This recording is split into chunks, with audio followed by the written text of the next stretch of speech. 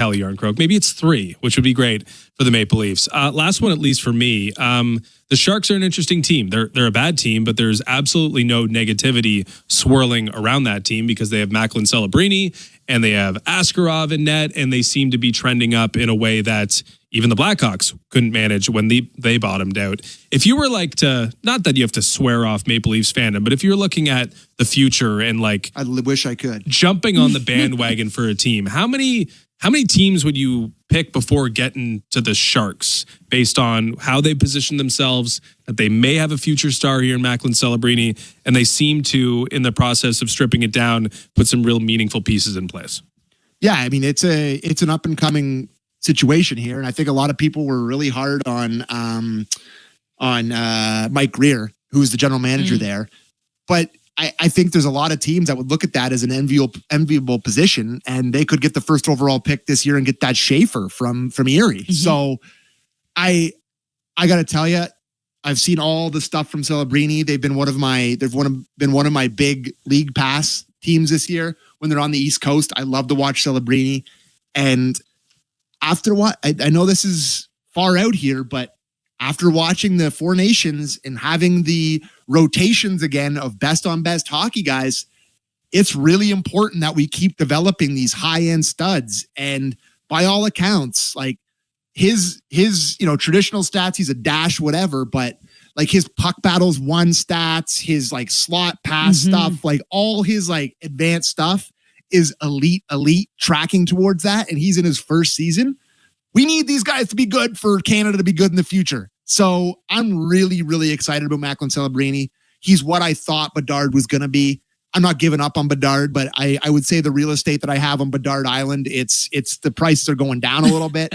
So we'll see with Celebrini. We'll see with the Sharks, but they are in an enviable position and they could sell. I don't know what they have to trade off the deadline. People like that Ferraro, I guess. People like Kunin. Maybe they get a couple more assets, but yeah, they're in a good spot, and I'm really excited to watch Celebrini tonight. I wouldn't be surprised if he put one in on the big stage here. Yeah, no, I'm looking forward to it too. Yeah, he's the guy that we talked about in our pregame show. Just like maybe he's got Olympic upside. Like it's crazy to say that, but no, could he not be on the Olympic? Really like it's year. Awesome. I don't think he's going to be like a top line guy, but you have to take a lot of players to the Olympics, and he's definitely in the mix for going. There's no question. So we'll see how he looks tonight, and we'll see how he looks the rest of the year and next year, but he's in the conversation, and that's good. We need young guys because you look at some of the guys on Team Canada, right? Like somebody's going to have to replace Marchand eventually. You know, God forbid somebody's got to replace our beloved Sidney Crosby at some point. No, never. Like you need these guys to, I know he's going to live forever. He's going to play forever, but at some point these guys need to pop, and Celebrini's been good. So I'm excited about him. All right, Sammy. Well, we appreciate a good 20 minutes of chat with you before the game. My pleasure. We'll be looking forward to hearing you break it all down after we throw it to you at about, let's say it's probably going to be around 11. Thanks, guys. My pleasure. Anytime. Yeah, thanks, Sammy. That's Sam McKee of Real Kipper Born and Leafs Talk. We got a couple minutes. Indeed it was. So we were talking a little bit about the Sharks. I feel like it's a team that has definitely fallen through the cracks for the casual NHL fan, given that, there's not much in order to be excited about in terms of their team success. But Celebrini is changing that in a lot of ways. Those graphs, we just talked to Shayna Goldman in the fan pregame. She might be responsible for some of these graphs. But like the good, bad, fun, boring graphs. Yeah. Well, this is a team that skews bad fun. They are fun. Yeah. They're playing a high event, high level hockey offensively, but they can't keep the puck out of their own net. And that's despite having a goaltender in place that is going to be there for a while in Yaroslav Askarov, who they got from the Nashville Predators. But bad fun is what you want to be when you're in the position of just getting Celebrini and wanting to be potentially adding a Matthew Schaefer, as Sammy mentioned. But yeah, this is a team that the Maple Leafs should beat tonight, but would be tricky because they can put the puck in the net. And if they're going to be flat like they have been, as you mentioned on our broadcast of late, they could put a couple in the net and have you chasing unfortunately very, for us, very quickly. Yeah. Every time we've come in, you brought it up last time, every time we've come in during the first or second intermission, it's been like, man, the Leafs are losing, tough start, and we're trying to find something to talk about, and then they find the way to have a big comeback, and then we throw it to Leafs Talk, and we're like, we didn't even get to say anything fun. It was a 95% negative show from us, and they got a victory, which is unfair to us in some ways.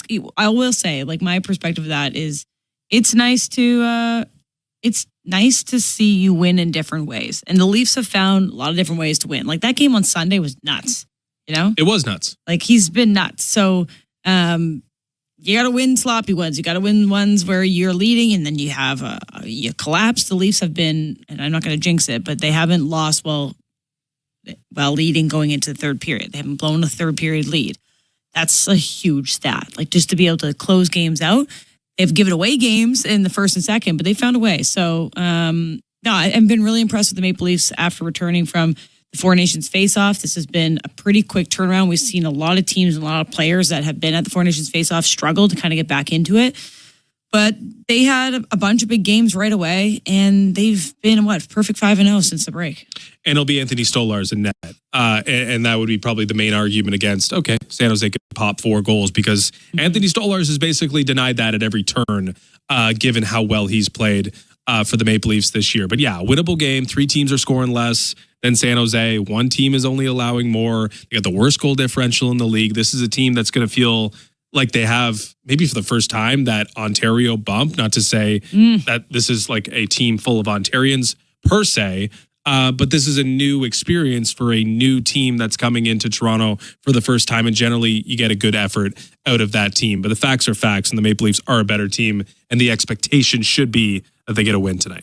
Yes, we got a little bit to go through on the other side of the break. About 10 minutes, we will get you the keys to victory, the players to watch, the lineups, including Calle Jarnkrok's return to action with the Maple Leafs this season. On the fourth line with Duerkamp and Jarnkrok, but man, I'm looking forward to seeing this guy play hockey. I bet he's fired up too. Anytime goal, anyone?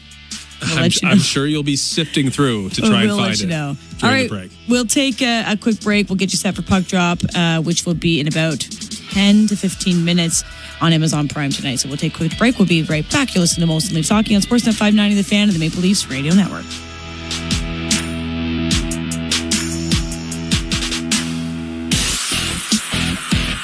From the biggest stadiums to the coziest holes in the wall. From house parties to porch hangs to pride celebrations. From your favorite fuss shop to your local Indian spot. From noodle bars to sports bars to salsa bars. There's a Molson with your name on it. Canadian Ultra X. Go Leafs, go! Go Leafs, go! Go Leafs, go! I can't hear you. I can't see it. Let's go. Spam up that chat. Go Leafs, go. We need to cheer our buds on and get them fired up. Thank you for hitting that like button and spamming up that chat. Go Leafs, go. Now let's get back to the hockey. Insiders, thank you for keeping it classy and having a good time. Every single Toronto Maple Leafs game and every single Toronto sports game live. Hanging out together right here on Toronto Sports Insider. Let's get back to the hockey and have some fun in the chat. In stock, ready to deliver shipping and industrial supply specialists? The company that does things for you that are unheard of, like keeping 41,000 items in stock in our own warehouses. With customer service reps on the line to get you what you need when you need it 24/7, 365 every time. Maybe you heard it here first. Want to hear more? Visit uline.ca. ULINE, your shipping and industrial supply specialists. The 2025 Honda Civic Hybrid is here, and it may sound too good to be true. With a 2-liter 4-cylinder backed by 2 electric motors, giving a combined 200 horsepower, it's our most powerful and fuel-efficient Civic ever. Plus, with an estimated range of over 800 kilometers and available features like a Bose premium sound system, your crew will love it too. Huh, maybe it should be called the Civic 2.0. Redefine your drive with the 2025 Civic Hybrid. Visit your Ontario Honda dealer and test drive yours today. Hockey lives here. Suzuki sweeps it. There's a chance. Rebound, Caulfield shoots and scores. NHL play-by-play on SiriusXM. The world's most thrilling league is now in the palm of your hand. Hear every English Premier League match all season long on the SiriusXM app. Just search for your favorite team. The best hockey lives here. Martins gets it back. Stick handles to the backhand. Moves in front. Score! NHL play-by-play on SiriusXM. NHL Morning Skate. I think general managers must sit back in their chairs, Gord, and they must say, okay, if we make a coaching change here, chances are that at least for 10 games, we're more than competitive, and we're probably going to win much more than we lose. Coaches are probably yelling an expletive, right? About whatever, how that particular trend is going. So you're right. So far, it's like perfect. NHL Morning Skate with Scott Laughlin and Gord Stellick. Weekdays, 7 a.m. Eastern on NHL Network Radio, Sirius XM 91, and the Sirius XM app. Hockey 24/7 on Sirius XM NHL Network Radio. Playing in the Four Nations face-off for Team USA. Connor Hellebuck. How do you feel about getting a chance to play for USA? The type of hockey it's going to be fun. There's going to be some high-pressure games. You're going to be putting your country's jersey on. You're going to be representing your country. I think we're going to have a great fan base around us, and I'm really looking forward to what it brings. Sirius XM NHL Network Radio, Sirius XM 91, and on your schedule with the Sirius XM app. Feel the excitement of the UEFA Champions League knockout stage on Sirius XM FC. Europe's best clubs. What a start for Inter! And Barca are level! Brilliant Arsenal goal! The world's brightest stars. Mbappe! Kane! Salah to score! All chasing club soccer's ultimate prize. A new page in their glorious history! The Champions League knockout stage, where legends are made. On Sirius XM FC, channel 157 in the car, and the Sirius XM app. From in the crease to in the locker room. Four Nations, Team Canada, face-off, associate GM, Jim Nill. You as a manager view goaltending going into the tournament in February. Yeah, we're talking about two of the guys that won Stanley Cups and play in those type of pressure games. That's a pretty good resume to have. So we're pretty confident with it and pretty confident with the team that we're going to have playing in front of them.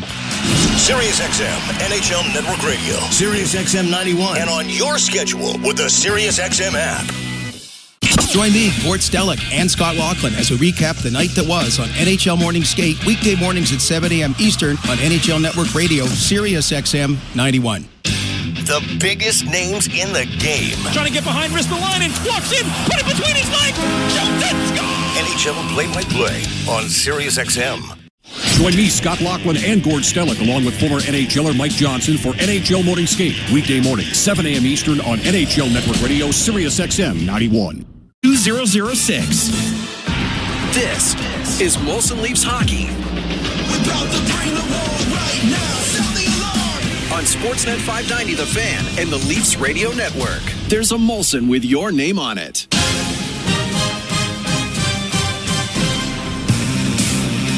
Welcome back to Molson Leafs Hockey on Sportsnet 590 The Fan and the Maple Leafs Radio Network. Ailish Forfar, Justin Cuthbert. We're about 10 minutes from puck drop as the Leafs host the San Jose Sharks for the one and only time this season. But it'll be a fun one. A lot of young talent on that Sharks team and a Leafs team that's looking to clinch the top of the Atlantic and hopefully get a better matchup. We still got a little bit of time to go through some of our thoughts, but producer Armin sent us a note that there's quite a few scouts at the game tonight for the Leafs' last home game before the trade deadline. Dallas, 3 Detroit, LA, Minnesota, Montreal, Ottawa, Pittsburgh, St. Louis, Tampa Bay, Washington, Vancouver.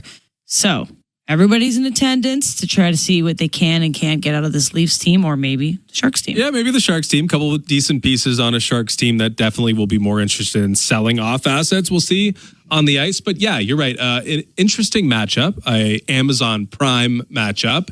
But a new Sharks team with a new star, probably taking over the marquee for one night only at Scotiabank Arena. A lot of this game is going to be centered around, seeing Macklin Celebrini on a big stage for the very first time. I'm excited to see him play. He's been impressing throughout his rookie season. It looks like he's got at least one hand on that Calder Trophy at this point in the year. And I'm really excited to see Macklin Celebrini play, given that he's had such a successful debut season to this point. But I wonder how this affects the Sharks team, because it's a big spot. It is Toronto. It is Scotiabank Arena. It is the Leafs. It is Amazon Prime and somewhat of a standalone game. They did play on Amazon last week against Winnipeg, but this is a bit of a different beast in Toronto. So I think the Leafs are going to have to be pretty good on their toes early, because this Sharks team should be pretty fired up tonight.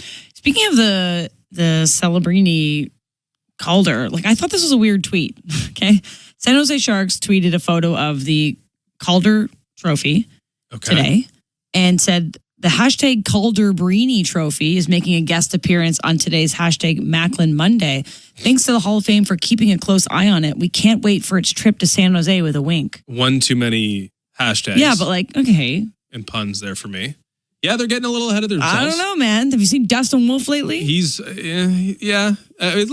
fade. I don't know. You don't tempt fate. You never know what'll happen. Matvei Mishkov has had a really good start to the restart here as well. Yeah, maybe get a little ahead of themselves. I thought it was a bit weird of a tweet. Undoubtedly, Macklin Celebrini is ahead, but he's a bad hit away from not winning the award. Like there are a lot of variables still in play here with regard to whether or not he's going to be receiving a trophy by the end of the year. Maybe a little bit ahead of schedule. I thought it was a bit premature to tweet that. That's the right word. Premature.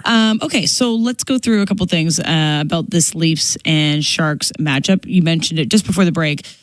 Leafs obviously in a much different world than the Sharks, but Sharks have potentially like the best, bright future. If you're picking a brand new team and you don't really care about winning right away, when you want to watch a fun team, like they're a great team that I think in the next 10 years, you'll be like, hey, I'm happy I paid for that extra pass to watch Sharks games on the East or West Coast. So I'm looking forward to seeing some of their youngins go. But I'm a little bit, not nervous, interested in how this game goes. The Leafs played Tuesday against the Bruins on the road, Friday against the Rangers on the road, Sunday against the Penguins on the road, and then quickly home, back to back here.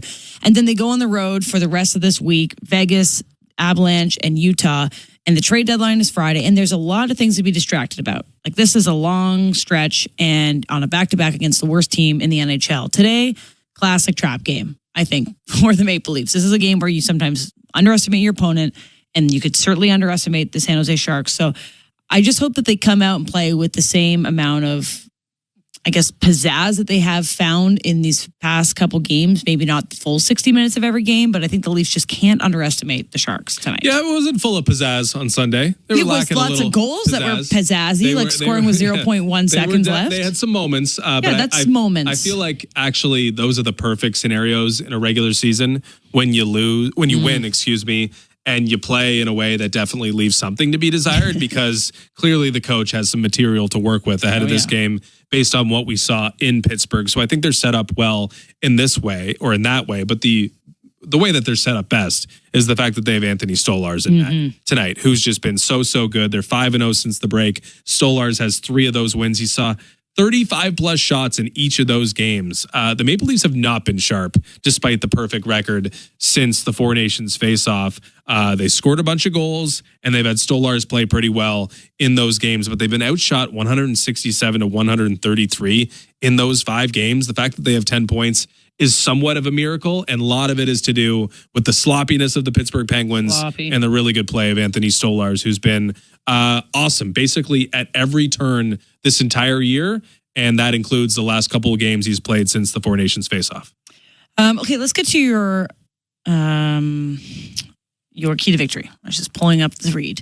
Your key to victory, Justin, is brought to you by your Ontario Honda dealers. Get home ice advantage on every drive with the new Civic Hybrid, proudly made in Ontario, available now at your Ontario Honda dealers. Yeah, I think for me, it's matched the enthusiasm. I think we're going to see a Sharks team that's pretty excited to play tonight. And if the Maple Leafs aren't as excited to play tonight, if they're not as in tune with what their structure and scheme should be and are going to let a team like San Jose come in here and just play without any stress, carefree, and looking to make a statement on Monday night in a showcase position on a showcase kind of ice surface in Scotiabank Arena tonight, I think San Jose could get them. But if Maple Leafs are ready to go and they match that enthusiasm, the talent discrepancy is there. They should win this game. I think that's very fair. Let's get to the player to watch, presented by Bet365. Whatever the moment, it's never ordinary at Bet365. Must be 19 plus, Ontario only. Play responsibly. Visit ConnexOntario.ca. Okay, so we haven't done the lines yet, which we'll do right after this, but the return of Calle Jarnkrok makes him one of my players to watch. It has got to be hard to sit around and watch everybody else play hockey for a year while you recover from injury. Oh, I've done that before. It sucks.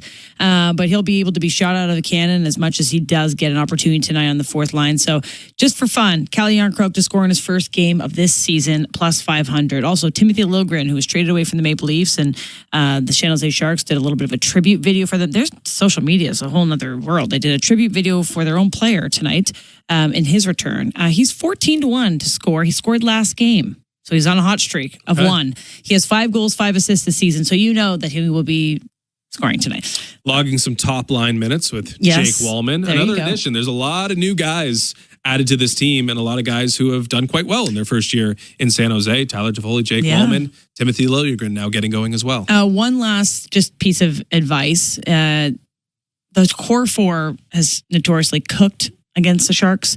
Matthews has 12 goals in 13 games. Marner has 19 points in 14 games. Nylander 15 points in 12 games. And Tavares has 24 points in 21 games. They're all basically point per game or more against the Sharks. So realistically, they're all kind of my player to watch, but those are my 2 singular individual ones, Liljegren and Järnkrok. Okay. And maybe a big night from the core 4. Possibly. Tonight. Let's go through the Leafs lineup.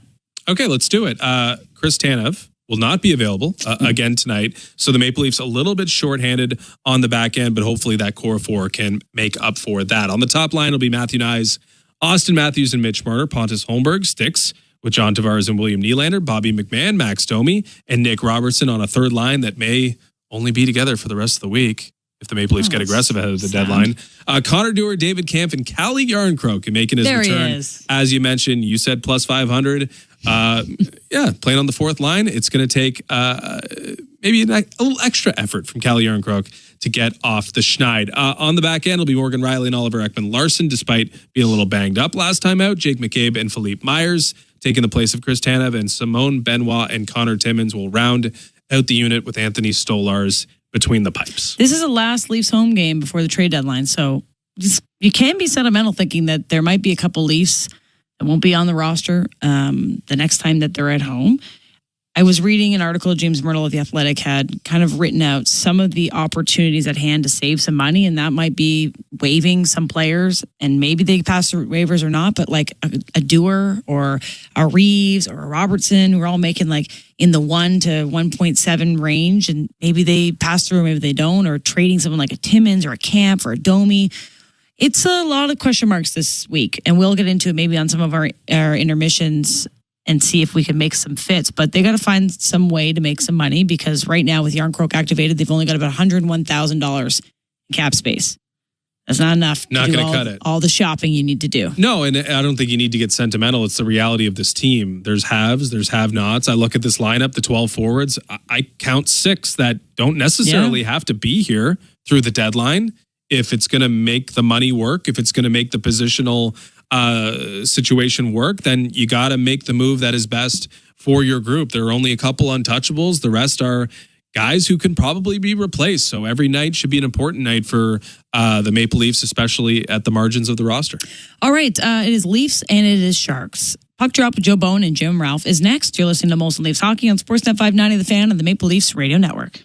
The path to the 2025 draft starts on NFL Radio. The pride of the Colorado Buffalo. Quarterback Shedeur Sanders. Whenever you see me go on that bench and put that towel over my head, that's one thing to where it's do or die mode. And them the traits that I learned, and those are the things that I watched Brady do. And I loved about his game that he was able to sometimes distance himself and be able to get in that mode so that everybody around knows what time that is. SiriusXM NFL Radio Channel 88 and the SiriusXM app.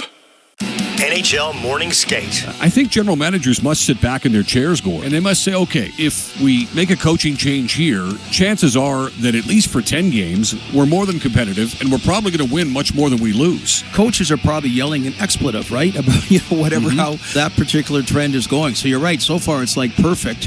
NHL Morning Skate with Scott Laughlin and Gord Stellick. Weekdays, 7 a.m. Eastern on NHL Network Radio, SiriusXM 91, and the SiriusXM app. Hockey 24/7 on Sirius.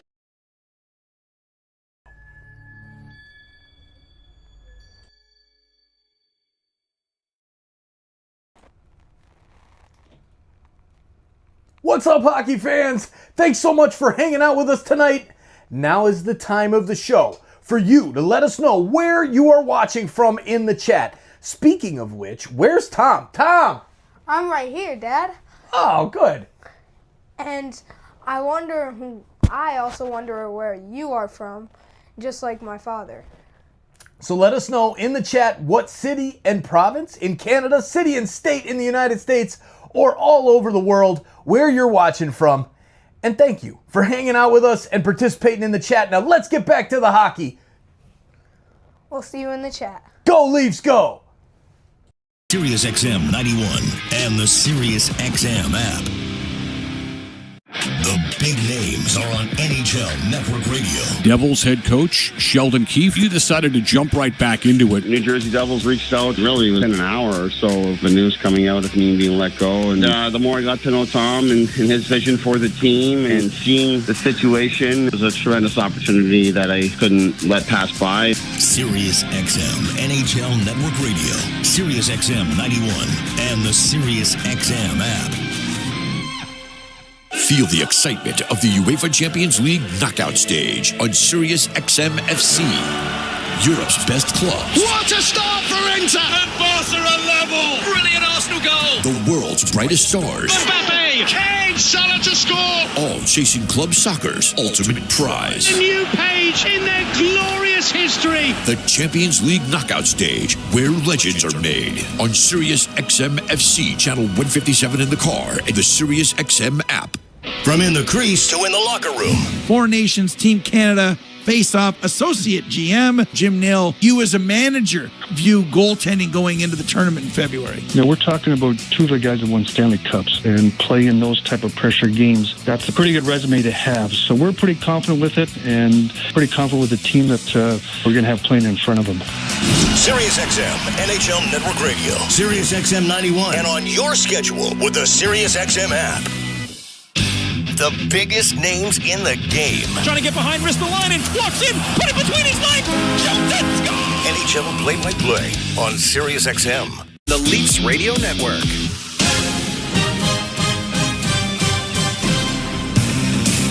He's home for a brief time. Change underwear and a suit. Back on the road they go, but they host the San Jose Sharks here this evening. And the leaders of the Lace living rooms brought to you by Molson. Molson, everyone in.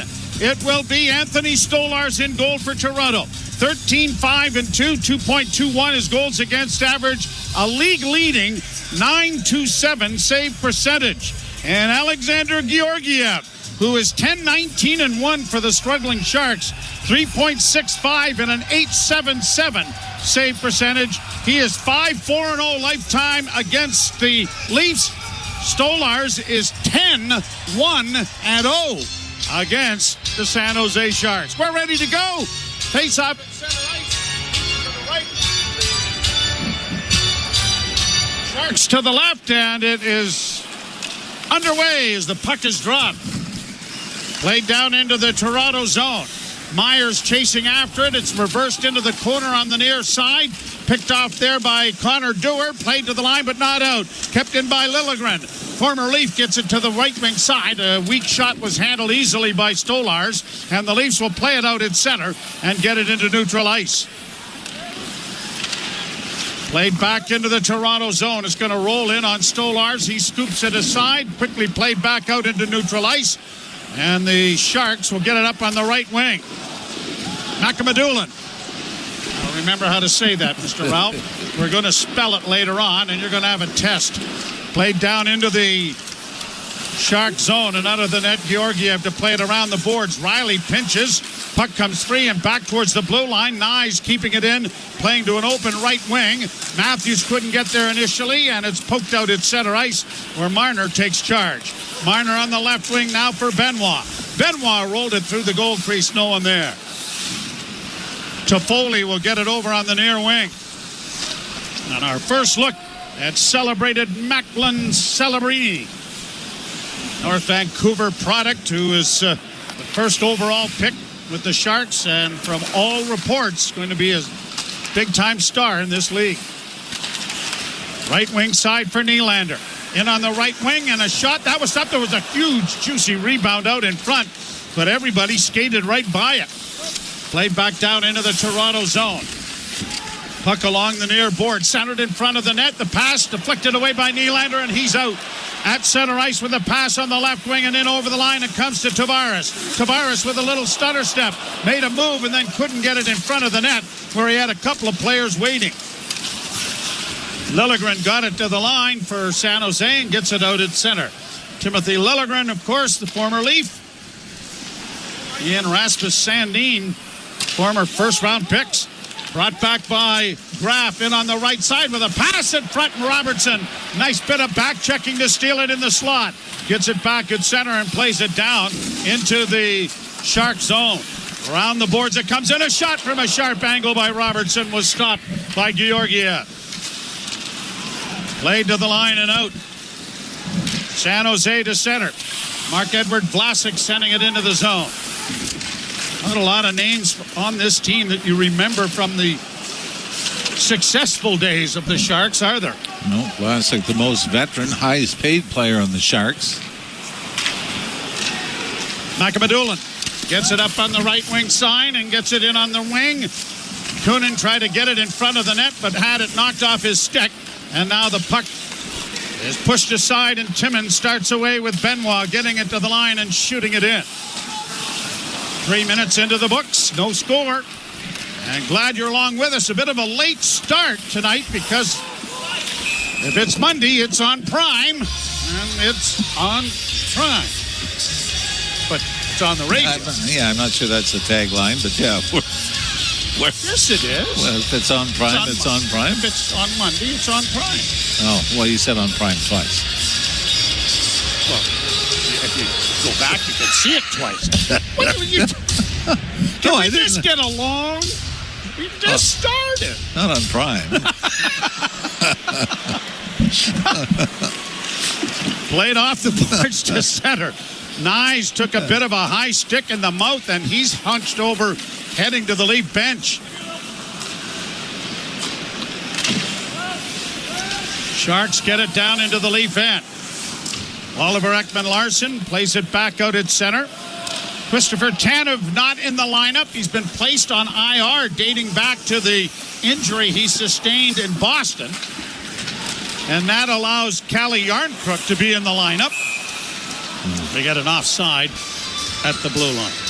It'll be interesting. I mean, it's a short sample size you're going to get with Järnkrok, but it's almost like making a deal, right? Like getting a depth player. Obviously, he has not played yet this season. The Leafs know what he can do when he's healthy, but how quickly can you get him up to speed? I mean, when you look at the likes of Steven Lorenz, Connor Dewar, you've got a group of players that give you that kind of depth. And a big part of this is going to be as well, and it's hard not to at this point because we saw Nick Robertson on the back check, how good defensively that line can be. But how much to have to be? Yeah, but how much do you trust that line? I mean, from what we've seen lately and at different stretches, you say absolutely, and then sometimes you say, well, maybe not. I mean, so it's going to be an interesting time for Brad Treliving, but you go back through the history of big swings, big trades at the deadline, very seldom have they worked out. Nylander off a face-off win, works into the corner, stops up at the half boards, gets it back to the point. Myers with a wrist shot, that deflected wide, but there is a penalty. I think the Leafs are getting it. Interference coming here, and is it John Tavares being escorted to the penalty box? I believe it is. Well, he got one against the Rangers as well, just going to the front of the net. What's he done to the officiating crew? Oh, my God. The thing is, I mean, it's the same thing.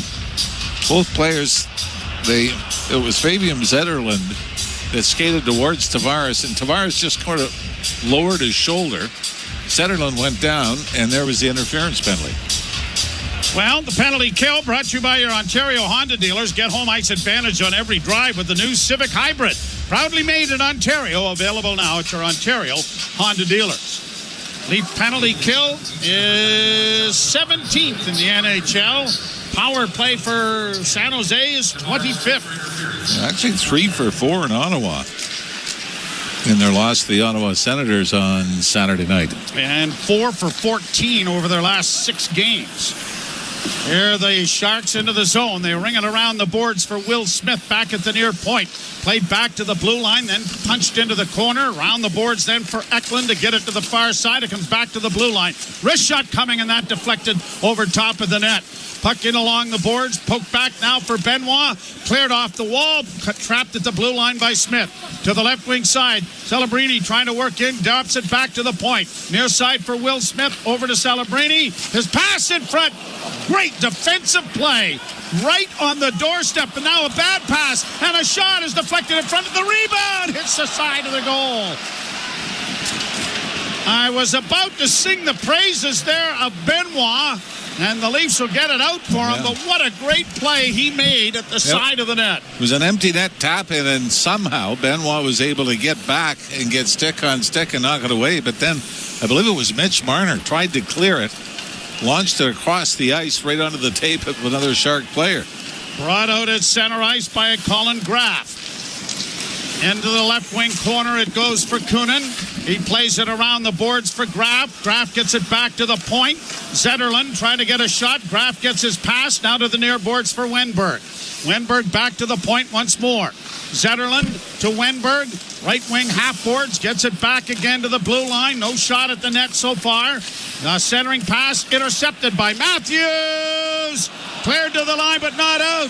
Still not out. Now it's out. And now it's cleared by Nyes down the ice. And good to see Nyes back into the game after taking that high stick. Penalty expires. Leafs kill it off. Tavares in along the boards goes to Connor Dewar, who backhands it out at center ice. And Kelly Yarncrook into the forecheck as it comes back at center ice. Then a pass by Riley is intercepted, brought in over the line. Delandria trying to get a shot to the net. He was taken wide as it comes around the boards to the near point. Jack Thompson sending it towards the net. Big rebound in front, and it's just knocked wide of the near post. Yarncrook with a good hit in the near corner. Tavares up on the wing. Has it in his skates, but can't do much with it.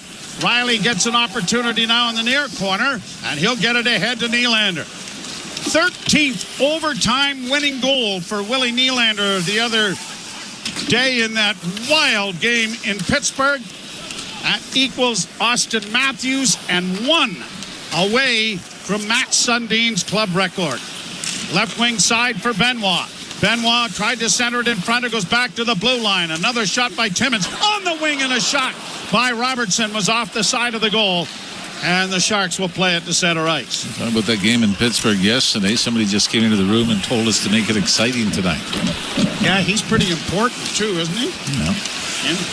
I think his dad owns a bunch of pizza joints, if I'm not mistaken. Brad Treliving is a wonderful person. Isn't he? Yeah, I've known for years. Play it around the boards and out and down the ice. It will not have enough to go for icing. Georgiev sent it around into the corner. Marner almost stole that, but it is pushed out at center ice now, and here's Zetterlund getting it into the Toronto zone. A drop pass. Celebrini trying to work in with a centering pass, and a good save made by Stolars there off a point shot from Mario Ferraro. Left wing side, Wenberg trying to get it out. Matthews will, or at least Marner will save it, and McCabe gives it back to him. Marner to center and launches it high into the right wing corner.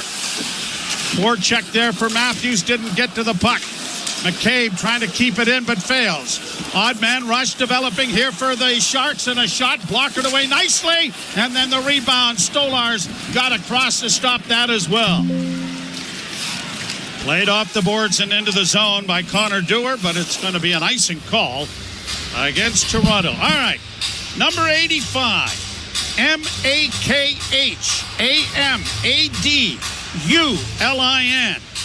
Makhamadulin. Makhamadulin. And his first name is Shakir. Now, I am pretty sure he's the first Makhamadulin to ever play in the National Hockey League, and I'm going out on a limb. I don't think there's been a Shakir play in the league. I may be wrong there. Could you use it in a sentence, please? Makhamadulin is a guy playing for San Jose. How's that? Have you ever watched those spelling bees? Yeah. Use it in the question. That's right. There are more vowels in there than there are in the alphabet, I think.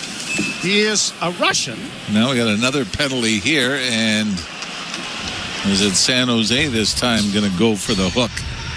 So maybe a couple of marginal calls both ways to start this game, but the Leafs will go in their first power play of the night. Chris Lee and Jocelyn Hébert are the referees. Shander Alfonso and Tawny Hughes are the linesmen. And this is going to Grundstrom.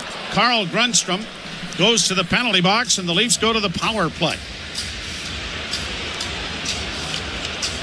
Leafs on the power play of late. Their last 9 games, 8 for 26. They only had the one power play against the Penguins yesterday afternoon and failed to score on it. Well, we're going to take a break. It is 0-0. You're listening to Molson Leaf Hockey on Sportsnet 590, The Fan, and the Maple Leafs Radio Network. From Taylor Swift and Ed Sheeran to Gracie Abrams and beyond. The Coffee House serves up the singer-songwriters reshaping the sound of this moment alongside stripped-down classics and acoustic covers. Do you have to let it linger? Drop into the Coffee House, Channel 17, and at home with SiriusXM on your phone, computer, Alexa, TV, or other internet-connected devices. NHL Morning Skate. I think general managers must sit back in their chairs, Gore, and they must say, okay, if we make a coaching change here, chances are that at least for 10 games, we're more than competitive, and we're probably going to win much more than we lose. Coaches are probably yelling an expletive, right? About, whatever, how that particular trend is going. So you're right. So far, it's like perfect. NHL Morning Skate with Scott Laughlin and Gord Stellick. Weekdays, 7 a.m. Eastern on NHL Network Radio, SiriusXM 91, and the SiriusXM app. Feel the excitement of the UEFA Champions League knockout stage on Sirius XM FC. Europe's best clubs. What a start for Inter! And Barca are level! Brilliant Arsenal goal! The world's brightest stars. Mbappe! Kane! Salah to score! All chasing club soccer's ultimate prize. A new page in their glorious history. The Champions League knockout stage, where legends are made. On Sirius XM FC, channel 157 in the car, and the Sirius XM app. The world's most thrilling league is now in the palm of your hand. Hear every English Premier League match all season long on the SiriusXM app. Just search for your favorite team. Leafs go to the power play. There's no score in the hockey game. Grundstrom in the box. And tripping is the call to the Shark player. Leafs will go 5 forwards once again up front. It has been a work in progress. Some adventures back the other way. Yep. They gave up a short-handed goal against the Rangers, but that was with the second unit on. Leafs win the face-off. Nylander saucers it back to Marner. Right wing side, a shot by Matthews. Shatters the stick of the Shark player. Now the Leafs with it under control in their own zone.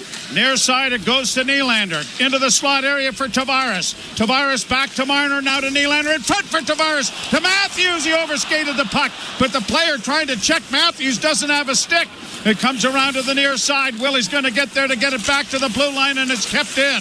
Leafs continue to press. Here's a centering pass, and Georgiev is able to swallow up a wrist shot taken by Matthews as the Sharks were in a heap of trouble down there with one player without a stick.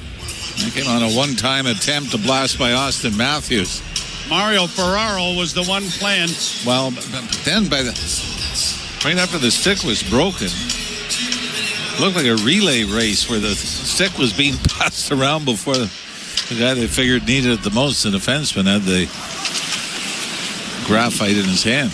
Play to the far wing. Leafs keep the puck into to Tavares. Tried to go to his forehand, failed, but it comes back to the point, and Marner keeps it in to Nylander. Nylander, a shot looking for a redirect at the short side by Nyes, and he missed. And it comes all the way back at center ice. Nylander circles it back, and Marner comes through the center ice area, overskated the puck, dropped it back for Nylander, who carries in and got a shot away and just missed. Nylander sending it around the boards. Marner reacted slowly to get there, but is able to, not keep it in. It's going to come out at center ice. 43 seconds left in the power play. Matthews gains the zone to Nyes. Nyes back into the corner for Matthews. Tavares remains out there. Got it freed up. A centering pass just out of the reach of Nyes. Nyes is shouldered off the puck nicely there by Ferraro, but the Leafs are able to keep it in. Now Matthews to the right wing side. Nylander a shot. And it went high and wide, and Karam's all the way to center. And now the second unit with just 16 seconds left will come over the boards. Domi starting out. Works to center with a pass on the left wing for Bobby McMahon, but he couldn't get it in deep. Leafs have to regroup at center. Quickly brought back in again by Oliver Ekman-Larsson. Spun back to Riley. Penalty is over. Riley works in, tried to center. Bounces to the side of the goal. And Georgiev is able to get his glove on it and stop play. We get some shoving at the side of the goal and behind the San Jose end. A lot of shot attempts for the Leafs on that power play. I think, maybe one or two actually got through to the goaltender, Georgiev. So it is a 0-0 time midway through period number 1. You're listening to Molson Leaf Hockey on Sportsnet 590 The Fan and the Maple Leafs Radio Network. Over to our sideline reporter. Download the app and see why it's never ordinary at Bet365. Must be 19 or older. Ontario only. Please play responsibly. If you or someone you know has concerns about gambling, visit connectsontario.ca. The 2025 Honda Civic Hybrid is here, and it may sound too good to be true. With a 2-liter 4-cylinder backed by 2 electric motors, giving a combined 200 horsepower, it's our most powerful and fuel-efficient Civic ever. Plus, with an estimated range of over 800 kilometers and available features like a Bose premium sound system, your crew will love it too. Huh, maybe it should be called the Civic 2.0. Redefine your drive with the 2025 Civic Hybrid. Visit your Ontario Honda dealer and test drive yours today. Heard of Uline? You know, the have-it-all in-stock, ready-to-deliver shipping and industrial supply specialists. The company that does things for you that are unheard of, like keeping 41,000 items in stock in our own warehouses. With customer service reps on the line to get you what you need, when you need it, 24/7, 365, every time. Maybe you heard it here first. Want to hear more? Visit uline.ca. ULINE, your shipping and industrial supply specialists. You're listening to Toronto Maple Leafs Hockey on Sportsnet 590 The Fan and the Leafs Radio Network. For the Maple Leafs, it's home, change underwear, and off again. They're in Vegas on Wednesday night to start another Western road trip. We'll have that action for you at 10 o'clock on Wednesday night. Draw to the left in the Shark zone. Kicked by Domi. Back to the point. It comes to Riley. Wrist shot. Went well wide. Oliver Ekman-Larsson back of the net for Bobby McMahon. Couldn't carry it along the end boards. And the Sharks are able to push it out at center and deflect it down into the Leaf end. Riley going back to the puck. Laid it around the boards. It'll come to the near side. Domi couldn't reach it in time. Kept in by Jack Thompson. Far side and back of the net into the corner. Eklund was taken off the puck by Domi, who gets it ahead for Robertson. He had a half a step on the defenseman and almost broke through the middle. Played down into the Shark zone. No score, first period. Glad you're along with us. Played in over the line, and it'll be Kelly Yarncrook sending it back now. And behind the net, Myers. Starting out with a pass on the left wing. McCabe got it ahead. Yarncrook plays it in and races in to get a hit in on the forecheck. Puck comes back out at center. Myers turning it back, and Dewar will get it into the zone. Played into the corner and around back of the net. Camp into the forecheck. Kept alive on the boards. He plays it around back of the net. Connor Dewar couldn't reach it. Then Camp has it go off his stick. Yarncrook trying to free it up and does. Played around back into the corner now for David Camp. Camp trying to protect the puck on the end boards.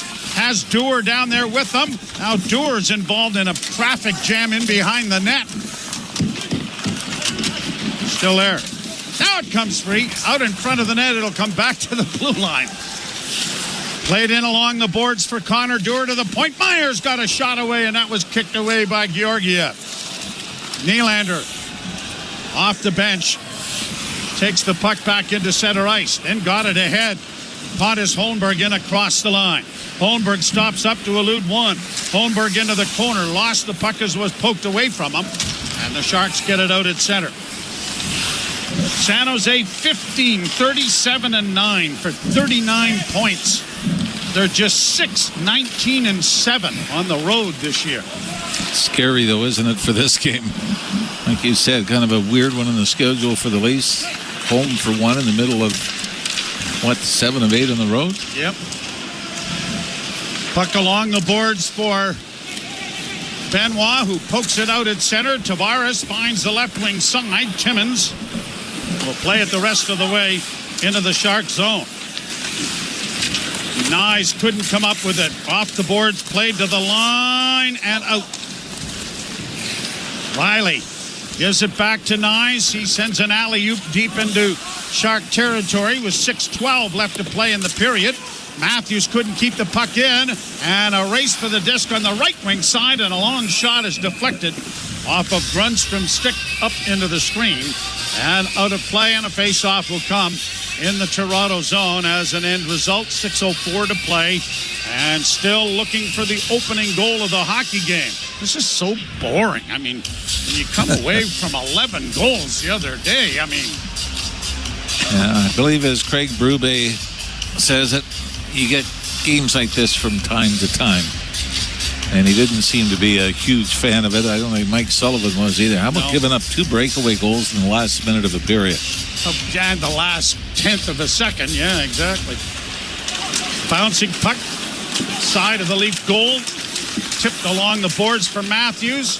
He got it on the wing for Nyes, and now out at center it comes to Marner, who will flip it into the left wing corner. Nyes gets there first. Matthews against the boards, able to pull it away. Got it back to the point to Riley. Riley sends it off a stick back in along the near boards. Good hit by Nyes to take a piece of Ferraro. And the puck comes out at center ice for Toronto to go back to their own blue line. Now brought in over the line. Right wing side, Grundstrom a shot. And that goes off Stolarz and out of play. 5:28 left to play in the period. No score.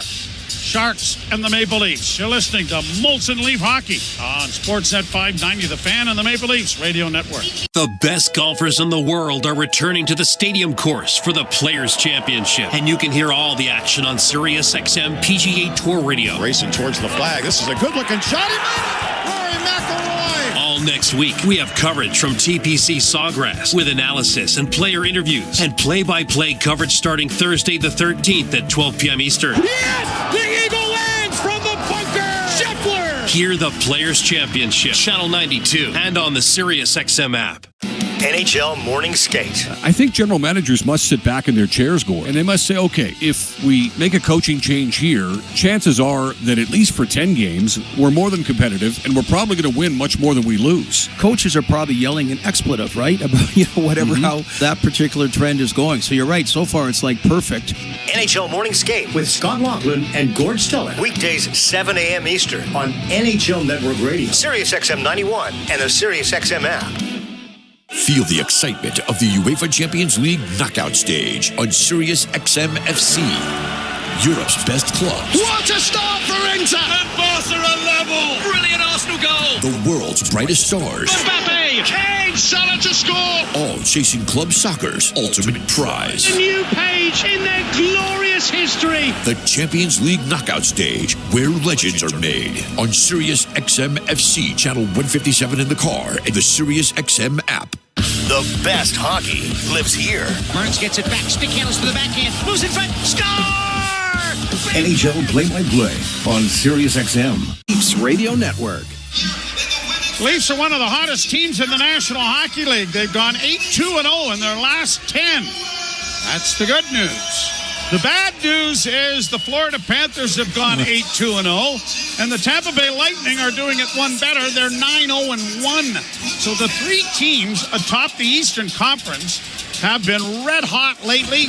The Leafs have 3 games left with the Florida Panthers on the horizon, and a lot is going to be decided in those games as the Sharks get it in over the line. A shot is steered wide by Stolarz, and the Leafs get it out at center, looking for Nylander, but off a stick it goes, and Toffoli will get it back in over the line.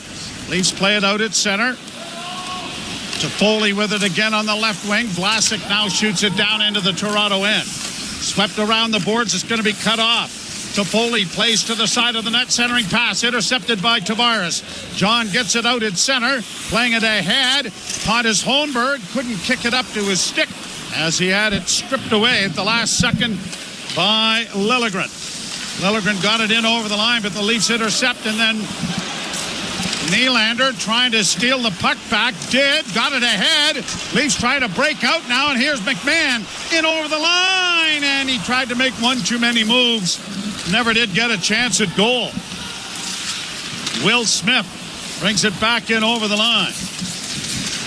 I don't believe any relation to the other Will Smith. Sharks back in their own zone. A lead pass, springing it in over the line, trying to break in now is Venberg, and he couldn't get a shot. He was at the Leaf blue line and couldn't split the defense enough. Kept alive by Macamadulan, who gets it into the corner. Played around the boards by Gaudreau. Back to Macamadulan, and the shot went deflecting wide of the goal. Stop giggling. Played into the slot and back to the point again. Macamadulan a shot, and that went wide, and Karams all the way out and down the ice. Holy Macamadulan. That was close. I hate you. And over the line, Marner into the far half boards, back to Matthews, back of the net, looks back into the slot. Marner with a shot, off a leg, it went wide. He gathers his own rebound, works around back of the net to the far corner. Kept in there by Myers, back of the net for Marner, centered in front. Matthews a shot, and a big save made by Georgiev. Big hit then by Myers, who's jumped from behind by Mario Ferraro, and now they're up against the boards on the far side trying to get their gloves off. And Myers is throwing some punches. He was jumped from behind by Ferraro. Now Ferraro getting some rabbit punches in from behind before being wrestled to the ice. Now this will be interesting. Are they going to go with the instigator that goes with a 10-minute misconduct as Philip Myers? Appears like he got cut on the nose in that scrap and will be headed right to the Leaf dressing room. Or are they going to make this a friendly 2 minutes for roughing and 5-minute major?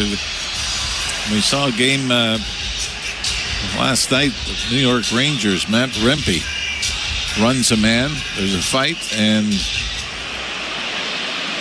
there was a instigator then. Did you fighting? Toronto has some ideas for fighting. 2 minutes for holding. Oh. That actually instigated the fight, didn't it? The hold. I guess.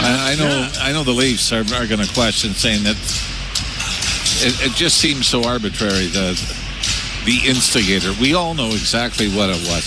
He wouldn't have held him if it wasn't for the hit. If it wasn't for the hit. Yeah. So, all right, we can. It's almost like an accountant, right? Well, we can bury this. We can change this from instigator to holding or roughing. Ralph, but it tax time. I wish you wouldn't bring this sort of stuff up. Leafs with a shot, and a drive went whistling wide and ends up off the dasher board up into the screen. I'm trying to think who it was last night watching when Matt Rempe ran a guy, and that started, and he did get the instigator. Again, ran a guy. I mean, from the other end of the rink. Yeah.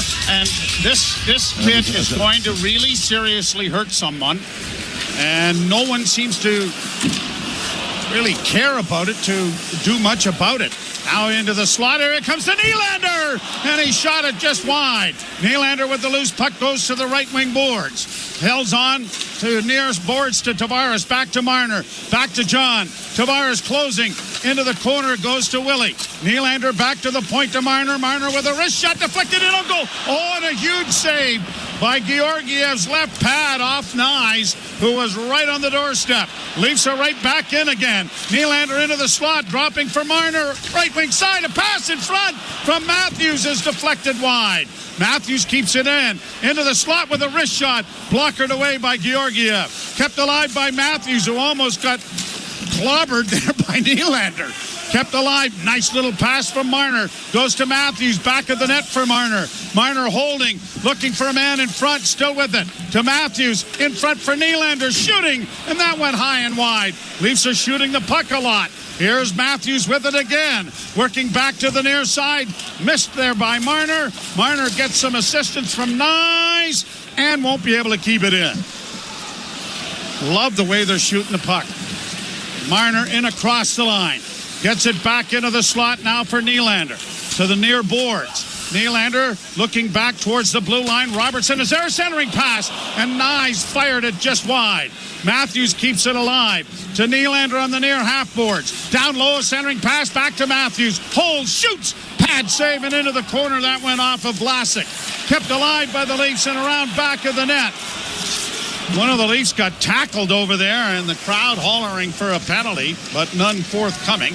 And this penalty will expire, but chances at goal. I don't know how many of them actually got on the net, but a lot of them were directed at the net. That's 2 power plays in a row, right? They threw a lot to the net, but not a lot of bullseyes. Less than a minute to go in the period. Eklund gets in, had his pass intercepted. McMahon couldn't bunt it out. Liljegren keeps it alive for the Sharks and against the boards. Riley took his man in. Now here's Celebrini trying to come out, and the glove of Stolarz traps it up against the side of the net. And there'll be a face-off coming in the Toronto zone. Shots on goal favoring the Leafs just by 9-7. They've had the extra power play in this game. Boy, I don't know. How does that not get called? If we look at it again, it looked like Nyes took a slash to the back of the head while he was down. And one of the officials is over there getting an earful from the Leaf coaching staff. Craig Berube. Led by Craig Berube, yes. I don't know what that gesture was from the official, but thankfully Berube did not gesture back. Puck in the far corner. Now you're an expert on gestures. Centering pass goes around back of the net. Celebrini trying to work into the corner. Stops up, lost it. Back along the boards, pushed ahead. One-handed out at center ice on a good play by Connor Timmins. Fourth line out there again for Toronto. Calle Yarncrook got it in over the line, and the final 2 seconds will tick down. Shots are 10-7 in favor of Toronto. But there is no score in the hockey game after 20 minutes of play. That's one of those things you can say that there was a lot you liked about it. I think from Craig Berube's standpoint, likes the fact they didn't give up a whole lot, maybe a couple more dangerous opportunities than he would have liked. But I think he's fine with not having a 6-5 game, although certainly if the power play would have connected, I think he would have taken a 2-0 lead anytime. Do you think they still have the game tape of the game in Pittsburgh? No. Or was it destroyed on the way home? Maybe thrown out at about 20,000 feet. Can't even find it on the internet. Really? Yes. It's gone? It's gone. I didn't know that. All right. Well, we will step aside, and Ailish Forfar and Justin Cuthbert will be along for our first period intermission. No score in the hockey game. You're listening to Molson Leaf Hockey on Sportsnet 590 The Fan and the Maple Leafs Radio Network. President Trump's address to Congress. Hear the address live on the SiriusXM news and political channels. With post-address coverage and analysis on POTUS with Steve Scully, Patriot with Stacey Washington, and Progress with John Fugelsang. And call in to have your voice heard. President Trump's address to Congress. Tomorrow at 9 p.m. East on SiriusXM and on the SiriusXM app. NHL Morning Skate. I think general managers must sit back in their chairs, Gord, and they must say, okay, if we make a coaching change here, chances are that at least for 10 games, we're more than competitive, and we're probably going to win much more than we lose. Coaches are probably yelling an expletive, right? About, whatever, how that particular trend is going. So you're right. So far, it's like perfect. NHL Morning Skate with Scott Laughlin and Gord Stellick. Weekdays, 7 a.m. Eastern on NHL Network Radio, SiriusXM 91, and the SiriusXM app. Hockey 24/7 on Sirius XM NHL Network Radio. Playing in the Four Nations face-off for Team USA, Connor Hellebuck. How do you feel about getting a chance to play for USA? The type of hockey it's going to be fun. There's going to be some high-pressure games. You're going to be putting your country's jersey on. You're representing your country. I think we're going to have a great fan base around us. And I'm really looking forward to what it brings. Sirius XM NHL Network Radio. Sirius XM 91. And on your schedule with the Sirius XM app. Feel the excitement of the UEFA Champions League knockout stage on Sirius XM FC. Europe's best clubs. What a start for Inter! And Barca are level! Brilliant Arsenal goal! The world's brightest stars. Mbappe! Kane! Salah to score! All chasing club soccer's ultimate prize. A new page in their glorious history! The Champions League knockout stage, where legends are made. On Sirius XM FC, channel 157 in the car, and the Sirius XM app. From in the crease to in the locker room. Four Nations, Team Canada, face-off, associate GM, Jim Nill. You as a manager view goaltending going into the tournament in February. We're talking about two of the guys that won Stanley Cups and play in those type of pressure games. That's a pretty good resume to have. So we're pretty confident with it and pretty confident with the team that we're going to have playing in front of them. Sirius XM NHL Network Radio. Sirius XM 91. And on your schedule with the Sirius XM app. The big names are on NHL Network Radio. Avalanche General Manager Chris McFarland. What went in to maybe change that duo in goal? With the work of our scout, Wedgwood's experience, he was a veteran guy, he's been through the grind. We were very bullish on McKenzie, and when the opportunity came to add him, we just felt it was the right move for us, long term. Sirius XM NHL Network Radio. Sirius XM 91 and the Sirius XM app. The big names are on NHL Network Radio. Devils head coach Sheldon Keefe, you decided to jump right back into it. New Jersey Devils reached out really within an hour or so of the news coming out of me being let go. And the more I got to know Tom and his vision for the team and seeing the situation, it was a tremendous opportunity that I couldn't let pass by. Sirius XM NHL Network Radio. Sirius XM 91 and the Sirius XM app. Join me, Gord Stellick, and Scott Laughlin as we recap the night that was on NHL Morning Skate, weekday mornings at 7 a.m. Eastern on NHL Network Radio, Sirius XM 91. The Fan and the Leafs Radio Network.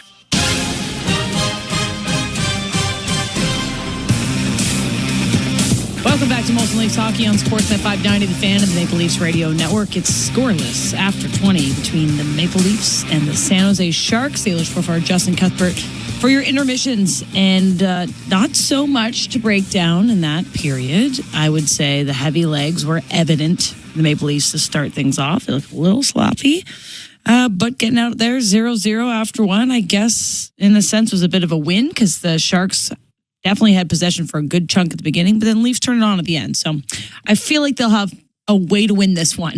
Yeah, I mean, I'll give the Maple Leafs the momentum edge based on what we saw in the final few minutes of the period. Definitely tilted the ice. It was a power play aided tilting of the ice, but it was a tilting of the ice nonetheless from the Maple Leafs, who probably could have easily had a goal there before the period was up with a really dangerous power play and some really threatening minutes down the stretch, but took them a little while to get going. Yeah. Fully, Anthony Stolarz looking in complete control. All told, I mean, it sounds ridiculous, but like the thing we were concerned most about from the Leafs perspective would be a hot start from San Jose, who just had more jump.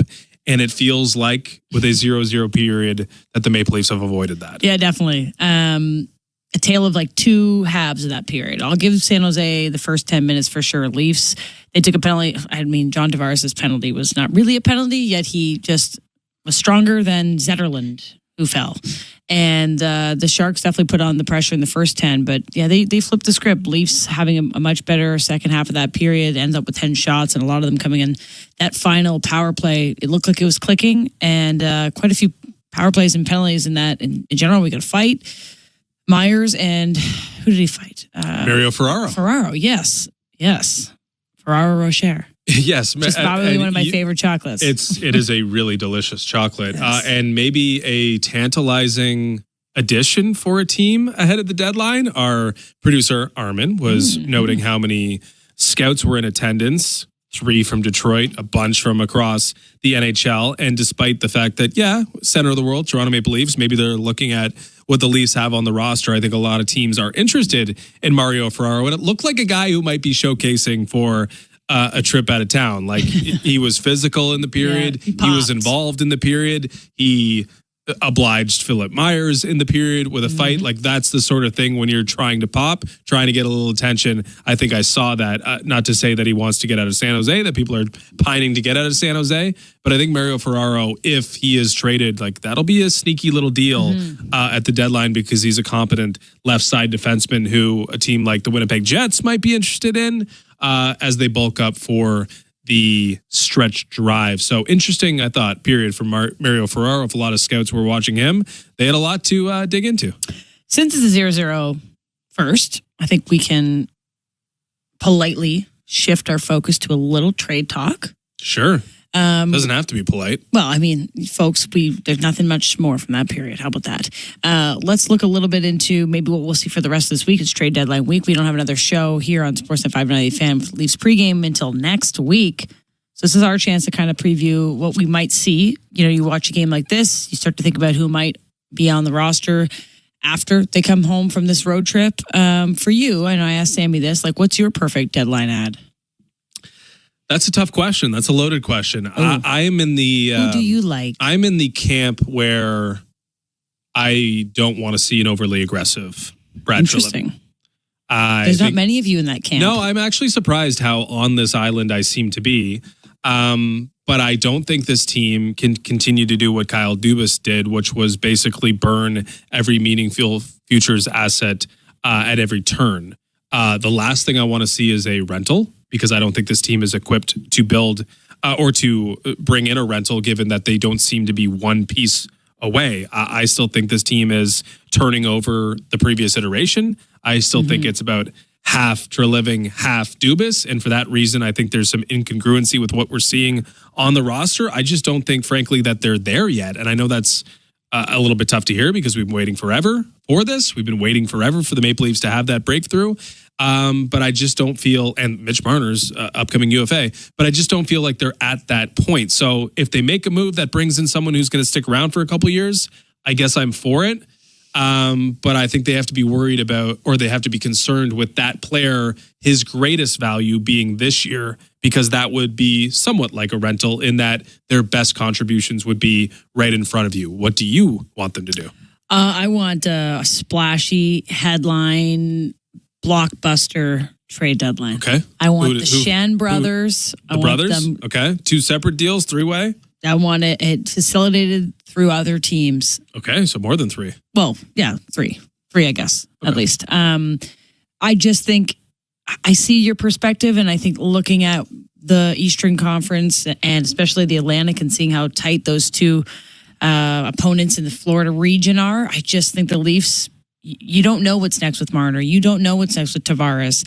You don't know what your goaltending is going to feel like in terms of Stolarz and Wall after this year. Like I'm feeling Chip Pushy in here. Yeah, I'm feeling like I'm gathering them at the end of the table and I'm starting to push them more forward. Chip Pushy in. I'm a little Braden Shen. Okay, I'll be honest. Like I'm not watching every St. Louis Blues game, but this is a 33-year-old captain who are generally not given away or dangled in any. Right. There's a couple stipulations. Years on his, you're going to have to get it probably 50% retained. It's a manageable cap hit already at 6.5, but if you get it retained, then you have a third line center for the next 3 years for about $3 million. Good leader. And I see why that is meaningful stuff, but like he's older than John Tavares, who is going to be taking less money this summer, and if not, the Maple Leafs are in big trouble with their cap sheet. So I just think you got to be mindful of bringing in someone that another team who values him, who won with him, is willing to part with. Okay, we got lots more time throughout this game, if nothing exciting happens, to look through some more trade targets. But we'll have to take a quick break. On the other side, we will do our out-of-town scoreboard and get you set for the second period. It's 0-0 after 20. You're listening to Molson Leafs Hockey on Sportsnet 590 The Fan and the Maple Leafs Radio Network. From the biggest stadiums to the coziest holes in the wall. From house parties to porch hangs to pride celebrations. From your favorite fuss shop to your local Indian spot. From noodle bars to sports bars to salsa bars. There's a Molson with your name on it. Canadian Ultra XL. Molson. Everyone in. Must be legal drinking age. You ready to go coast to coast? Thursday night. Why watch one game when you can watch them all? NHL Coast to Coast on Prime. Catch every pivotal moment every Thursday night live. 11 games are on tap. 4 Canadian teams in action. Brady Tkachuk in the house. It's time to go game to game, goal to goal, coast to coast. Oh, let's go. Get your popcorn ready. NHL Coast to Coast. Free preview Thursday night on NHL.com. Ah, at last, the Subaru winter is here. It's the perfect weather for the beach. Feel the sun's rays on the small amount of skin peeking out of your ski mask. Put on your beach puffer and hear the sound of the waves crashing over the chatter of your teeth. Get out there in winter like it's summer with standard symmetrical full-time all-wheel drive and advanced safety systems. Visit your local Subaru dealer today. Heard of Uline? You know, the have-it-all in-stock, ready-to-deliver shipping and industrial supply specialists. The company that does things for you that are unheard of, like keeping 41,000 items in stock in our own warehouses. With customer service reps on the line to get you what you need when you need it 24/7, 365 every time. Maybe you heard it here first. Want to hear more? Visit uline.ca. ULINE, your shipping and industrial supply specialists. The 2025 Honda Civic Hybrid is here, and it may sound too good to be true. With a 2-liter 4-cylinder backed by 2 electric motors, giving a combined 200 horsepower, it's our most powerful and fuel-efficient Civic ever. Plus, with an estimated range of over 800 kilometers and available features like a Bose premium sound system, your crew will love it too. Huh, maybe it should be called the Civic 2.0. Redefine your drive with the 2025 Civic Hybrid. Visit your Ontario Honda dealer and test drive yours today. Breaking news coming in from Bet365, where every nail-biting overtime win, breakaway, pick six, ever the moment. It's never ordinary at Bet365. Must be 19 or older. Ontario only. Please play responsibly. If you or someone you know has concerns about gambling, visit connectsontario.ca. You're listening to Toronto Maple Leafs hockey. They score! Rocket McMahon again! On Sportsnet 590 The Fan and the Leafs Radio Network. Welcome back to Molson Leafs Hockey on Sportsnet 590 The Fan and the Maple Leafs Radio Network. Let's take a look at the NHL scoreboard presented by Bet365. Whatever the moment, it's never ordinary at Bet365. Must be 19 plus. Ontario only. Play responsibly. Visit connectsontario.ca. 6 games in the NHL tonight, most of them ongoing. Capitals have a 3-1 lead over the Ottawa Senators. We saw Tom Wilson and Brady Tkachuk fight in that game. It's 2-0 Panthers leading the Lightning. Same score, Rangers 2-0 over the Islanders. And the Canadians have a 3-0 victory, 3-0 leads, excuse me, over the Sabres at the moment. Still to come tonight, Kings and Blackhawks in a 8:30 p.m. nightcap. Okay, we have 30 seconds. You wanted to ask me a question. Yes, you are a noted hockey swag aficionado. Okay. You know a lot about what players should and should not be wearing. Will Smith wears number 2 as a high draft pick and right winger. Thoughts? Don't like it. Why? He needs a flashier number. Flashier or? 2 is mid. 2 is giving stay-at-home defenseman. Exactly. It's giving stay-at-home defenseman. He's literally the opposite of that. What would you advise him to do? Something like a 72 even. If like why? Well, 71 Celebrini, 72 Will Smith. Like give me something with a 7 in it. Yeah, I don't like the 7s to be honest. Okay, well, but it's better than a 2. 2 is... We will pick a better number for Will 2 is Smith given blue liner. Yeah, you're right. at the next intermission. All right. You go 27, given that. Well, of course. Your number. Jim Ralph and Joe Bone will have the call the second period next. You're listening to Molson Leafs Hockey on Sportsnet 590 The Fan and the Maple Leafs Radio Network. The Fantasy Footballers are on Sirius XM. It's about time you won your league, and we're here to help. Becoming a fantasy football champion is a year-long process, and the biggest fantasy football podcast has the insight you need. Listen to the Fantasy Footballers podcast right now on the Sirius XM app. Fantasy football is fun. Winning is even more fun, and our listeners do both. And catch the Fantasy Footballers Tuesdays and Thursdays at 5 p.m. Eastern on Fantasy Sports Radio Channel 87. NHL Morning Skate. I think general managers must sit back in their chairs, Gord, and they must say, okay, if we make a coaching change here, chances are that at least for 10 games, we're more than competitive, and we're probably going to win much more than we lose. Coaches are probably yelling an expletive, right? About, whatever, how that particular trend is going. So you're right. So far, it's like perfect. NHL Morning Skate with Scott Laughlin and Gord Stellick. Weekdays, 7 a.m. Eastern on NHL Network Radio, Sirius XM 91, and the Sirius XM app. Feel the excitement of the UEFA Champions League knockout stage on Sirius XM FC. Europe's best clubs. What a start for Inter! And Barca are level! Brilliant Arsenal goal! The world's brightest stars. Mbappe! Kane! Salah to score! All chasing club soccer's ultimate prize. A new page in their glorious history. The Champions League knockout stage, where legends are made. On Sirius XM FC, channel 157 in the car, and the Sirius XM app. Join me, Gord Stellick, and Scott Laughlin as we recap the night that was on NHL Morning Skate, weekday mornings at 7 a.m. Eastern on NHL Network Radio, Sirius XM 91. The biggest names in the game. Trying to get behind, wrist the line, and walks in, put it between his legs, shoots it, score! NHL play-by-play on Sirius XM. The world's most thrilling league is now in the palm of your hand. Hear every English Premier League match all season long on the Sirius XM app. Just search for your favourite team. Hockey lives here. Suzuki sweeps it. There's a chance. Rebound, Caulfield shoots and scores. NHL play-by-play on Sirius XM and the Leafs Radio Network.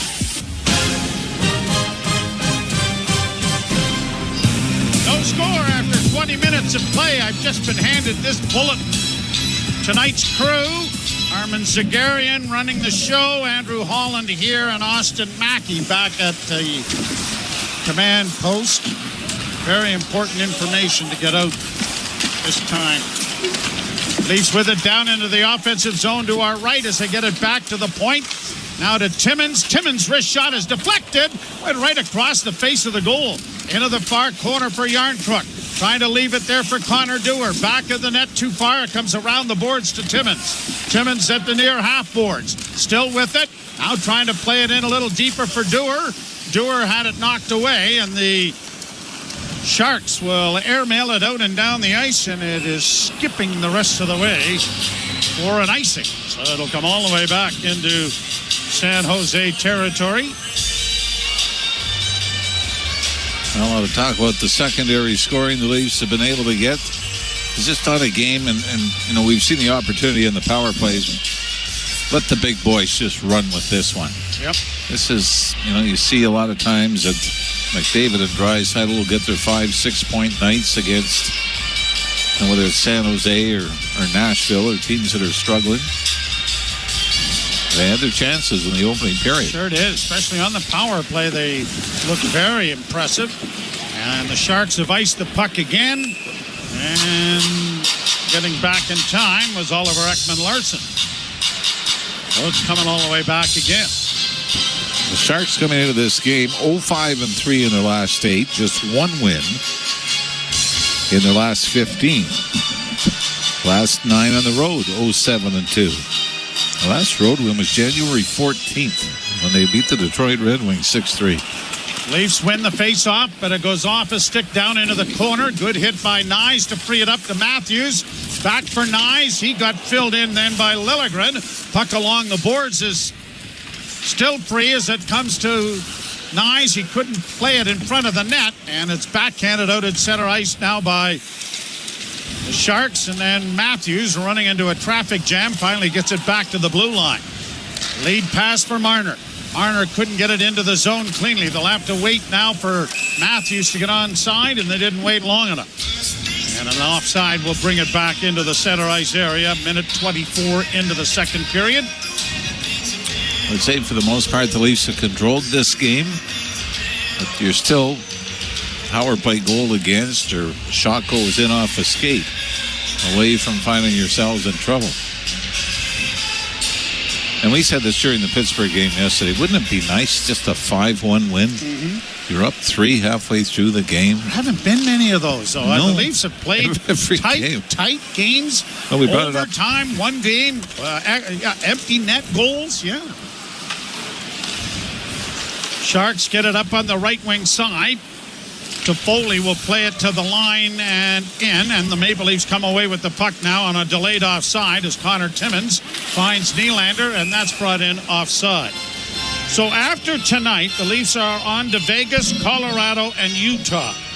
Then they come home for a huge game with the Florida Panthers. They'll host Ottawa, Calgary, and Colorado. Then it's on to New York and the Rangers and the Predators. Home for one, and then out again to San Jose, LA, and Anaheim. So getting used to time zones is going to be an important aspect of this next little stretch. Another icing here against San Jose. They did pretty well the last time they had to do that, right? 2 in Alberta, 1 in Seattle, 1 in Vancouver. Yeah, lost just 2-1 in Vancouver, or they had a perfect road trip, didn't they? Yeah, it's been a pretty good stretch, hasn't it? What did we say, like 16-3 now, I believe, in the last 19 on the road? 20-11-0 at home as Tavares wins the faceoff. McCabe doesn't shoot it. Works back along the boards. Thought about getting it to Nylander, but he was outside the zone. And now the Leafs into the forecheck, and a good play made there by Pontus Holmberg to free it up. Back of the net now for Wenberg. He'll get it out at center for the Sharks, who just play to an open wing. Tavares deflecting the puck down into the Shark zone. Swung around the boards by Jack Thompson. Kept in at the blue line. Good play. Well, I thought it was good. It was offside. But it was a good play by Pontus Holmberg to come up with the puck, even though it was offside.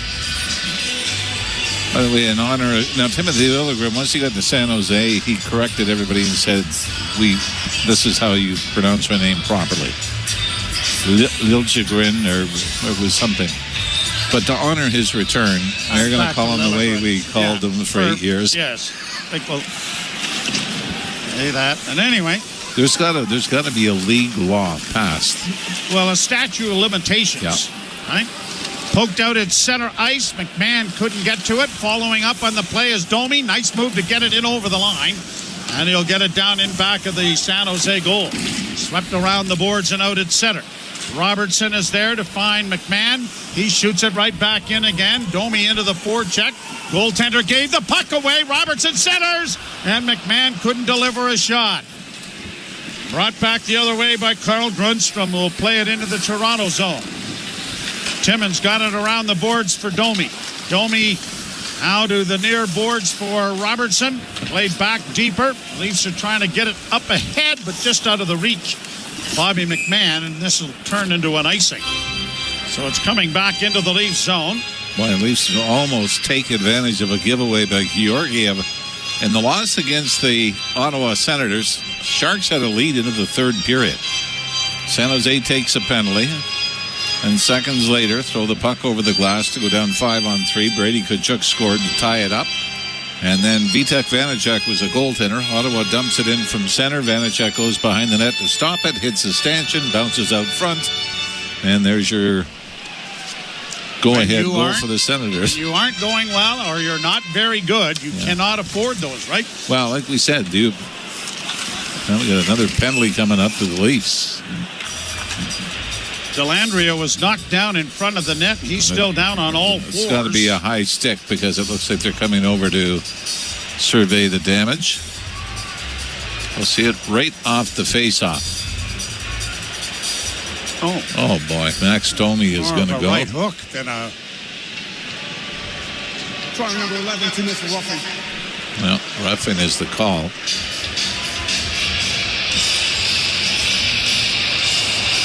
Yeah, it is a punch to the head, so it's the right call. I'm not sure the Apollo Creed reaction was necessary to draw it, but San Jose goes to the power play. Penalty kill brought to you by Ontario Honda dealers. Get home ice advantage on every drive with the new Civic Hybrid, proudly made in Ontario. Kept into the Leaf zone by San Jose. Rink-wide pass. Celebrini into the slot, gets it on the near side for Will Smith. Back to the point, completely fanning on it was the defenseman, and now the Leafs break it out at center, and they'll just get a long shoot in on goaltender Georgiev and get a change of penalty killers going. Off a skate and into the Toronto zone it goes. Reversed nicely there by McCabe and then fired down the ice by Austin Matthews. Kind of stumbled. Must have hit a rut or something there, eh? Here are the Sharks coming out of their own end. Second power play of the game for them. Brought in over the line by Eklund. Dropped it off as it comes to the near boards. Tipped now to Will Smith. Smith down into the half boards near side. Into the corner. Centering pass! And unable to get a good shot away there was Tyler Toffoli, the veteran. Celebrini into the corner. Celebrini with it, getting it back to the point. Wallman back to Celebrini on the far half boards. Still with it. Celebrini trying to get it back to the point. Will Smith with a shot, missed it, and it's going to bank itself around the boards and come all the way out at center. Macklin Celebrini couldn't get in over the line. Now brought in by the Sharks. Fed around the boards to the near side. Timmins intercepts that, and he has bounced that one down on the goaltender. That took a couple of hops. Vesa Toskala hops. Isn't that awful? We get brought back across the line. Liljegren into the slot, a shot. Good save made by Stolars, and he's deflected that up into the screen. There was shot down and a very similar situation because it was on a penalty kill, wasn't it? Penalty kill, yeah. And it started to bounce at about the Toronto blue line and took about 4 hops and then took an extreme left to right move about a foot or two in front of the blue paint. And poor Vesa. It looked so much worse than it was. Yes. I mean, I realize it was a shot from the other end. But as Dick Irvin used to say to Danny Gallivan, follow the bouncing puck, Danny. Yes, indeed. It was bouncing. Kept in at the blue line. Penalty door opens and a shot stopped by Stolars. Goes back of the net, a shot. Oh, and Stolars makes a great glove save off a quick centering feed. His best save of the game right there. Anthony Stolars was the difference for the Leafs in their win against the New York Rangers last Friday night. And I'm not sure he entered this game thinking he'd have to be just as good tonight. But he has made, not a lot of shots. Shots are 10 apiece. But I'd say 3 difficult ones. Yep. Played high and out and down the ice by Toronto, which will bring another icing. And it'll come back as we are 14-17 away from the completion of the second period. Shots on goal are even at 10 apiece, and we are still looking for the opening goal of the hockey game.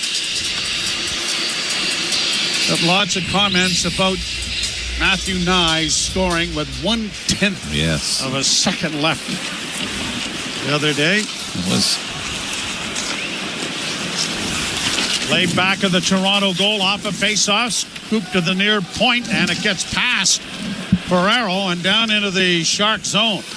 Goaltender out of the net, pumps it back on the boards, cut off there by Tavares. A bouncing puck in front of the shot. Willie just set it wide of that far post. He'll get it again back of the net. A centering feed trying to find his man as Pontus Holmberg couldn't get a shot away. Holmberg back to Nylander. Now to Tavares in front of the net. John couldn't get it off the stick. Then Nylander steals it back for him. Back into the corner, Nylander trying to get it away on the boards, and it'll be grabbed off now by Liljegren and taken to safety by San Jose and played out and down off a stick into the Toronto end. Morgan Riley getting it ahead at center for Matthews. Shoots it into the right wing corner, but out of the reach of Marner. Nakamadoulan gets it out into the center ice area and played ahead. You've not even mentioned that young man so far. Back to the point, it goes to Matthews. Now to Riley, closing in on the left wing. Riley trying to get it in around the boards. Grunstrom had him tied up. Now Nyes pinning it up against the wall. Waits for some assistance. Matthews hovering around on the outside, hoping for a loose puck to develop. And nothing so far.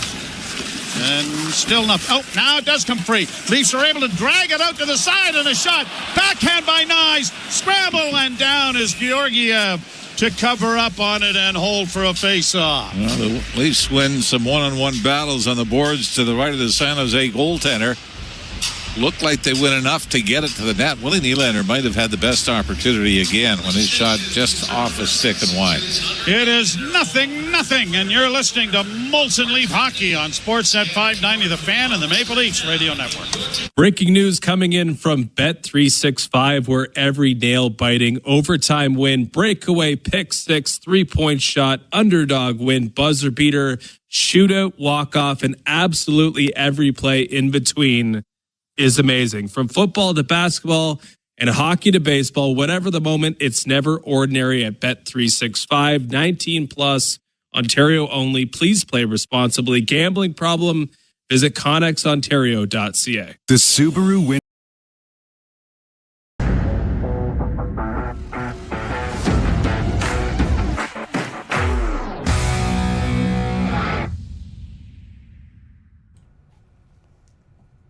Hey, you. Yeah, you. I'm talking to you. Thanks for hanging out with us tonight for the Leafs game. Now that we've got your attention, Tom has something to say. Make sure to hit that subscribe button and turn on the bell for some notifications for all the streams that we have on TSI. You know it. If it's a Toronto sports game, we're live. The Maple Leafs, the Raptors, the Argos, TFC, Blue Jays all summer long. Thank you so much for becoming an insider and hitting that subscribe button. Now let's get back to the hockey. Go Leafs, go! Want to hear more? Visit uline.ca. ULINE, your shipping and industrial supply specialists. You're listening to Toronto Maple Leafs hockey. Now it goes to Tavares. He'll shoot it, and he scores! On Sportsnet 590 The Fan and the Leafs Radio Network. Period is brought to you by Bet365. Whatever the moment, it's never ordinary at Bet365. Must be 19 plus. Ontario only. Play responsibly. Visit connexontario.ca. Draw in the circle to the right of Alexander Georgiev. Domi wins it cleanly back to the point. Into the slot area, but McMahon couldn't handle the puck cleanly, and it'll come out at center before being shot towards the corner, and it clears the glass. Off the stick of Philip Myers. I would say, outside. Yes. Over the years, and I believe this would have been 98, 97, 98. All right. The first year we worked together full time. Yeah, I remember that. And the worst game we ever did. Oh, wait a minute. There are a lot to choose from here. It was a 0-0 tie in San Jose. I believe it was the last Leaf game that was not televised. Yep. We didn't think anyone was listening. No. And we were right. I think so. Robertson with a shot. And Georgiev was able to block her that away. Robertson steals the puck back in front of the net, and a wrist shot is blocked. Rebound again, and a backhand goes over top of the goal. Penalty coming here to San Jose. Well, this was after a turnover that the Leafs are able to get another scoring opportunity out of it. Well, Bobby McMahon shot from the high slot. Hook is going to be the call. Gaudreau going to the box. Oh, no, 73. Toffoli, sorry. So the veteran Tyler Toffoli will head off. Toffoli leading the team in goal scoring. 22 goals on the season for Toffoli. That's a pretty good success against Toronto. Yeah. Draw to the right in the Shark zone. Leafs on the power play for the third time. They've been very good, but not successful yet. Tavares against the boards, got the puck on his stick but couldn't clear, and now backhanded into the Toronto bench. The Leafs are pointing and saying, it's in the bench. Could you blow the whistle? Because time is elapsing here on the power play. And we need time to go right to be accurate to the final tenth of a second of the period. Good point by you. Hey, what about Austin Matthews' numbers against San Jose career? 13 games, 12 goals, 15 points. The faceoff will be in the Shark zone. I don't know as they put any more time on the clock. Oh, wait a minute. You know what? Ask and you shall receive. I think Matthew Nyes pointed it out. Well, he's very good at clock management, so that's good. All right, minute 47 left in the power play. We've been asked a lot about, was that ticking down in your head? And Nylander on the far half boards. Got it back to Marner in the slot with a wrist shot. They score! Tipped in front of the goal. Nyes was right there, but it might be Tavares who got it last. And John Tavares opens the scoring on a redirect of a wrist shot from Mitch Marner. Third leaf power play of the night. We've talked about the other two, how they've been good at getting pucks to the net. Not all of them have found the target, but here the deflection was in the high slot by Tavares. And at the same time, I don't know if this glances off Nyes or not. He jumps and it goes through him, whether it gets a piece of him or not. Tavares, the first one to the bench. No, I don't think it does catch Nyes. We haven't seen a great replay on it. But John Tavares with his 24th goal of the season, his 9th on the power play. So the Maple Leafs are 1 for 3 with the man advantage and get the opening goal. As it's played down into the Toronto zone. Intercepted by the Sharks. They get it into the slot, and a wrist shot is fired just wide of the goal. Kept in at the point by Ferraro. Bouncing puck into the slot area is knocked away, and the Leafs are going to get it off. Nicely handled off the skate there by Bobby McMahon, trying to get it ahead for Robertson, and that was taken to safety and now cleared up on the wing. Kept in by Domi, but he couldn't get it by the defense. He had Robertson in behind them. Ferraro sends it back into the Toronto zone. Nylander will draw the additional assist. Robertson looking for Domi. He's got a breakaway. Max Domi is in on goal. Pad save made by Georgiev. Great pass. Springing Max. Shot goes off the glove of Stolarz to the far boards. Leafs almost jumped to a 2-0 lead.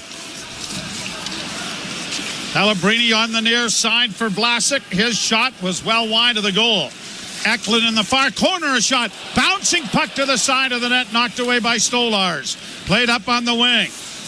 Celebrini with it again. A couple of nice moves, but has it knocked off his stick, and now there's a foot race for the puck. And Connor Dewar won't win it. Jake Wallman showed you some pretty good speed there to get back. Sharks in the center ice area. Double teamed on the near boards. Knocked down there by San Jose was David Camp. They get it up on the wing, and Eklund gets it in on the left wing with a long shot, blockered by Stolarz. And it's going to clear the glass and go into the screen and out of play. 9:43 to play in the period. Tavares from Marner and Nylander. The power play goal has the Maple Leafs out in front, 1-0. You're listening to Molson Leaf Hockey on Sportsnet 590, The Fan and the Maple Leafs Radio Network. Build a championship fantasy baseball team with the advice of Sirius XM Fantasy Sports Radio. Juan Soto is going to be a first-round pick. He'll continue to put up huge numbers. Hear winning strategies and player projections from ex-Big League general managers Jim Bowden and Steve Phillips and former pitcher Jensen Lewis. I love Bobby Wood Jr. over Shohei Ohtani. Get ready for your draft by listening to our Experts Draft right now on the Sirius XM app, and catch all your fantasy baseball talk on Channel 87. Hockey 24/7 on Sirius XM NHL Network Radio. Playing in the Four Nations face-off for Team USA, Connor Hellebuck. How do you feel about getting a chance to play for USA? The type of hockey it's going to be fun. There's going to be some high-pressure games. You're going to be putting your country's jersey on. You're representing your country. I think we're going to have a great fan base around us. I'm really looking forward to what it brings. Sirius XM NHL Network Radio. Sirius XM 91. And on your schedule with the Sirius XM app. From in the crease to in the locker room. Four Nations Team Canada face-off associate GM Jim Nill. You as a manager view goaltending going into the tournament in February. We're talking about two of the guys that won Stanley Cups and play in those type of pressure games. That's a pretty good resume to have. So we're pretty confident with it and pretty confident with the team that we're going to have playing in front of them. Sirius XM NHL Network Radio. Sirius XM 91. And on your schedule with the Sirius XM app. Join me, Scott Laughlin, and Gord Stellick, along with former NHLer Mike Johnson for NHL Morning Skate. Weekday morning, 7 a.m. Eastern on NHL Network Radio, Sirius XM 91. And the Leafs Radio Network. the Armed Forces tribute during our timeout, and Nick Robertson. Nicholas. No, not the other Nicholas. Yeah. This was a Nicholas Robertson. A little bigger than Nick Robertson, but Tom Fergus there to present a nice replica jersey. Face off in the Toronto zone. Is won by the Sharks, who get it down into the corner. Matthews unable to steal it back. Off a skate, it goes back at the net. A big hit there on Matthews, but the puck goes free. Leafs trying to chop it up on the wall, and Matthews gets it ahead. And Nyes makes a nice move to gain center and then shoots it in. McCabe thought better of chasing after it. Leafs scrum it up against the corner boards on the near side. Leafs moving left to right on your radio dial for this second period. A puck still badgering around there. It goes around back of the net finally. And Liljegren will get it ahead and play it out at center ice, and backhanded by Barclay Goodrow down into the Leaf end.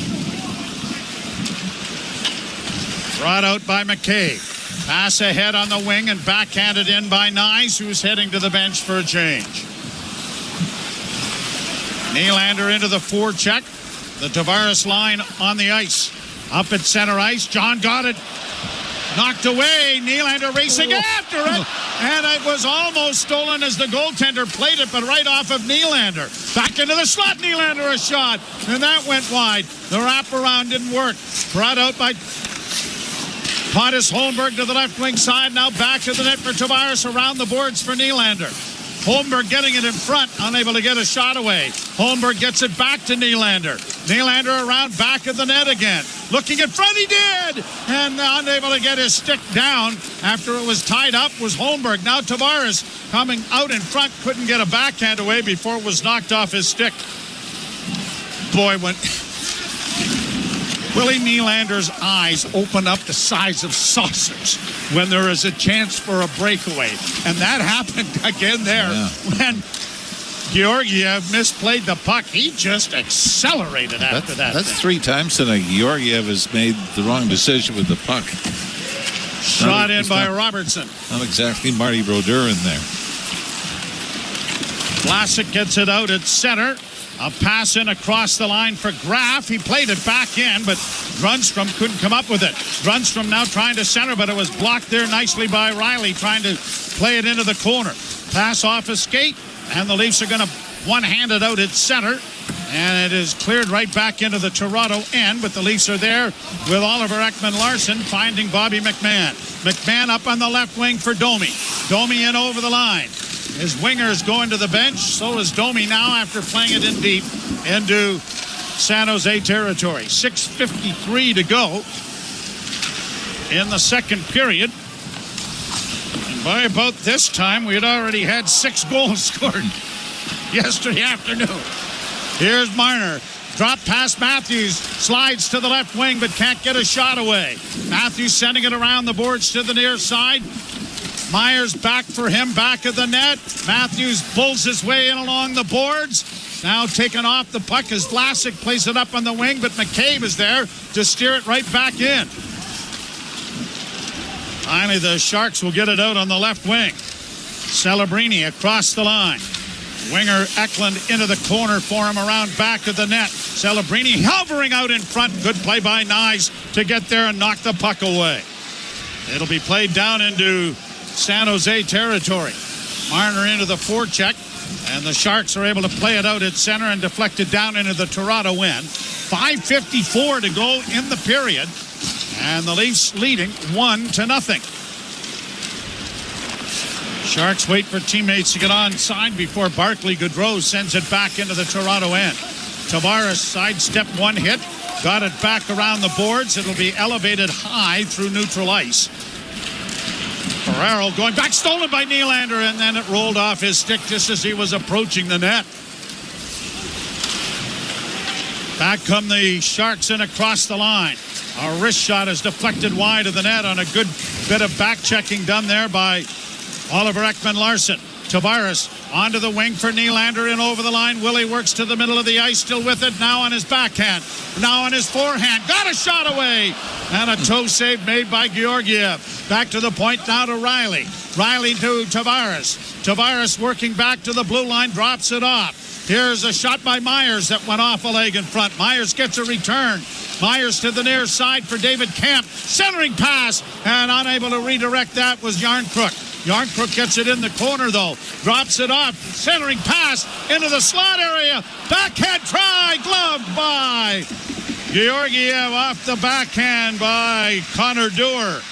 He's starting to push here in the second period. They've only given up 2 shots with 4:38 to go here in the second. 17-9 advantage there, but only a 1-goal lead. 1-0 on a power play goal from John Tavares. And you're listening to Molson Leaf Hockey on Sportsnet 590, The Fan and the Maple Leafs Radio Network. Over to our sideline report the app and see why it's never ordinary at Bet365. Must be 19 or older, Ontario only. Please play responsibly. If you or someone you know has concerns about gambling, visit connectsontario.ca. Heard of Uline? You know, the have-it-all in-stock, ready-to-deliver shipping and industrial supply specialists. The company that does things for you that are unheard of, like keeping 41,000 items in stock in our own warehouses. With customer service reps on the line to get you what you need, when you need it, 24/7, 365, every time. Maybe you heard it here first. Want to hear more? Visit uline.ca. ULINE, your shipping and industrial supply specialists. The 2025 Honda Civic Hybrid is here, and it may sound too good to be true. With a 2-liter 4-cylinder backed by 2 electric motors, giving a combined 200 horsepower, it's our most powerful and fuel-efficient Civic ever. Plus, with an estimated range of over 800 kilometers and available features like a Bose premium sound system, your crew will love it too. Huh, maybe it should be called the Civic 2.0. Redefine your drive with the 2025 Civic Hybrid. Visit your Ontario Honda dealer and test drive yours today. You're listening to Toronto Maple Leafs hockey. The shot scores! Bobby McMahon with the shot from the right point. On Sportsnet 590, The Fan. And the Leafs Radio Network. The hockey song played by Stompin' Tom Connors was just aired, and we're talking about Sudbury Saturday night. And I downloaded that the other day. And I was curious as to when that was actually released. At the Horseshoe Tavern, Mr. Rout, 1969. Leafs win the draw, and a shot goes wide of the net. Puck in the far boards. Marner unable to get it freed up. Now does. Center in front and goal, and a shot there by Matthews. And that was stopped by Georgiev. And that'll leave a welt because he got all of that. And Georgiev made a good play to come out and get a bit of the angle takedown, but it hit him right in the chest. Marner dropping the puck back for Riley, who returns the favor. Marner through neutral ice to the line and in for Matthews.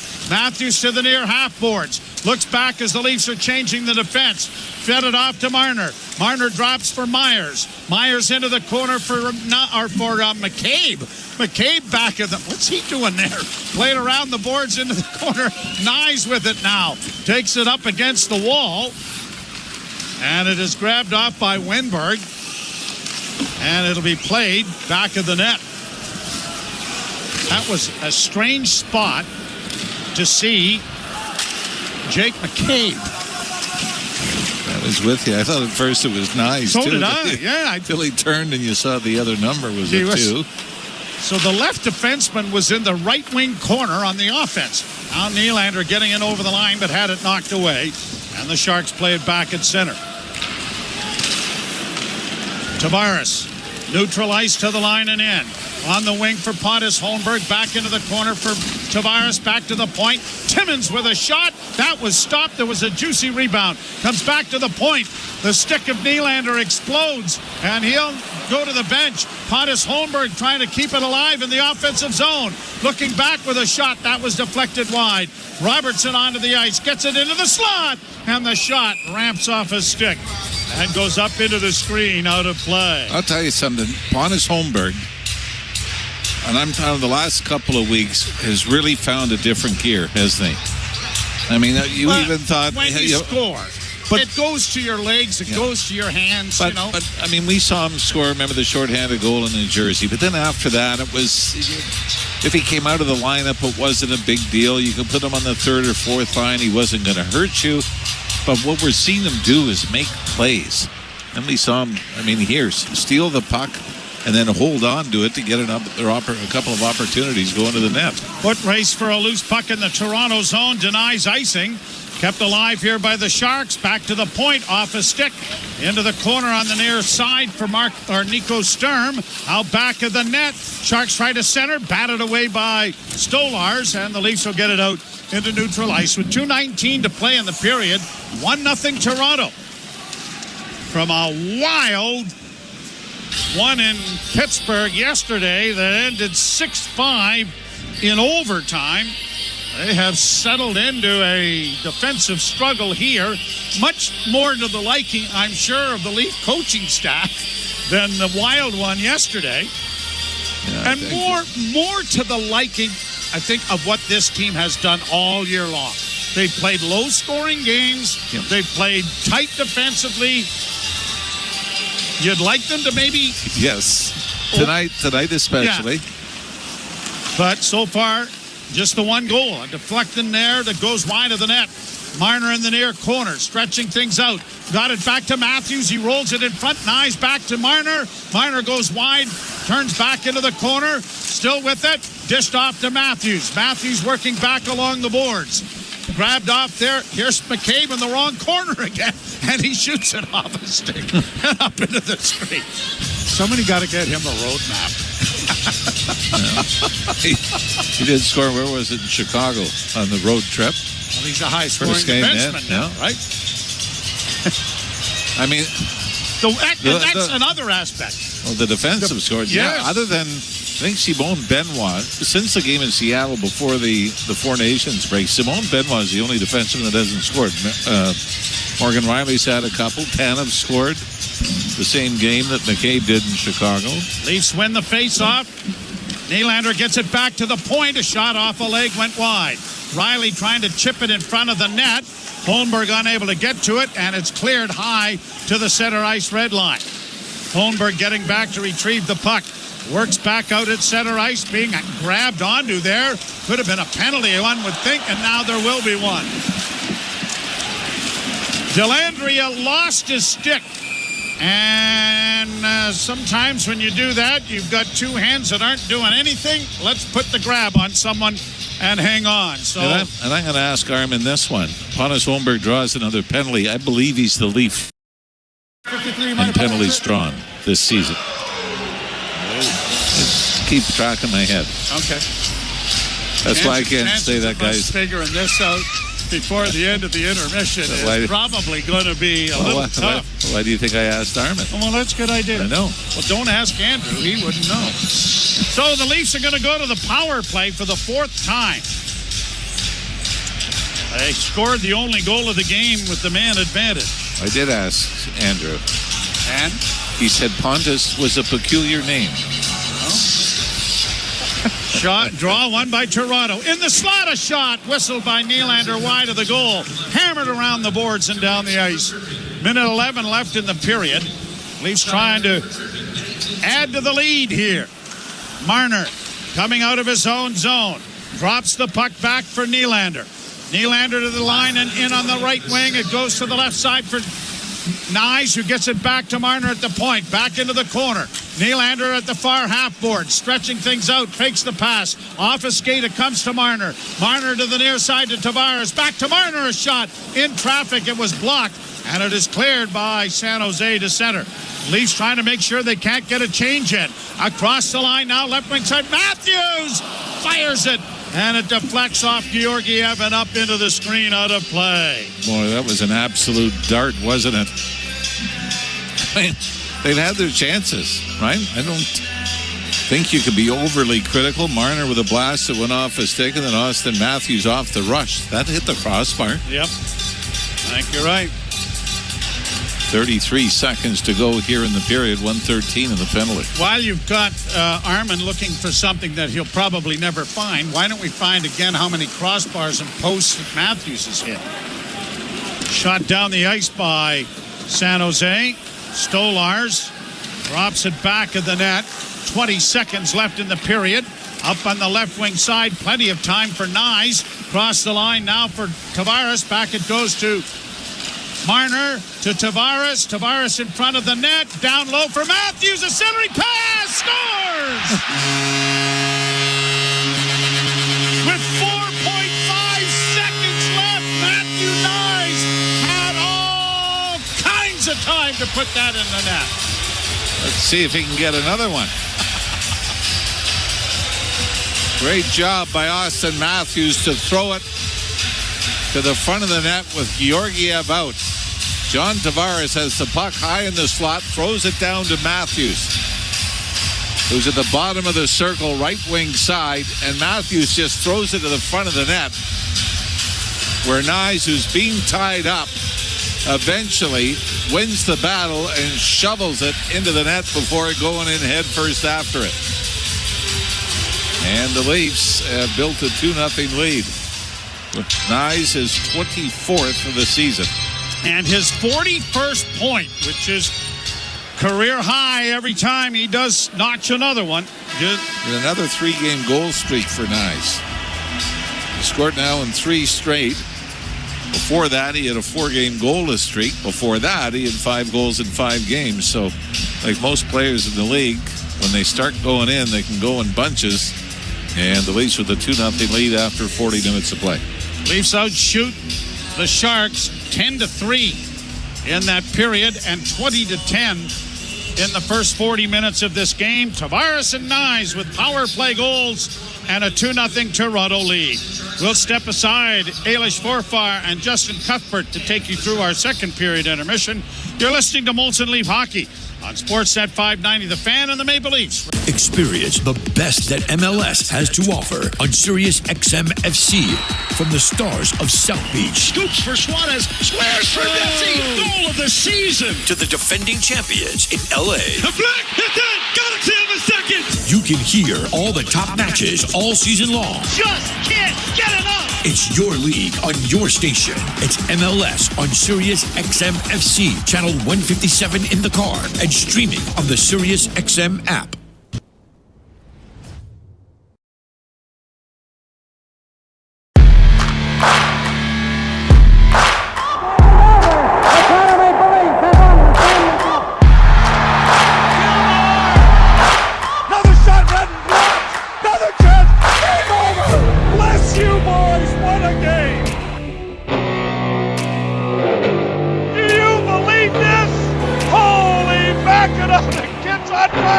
They're going to the second round.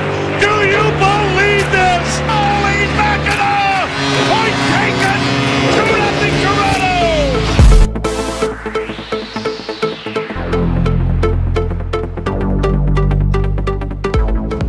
2-on-1. Marner in over the line looking for Tavares.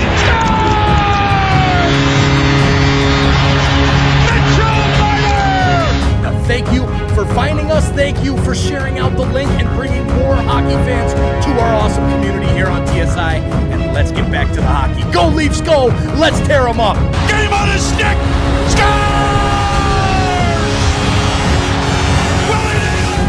Scores! Changing the world, one insider at a time.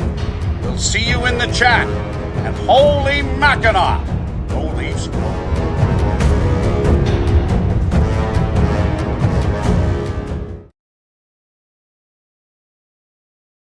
Names are on NHL Network Radio. Avalanche General Manager Chris McFarland. What went in to maybe change that duo in goal? You know, with the work of our scout, Wedgwood's experience, he was a veteran guy. He's been through the grind. We were very bullish on McKenzie, and when the opportunity came to add him, we just felt it was the right move for us, long term. Sirius XM NHL Network Radio, Sirius XM 91, and the Sirius XM app.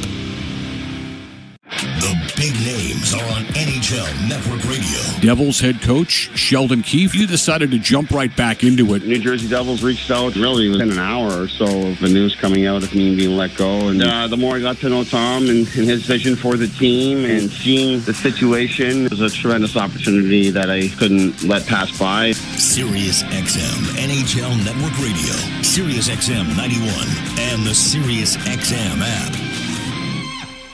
Feel the excitement of the UEFA Champions League knockout stage on Sirius XM FC. Europe's best clubs. What a start for Inter! And Barca are level! Brilliant Arsenal goal! The world's brightest stars. Mbappe! Kane! Salah to score! All chasing club soccer's ultimate prize. A new page in their glorious history! The Champions League knockout stage, where legends are made. On Sirius XM FC, channel 157 in the car, and the Sirius XM app. The biggest names in the game. Trying to get behind, wrist the line, and walks in, put it between his legs, shoots it, score! NHL play-by-play on Sirius XM. And the Leafs Radio Network. Nylander on the far half boards. Got it back to Marner in the slot with a wrist shot. They score! Tipped in front of the goal! Nyes was right there, but it might be Tavares who got it last. And John Tavares opens the scoring on a redirect of a wrist shot from Mitch Marner. Welcome back to Molson Leafs Hockey on Sportsnet 590. The Fan and the Maple Leafs Radio Network. A 2-0 lead for the Leafs after 40 minutes against the San Jose Sharks. That was a bit more impactful of a period. We talked about a bit of a slower start for the Leafs. They're on a pretty hefty schedule. Just a quick stop at home to repack and say hi to the kids and get back on the plane for the rest of the week out of town. Last game before the trade deadline, probably some focus elsewhere. Last home game before the trade deadline. So a little bit of focus all over the place. But they get on the board twice. Not the most perfect of goals, but a goal is a goal, and they got two of them. Yeah, it was a good period for the Maple Leafs. The goals were great. The power play, the 5-man power play that we've talked a lot about, heating up a little bit. Couple goals in tonight's game, but a really, I don't know if it was suffocating because it was just this defensive wizardry or that the Maple Leafs just owned the puck and had control of it at pretty much every stop in that period, but only gave up one shot against at 5-on-5, which means it was a pretty good period. 16 minutes and 23 seconds played at 5-on-5 in the games or in the period. So the Leafs did a really good job just kind of shutting off the pathway to their own goal to Anthony Stolarz in that period. And yeah, doubled up on shot attempts at 5-on-5. Just a really good period to support a 2-goal lead and a 2-goal period to get them jump-started in this game.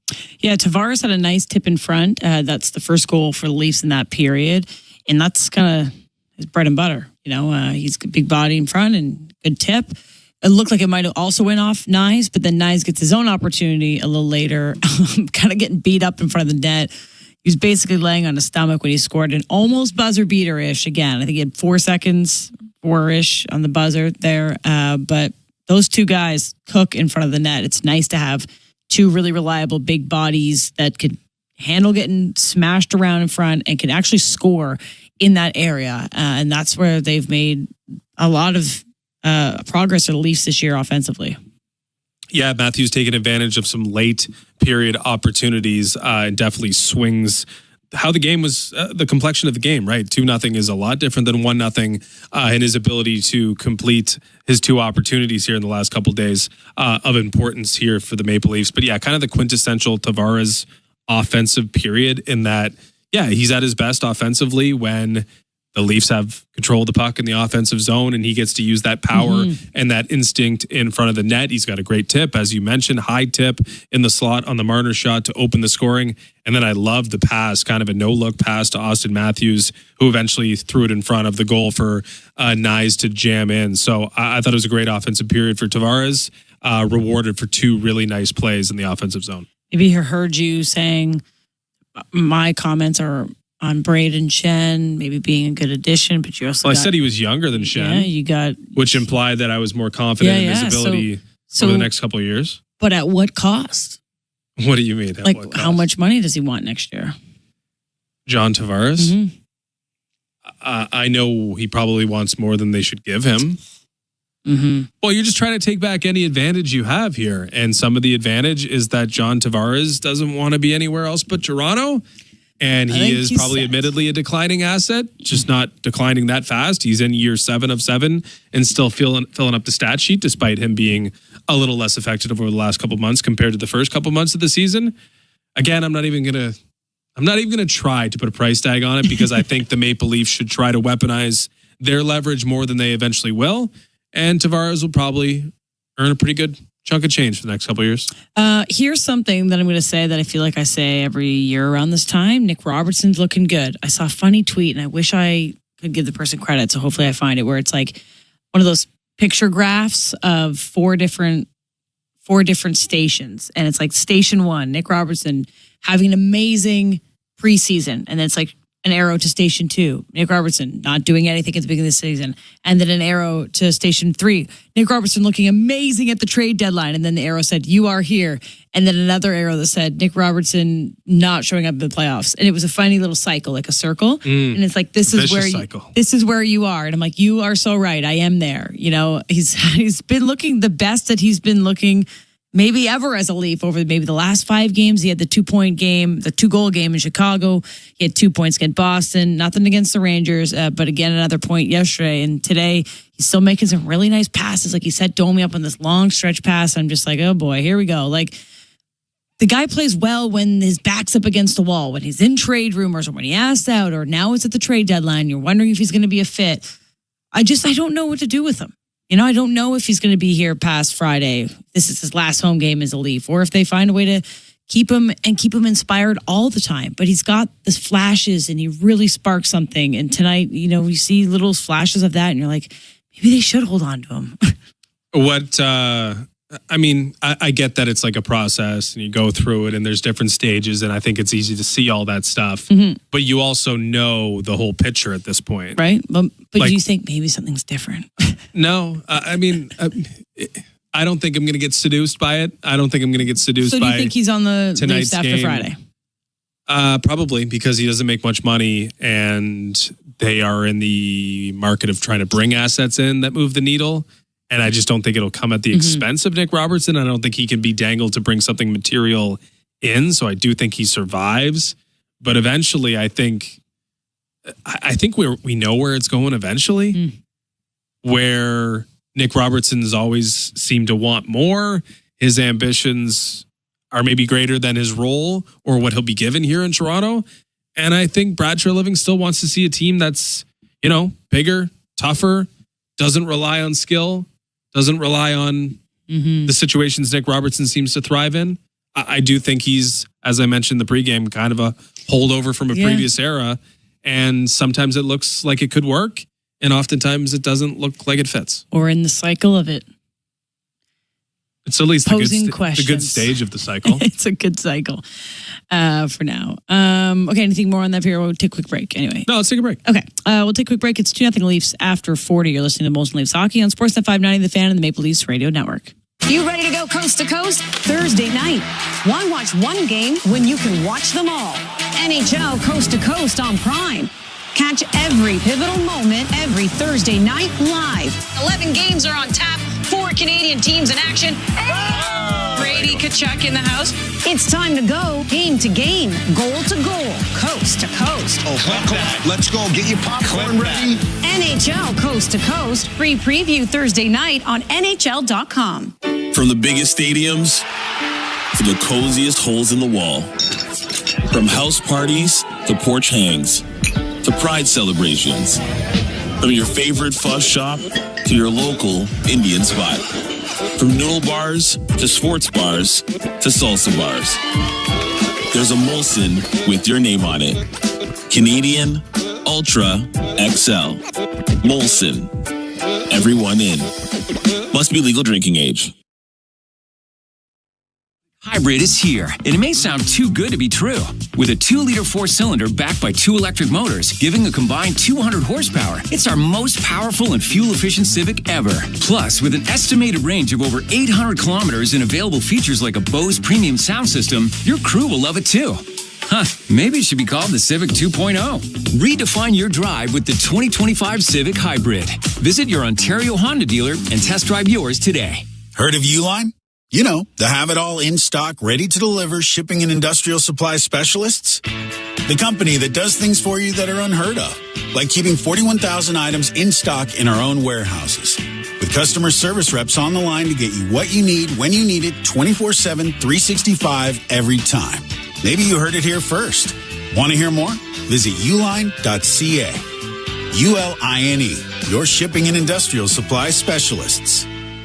Ah, at last, the Subaru winter is here. It's the perfect weather for the beach. Feel the sun's rays on the small amount of skin peeking out of your ski mask. Put on your beach puffer and hear the sound of the waves crashing over the chatter of your teeth. Get out there in winter like it's summer with standard symmetrical full-time all-wheel drive and advanced safety systems. Visit your local Subaru dealer today. Breaking news coming in from Bet365, where every nail-biting overtime win, breakaway, it's never ordinary at Bet365. Must be 19 or older, Ontario only. Please play responsibly. If you or someone you know has concerns about gambling, visit connectsontario.ca. You're listening to Toronto Maple Leafs hockey. Leafs win the draw. Marner with a shot at traffic, scores! On Sportsnet 590 The Fan and the Leafs Radio Network. Welcome back to Molson Leafs Hockey on Sportsnet 590 The Fan, the Maple Leafs Radio Network. The NHL scoreboard is presented by Bet365. Whatever the moment, it's never ordinary at Bet365. Must be 19 plus, Ontario only. Play responsibly. Visit connectsontario.ca. The Senators and Capitals are in overtime 4-4. Brady Tkachuk with a late equalizer. Montreal up 3-2 on Buffalo. Florida up 2-1 on Tampa. Rangers up 4-0 late on the Islanders. And the only other game is underway, 1-1, LA and Chicago in the second period. All right, and it's 2-0 Leafs after 40 minutes. Joe Bowen and Jim Ralph have the call. The third period next. You're listening to Molson Leafs Hockey on Sportsnet 590, The Fan, and the Maple Leafs Radio Network. The heartthrobs and the hair,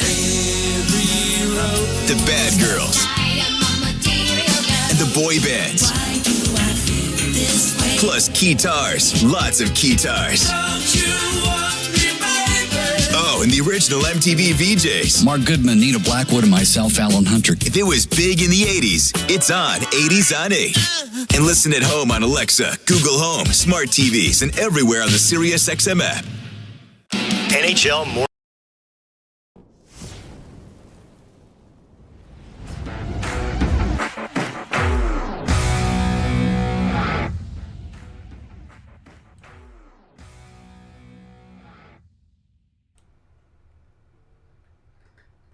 Go Leafs, go! Go Leafs, go! Go Leafs, go! Make sure to hit the like button and so you don't miss out on our content. What are you doing? Oh, I'm just telling the chat to like the video. You telling everybody in the chat to hit the like button? Yeah. Nice job. Can you guys please hit the like button? This kid's awesome. Go Leafs, go! We'll see you back in the chat.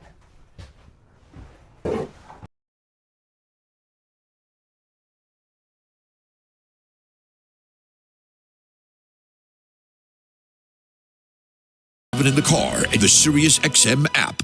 Join me, Gort Stellick, and Scott Laughlin as we recap the night that was on NHL Morning Skate, weekday mornings at 7 a.m. Eastern on NHL Network Radio, Sirius XM 91. The biggest names in the game. Trying to get behind Ristolainen, walks in, put it between his legs, shoots it, scores! NHL play-by-play on Sirius XM. The best hockey lives here. Burns gets it back, stick handles to the backhand, moves in front, score! NHL play-by-play on Sirius XM. The world's most thrilling league is now in the palm of your hand. Hear every English Premier League match all season long on the Sirius XM app. Just search for your favorite team. Radio Network.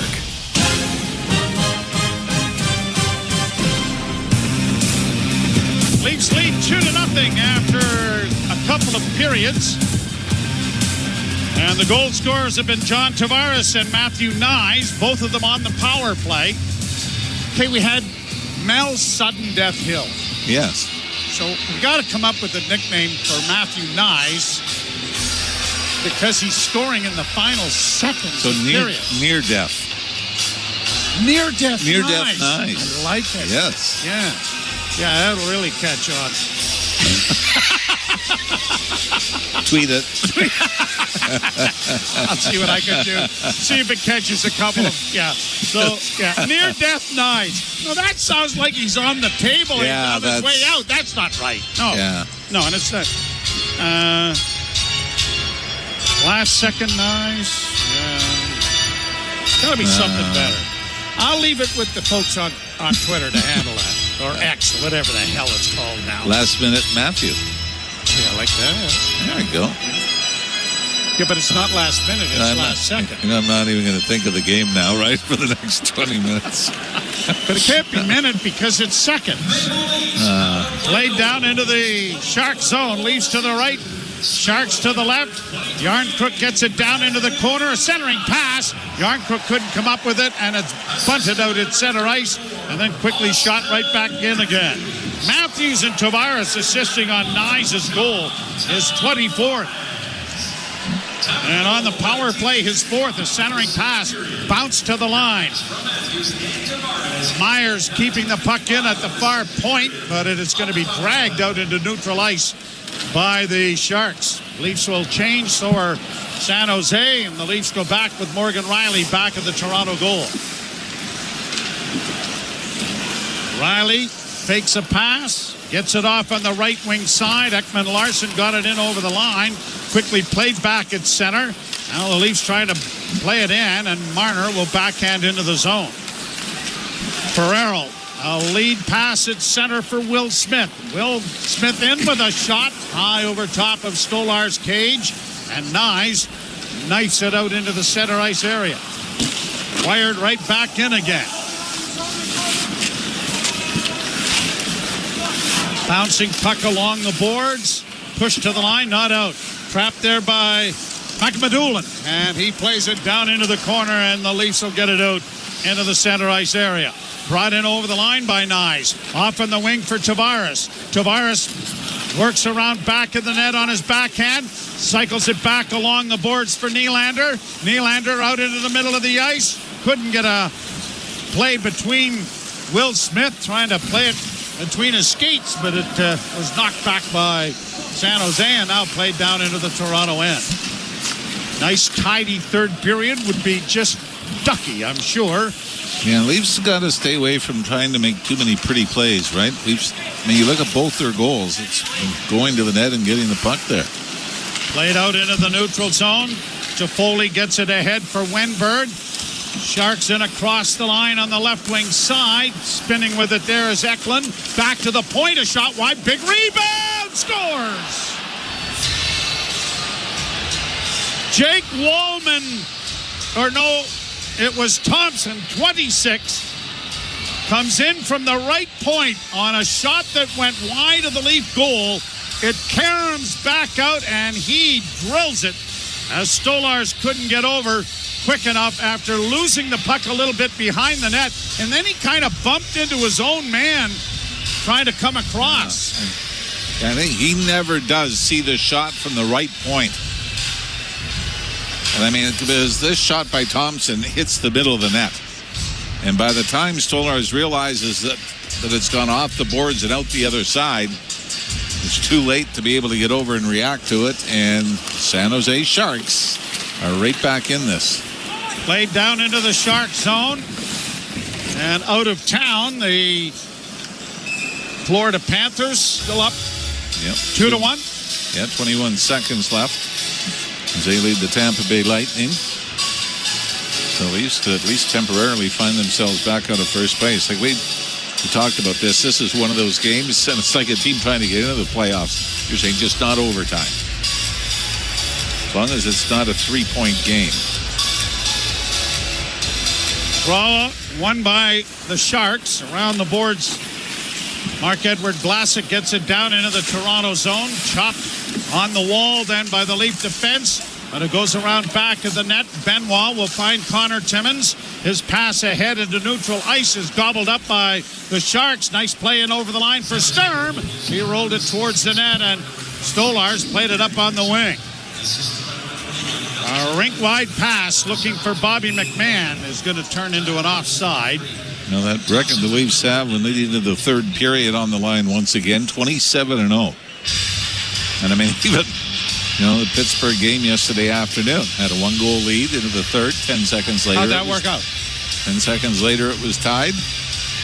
And then it took Nylander to overtime, but still falls into the category. Still there, yeah. Ifs and buts were candies and nuts. They'd all have a Merry Christmas, Mr. Ralph. Tweet it. That's what I say. Half the things I say to my son, his response is, tweet it. Shot down into the Toronto zone. Riley eludes 1-4 checker. Played it ahead for David Camp. A bank pass across the line. Connor Dewar dropping it back. Yarncrook works it back to the point. Oliver Ekman-Larsson shot it purposely wide of the net, and no one could get to it. Now the Leafs trying to keep the puck alive in the offensive zone, but it is pushed out into the center ice area. Now Jake McCabe round back of the net. Leafs have a game in hand on the Florida Panthers, but the Tampa Bay Lightning have got 2 games in hand on Florida and 1 game in hand on the Maple Leafs. It's a final now, so Florida's won. All right. So the Leafs 2 games in hand on Florida, but fall back to second. So they have 79 points. The Leafs have 78 with 2 games in hand, one of which is this one. Draw, scrum. Sharks get it back to the point. Up on the wing, and a shot went wide of the net from Smith. Around into the near corner. Celebrini trying to get it in front of shot. Good save by Stolarz, who had to get across in a hurry. Pass into the slot area, pushed ahead, and the Leafs get it out at center. Marner laying it into the right wing corner for Nyes. Forces his man back with a hit on the end boards, but the puck comes back at center ice. Matthews. Nice move to gain the zone. Off in the wing for Marner. Trying to get it back to him, but it was deflected off a stick and has gone high into the screen. Out of play. Face-off coming in San Jose territory with 15:33 to play in the third period, and the Leafs leading 2-1. The New York Rangers now, since losing to the Leafs on Friday, win back-to-back games over Nashville yesterday and a 4-0 win over the New York Islanders today. The Islanders just can't get anything going. Can Lou Lamoriello survive that? It's getting to be time, isn't it? Yeah, I think I can't see it happening. Here the Leafs with a Tavares shot block, gets a rebound, but can't deliver a shot to the net. It comes back to the point to Riley. Far side now for Pontus Holmberg. Holmberg against the boards, trying to kick the puck free. Now plays it back of the net. No one there. And the Sharks will play it off the boards and get it out and down the ice. Went off of Riley's stick. So Stolarz coolly plays it ahead for Nylander, and he finds OEL. Back in now for Pontus Holmberg, and instead of delivering a backhand, he tried to pull it to his forehand and lost an edge and fell off. Now a bank pass ahead for Nylander. One man back. Willie in over the line. Passes into the slot for Domi. He was too well covered and had his stick lifted there by Nico Sturm. Pretty good play by the San Jose defender. Played back into center ice. Leafs back in their own zone. Timmins got it up on the wing, and the Leafs don't get it out as Domi went for a sprawl. He's slow to get up. Gets the puck out at center, and it's down into Shark territory. Leafs are onto it down in the near corner. Bobby McMahon, centering pass, and it was intended there in front of the net for David Camp, but it never reached him. Back into the far corner, and Camp is in pursuit with Grundstrom. Puck comes back to the point. Leafs keep it in with a shot that's blocked. Rebound carried into the corner then by the Leafs. Back to the net for Yarncrook. Back into the slot again. Another shot blocked. The rebound comes in front. And unable to spin in time to get a shot away was Dewar. And it is shot down the ice now by San Jose. 13:40 to play in the period. And the Leafs with a 2-1 lead here in the third. 21-13 the shots favoring Toronto. The goal scorers have been Tavares and Nyes on the power play and Thompson for San Jose.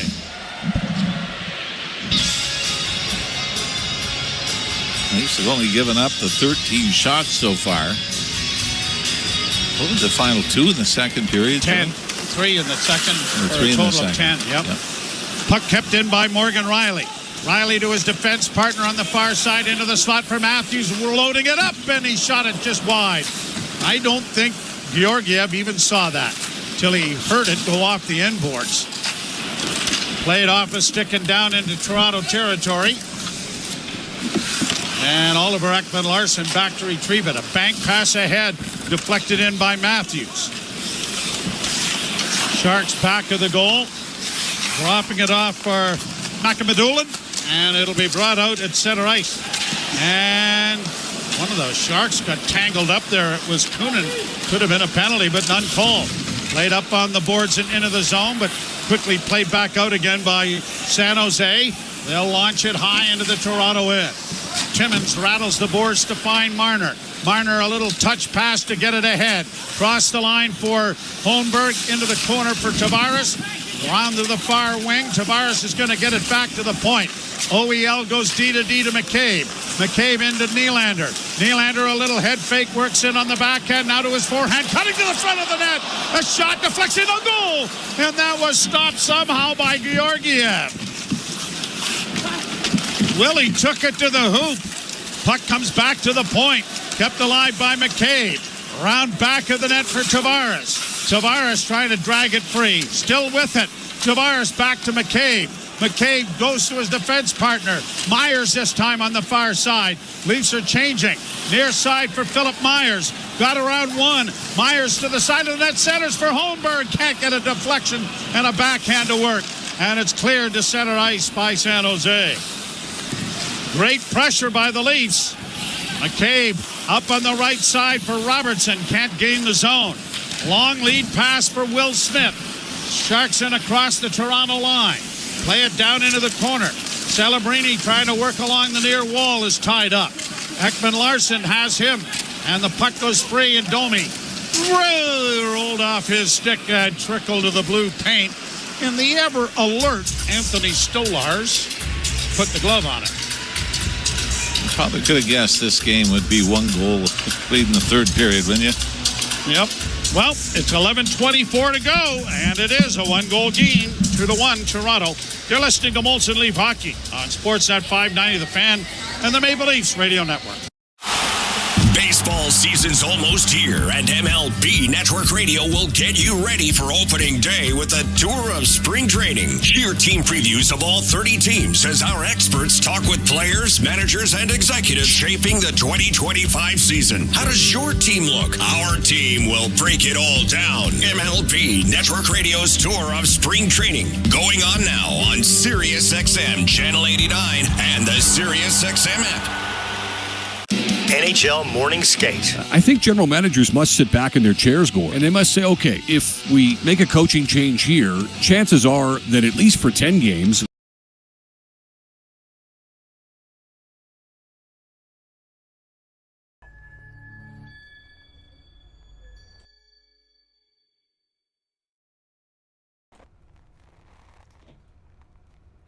What's up, hockey fans? Thanks so much for hanging out with us tonight. Now is the time of the show for you to let us know where you are watching from in the chat. Speaking of which, where's Tom? Tom! I'm right here, Dad. Oh, good.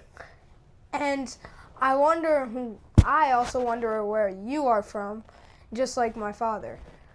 So let us know in the chat what city and province in Canada, city and state in the United States, or all over the world, where you're watching from. And thank you for hanging out with us and participating in the chat. Now let's get back to the hockey. We'll see you in the chat. Go Leafs, go!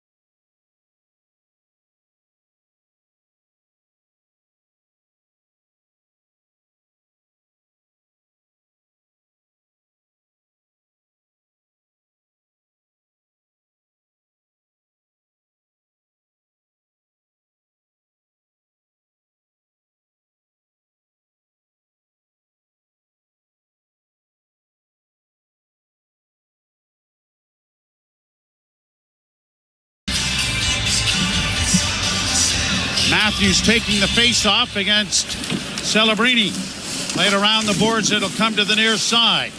And Nyes will chip it the rest of the way, and icing is going to be called against Toronto.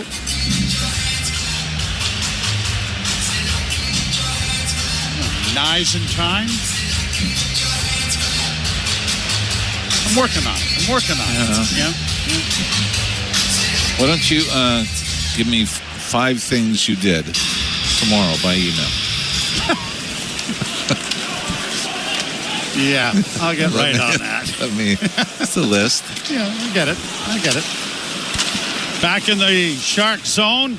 Into the corner is Jake McCabe down low. Played it to the other side. And the Sharks are going to get there. And now here is Ferrero taking it around the boards and up at center ice, but off his stick. Alicia will come away with a loose puck.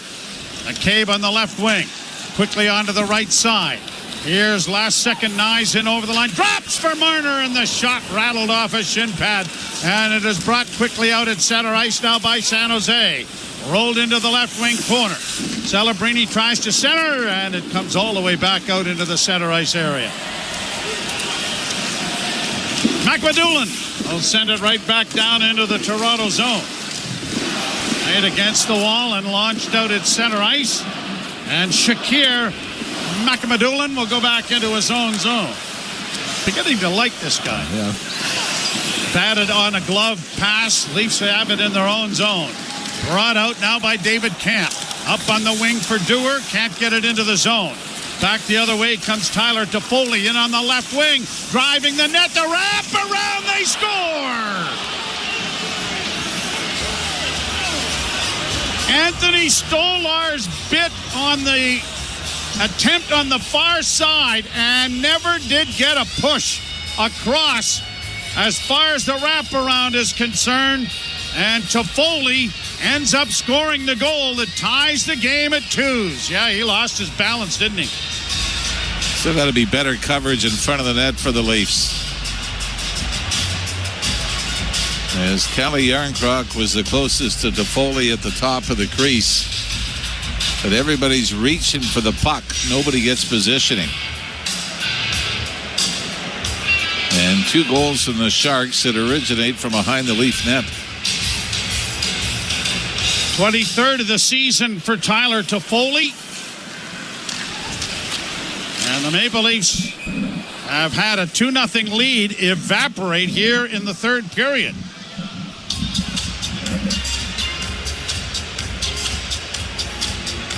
Toffoli in 26 games against the Leafs, 7 goals, 7 assists. So it is a 2-2 tie. And you're listening to Molson Leaf Hockey on Sportsnet 590 The Fan and the Maple Leafs Radio Network. Over to our sideline reporter now. Download the app and see why it's never ordinary at Bet365. Must be 19 or older, Ontario only. Please play responsibly. If you or someone you know has concerns about gambling, visit connectsontario.ca. The Subaru winter has arrived. The crisp air and negative temperatures mean one.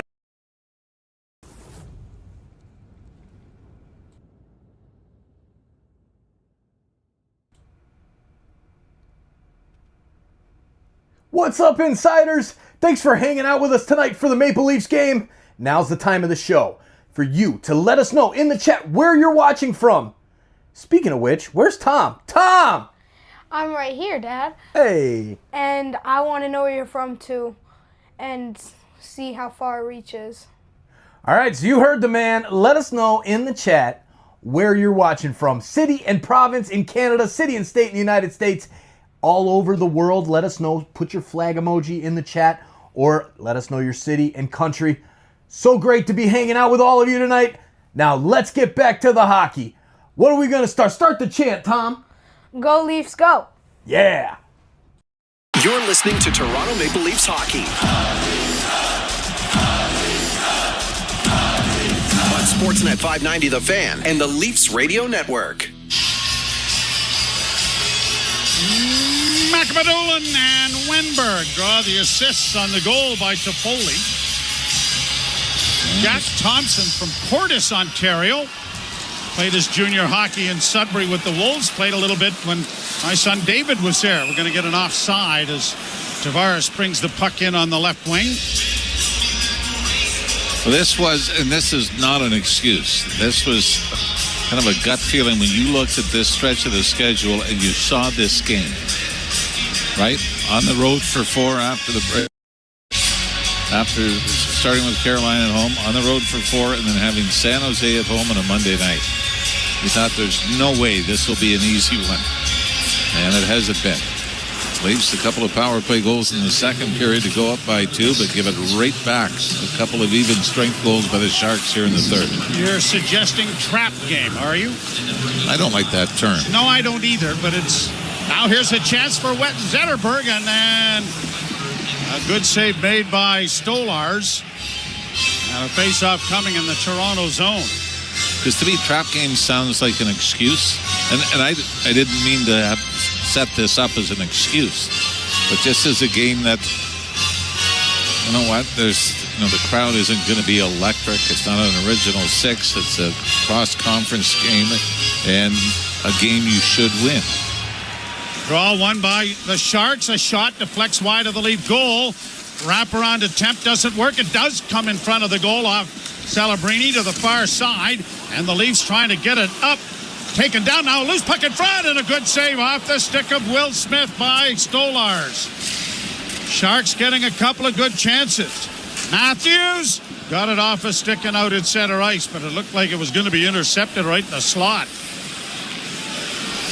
Sharks stretching things out and gaining confidence with the 2 goals in the third period to tie the game. Down into the corner. Nyes can't get it away there from Zetterlund. And around back of the net. It's played up on the wing and a shot goes wide of the Leaf goal. Pressure here from the Sharks. Back to the left point it comes. Kept in there now by the Sharks. Played on the backhand by Celebrini, but the Sharks were changing and there was no one there. Now it's cleared back in, slowed up by Stolars for Riley. Riley got it up looking for Robertson. That didn't work. Long shot bounces, and that went just wide. Centering effort was blocked. Sharks back to the point. Near side Liljegren. His shot deflects well wide of the goal. Grabbed off by Robertson, but he can't work it up the boards. Now it is Oliver Ekman-Larsson losing it. Nico Sturm back of the net. Back to the point. A shot, and that went wide. 7:52 to go. And the Leaf fans trying to get some energy going here. And you can see that the team needs it. Back to the point it goes. Gaudreau with a shot wide of the goal. Hemmed in their own end as a centering pass. Nyes unable to reach it, and now he does. And fresh off the bench is Domi. He'll get it down into San Jose territory, but no further. And Matthew Nyes was caught out on a long shift in the Leaf zone. Brought back the other way. Holmberg couldn't get to it. The puck is back of the Toronto goal. Fed into the corner. Cut off by Eklund. Centering pass didn't work. Back to the point it'll come. Shot off a leg. Grabbed off there by Alexander Winberg. Winberg coming out in front of the net. Oh, and a chance on the far side. And Ferrero set it wide. Leafs are playing nervous, aren't they, on their own end? McCabe trying to settle things down. And Tavares starts through center ice, dropping it off for Nylander. Nylander flips it in. Tavares couldn't handle the pass. Sharks get it back out into the center ice area. And will bank it down to the line and send it down into the Toronto zone. Played off the boards and into the corner for OEL. Up ahead for Tavares. Backhand high, looking for Nylander. Cut off. Colin Graff sends it right back into the zone. Out come the Leafs now with a pass up on the left wing. Tavares, long alley-oop into the right wing corner for Robertson. Robertson tried to poke it along there for Bobby McMahon. That didn't work. And the Sharks have it again. Play it to the line. Kept in there by Jake McCabe. He'll get it back of the net. And San Jose will play it up on the wing, but don't get it out. Robertson into the far corner, had it bounce over his stick. Sharks find an outlet, and they'll come to center ice with it and play it into the Toronto zone. 5:47 left to go, dare I say, in regulation time. Too late, I already said it. Matthews in across the line, left wing side. Stops up in the near corner. Looks for a man in front. Stick handle. Sends it to the front of the goal. Kicked away there by Georgiev. And it's played by Smith to center ice. Bank pass out at center, intercepted. Celebrini gets it in on the left wing. Smith driving, good pad save there by Stolarz. Celebrini centers, played away by the Maple Leafs and out at center ice. Matthews at the end of a shift, just going to roll it in. It'll be scooped aside. Whoa, that was almost given away by Georgiev there to Nyes, who was cruising in front. He's had a little bit of an adventurous night with the handling of the puck, has he not? Yeah, coaches love that. Nylander, left wing side, dropping it back.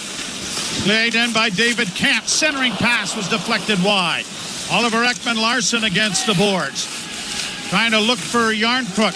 Yarncrook takes it to the boards but can't do a pass. And it's back to the net for McMadulin to get it up on the wing, but not out. Kept alive by Yarncrook going wide. Sends it towards the net off a skate, didn't reach the goal.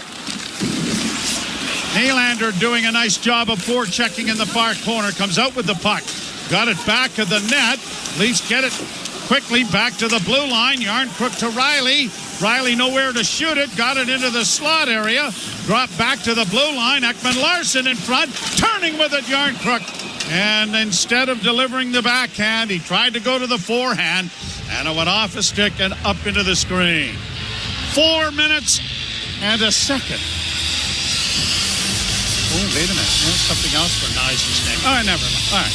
It is 2-2 tie. You're listening to Molson Leaf Hockey. Sportsnet 590, The Fan and the Maple Leafs Radio Network. Jesus, take the lead. As the country idol turned icon returns to the stage that made her a superstar. I honestly feel like God had to open the doors of American Idol for me to step through to say, this is what you're going to do, and then I could give it my all. Keep up with Carrie Underwood and dive into her musical world on her exclusive Sirius XM channel, Carrie's Country, Channel 60, and at home with the Sirius XM app. Hockey 24/7 on Sirius XM NHL Network Radio. Playing in the Four Nations face-off for Team USA, Connor Hellebuck. How do you feel about getting a chance to play for USA? The type of hockey it's going to be fun. There's going to be some high-pressure games. You're going to be putting your country's jersey on. You're representing your country. I think we're going to have a great fan base around us. And I'm really looking forward to what it brings. Sirius XM NHL Network Radio. Sirius XM 91. And on your schedule with the Sirius XM app. From in the crease to in the locker room. Four Nations Team Canada face-off associate GM Jim Nill. You as a manager view goaltending going into the tournament in February. Now we're talking about two of the guys that won Stanley Cups and play in those type of pressure games. That's a pretty good resume to have. So we're pretty confident with it and pretty confident with the team that we're going to have playing in front of them. Sirius XM NHL Network Radio. Sirius XM 91. And on your schedule with the Sirius XM app. Join me, Gort Stellick, and Scott Laughlin as we recap the night that was on NHL Morning Skate, weekday mornings at 7 a.m. Eastern on NHL Network Radio, Sirius XM 91. Radio Network. Tavares and Nyes with power play goals in the second period. Thompson and Toffoli scoring for San Jose in the third, and we're tied 2-2. I thought that huge goal by Nyes at the end of the second might be enough to be able to protect here in the third period, but give the Sharks credit. They didn't fold. Leafs win the face-off, sent in wide of the net into the corner for Matthews. Curling out, running out of real estate, and couldn't keep it in.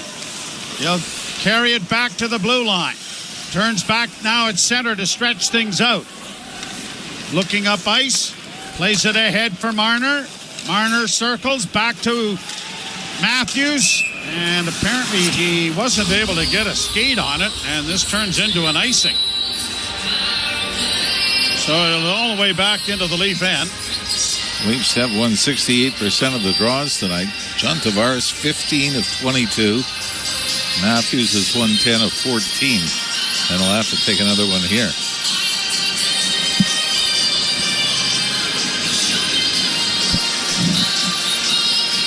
To the right of Anthony Stolarz. Made a spectacular glove save in the first period. The draw scrum, but the Leafs have control of it. Riley up ahead off Nyes. Ahead for Marner. Chip down into the offensive zone. He'll go in there after Toffoli. The puck around back of the net, blocked initially by Marner, but now the Sharks get it on the wing, but Tavares intercepts and sends it high into the near corner. Marner back to the blue line. McCabe with a shot that went off a leg and went wide. It's played up on the wing and bounces out at center ice. And the Sharks will get it to the line and brought in on the right wing. Had it knocked off his stick, but carrying in is Alexander Wenberg.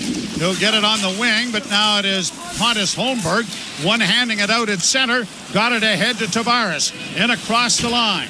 He'll play it around back of the net.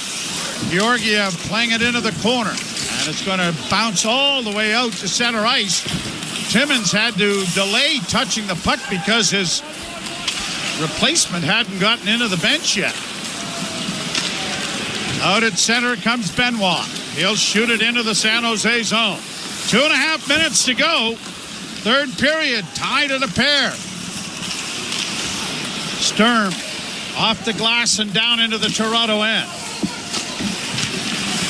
Benoit will wait for teammates to change.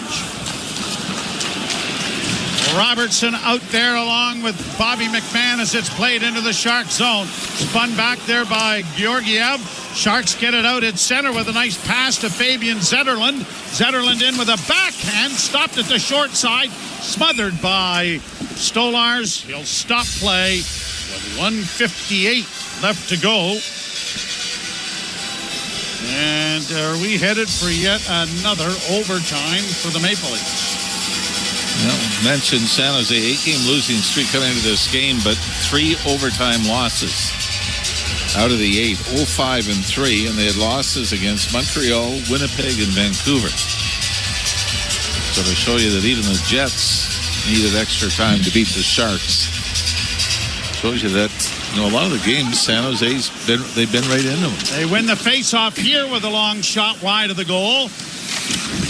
Matthews got it to the blue line, but not out. Puck into the slot area, controlled and sent towards the net, batted away there by Stolars. Marner couldn't make a pass, now intercepted by Riley, and he gives it to Marner. Marner sending an alley-oop through center ice.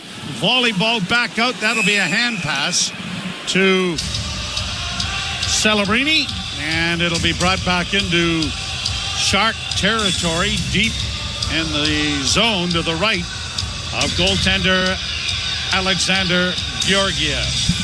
Celebrini held pointless tonight. Comes into this game tied for second in rookie scoring with Mitchkov of Philadelphia. Lane Hudson of the Montreal Canadiens 2 points ahead. What a season he's had, huh?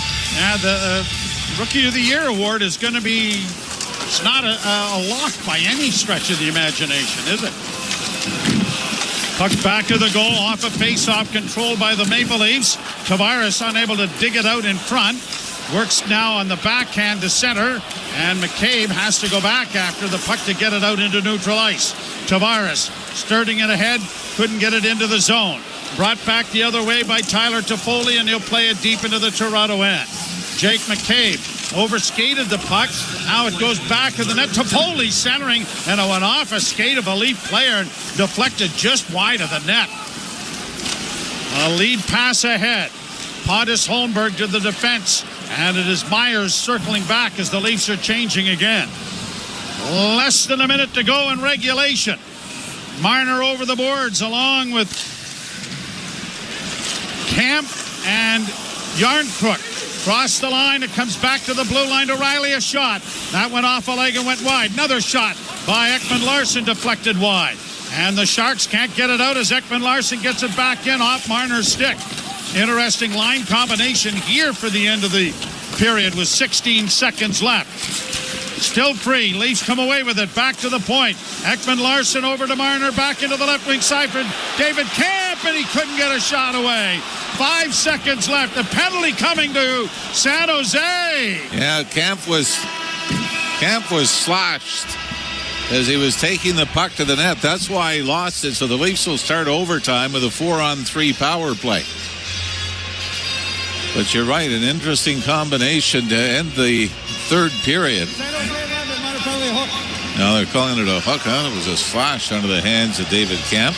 Leafs are outshot 9-3 in the period. Give up 2 goals, and we go to overtime in a 2-2 tie. You're listening to Molson Leaf Hockey on Sportsnet 590 The Fan and the Maple Leafs Radio Network. The 2025 Honda Civic Hybrid is here, and it may sound too good to be true. With a 2-liter 4-cylinder backed by 2 electric motors, giving...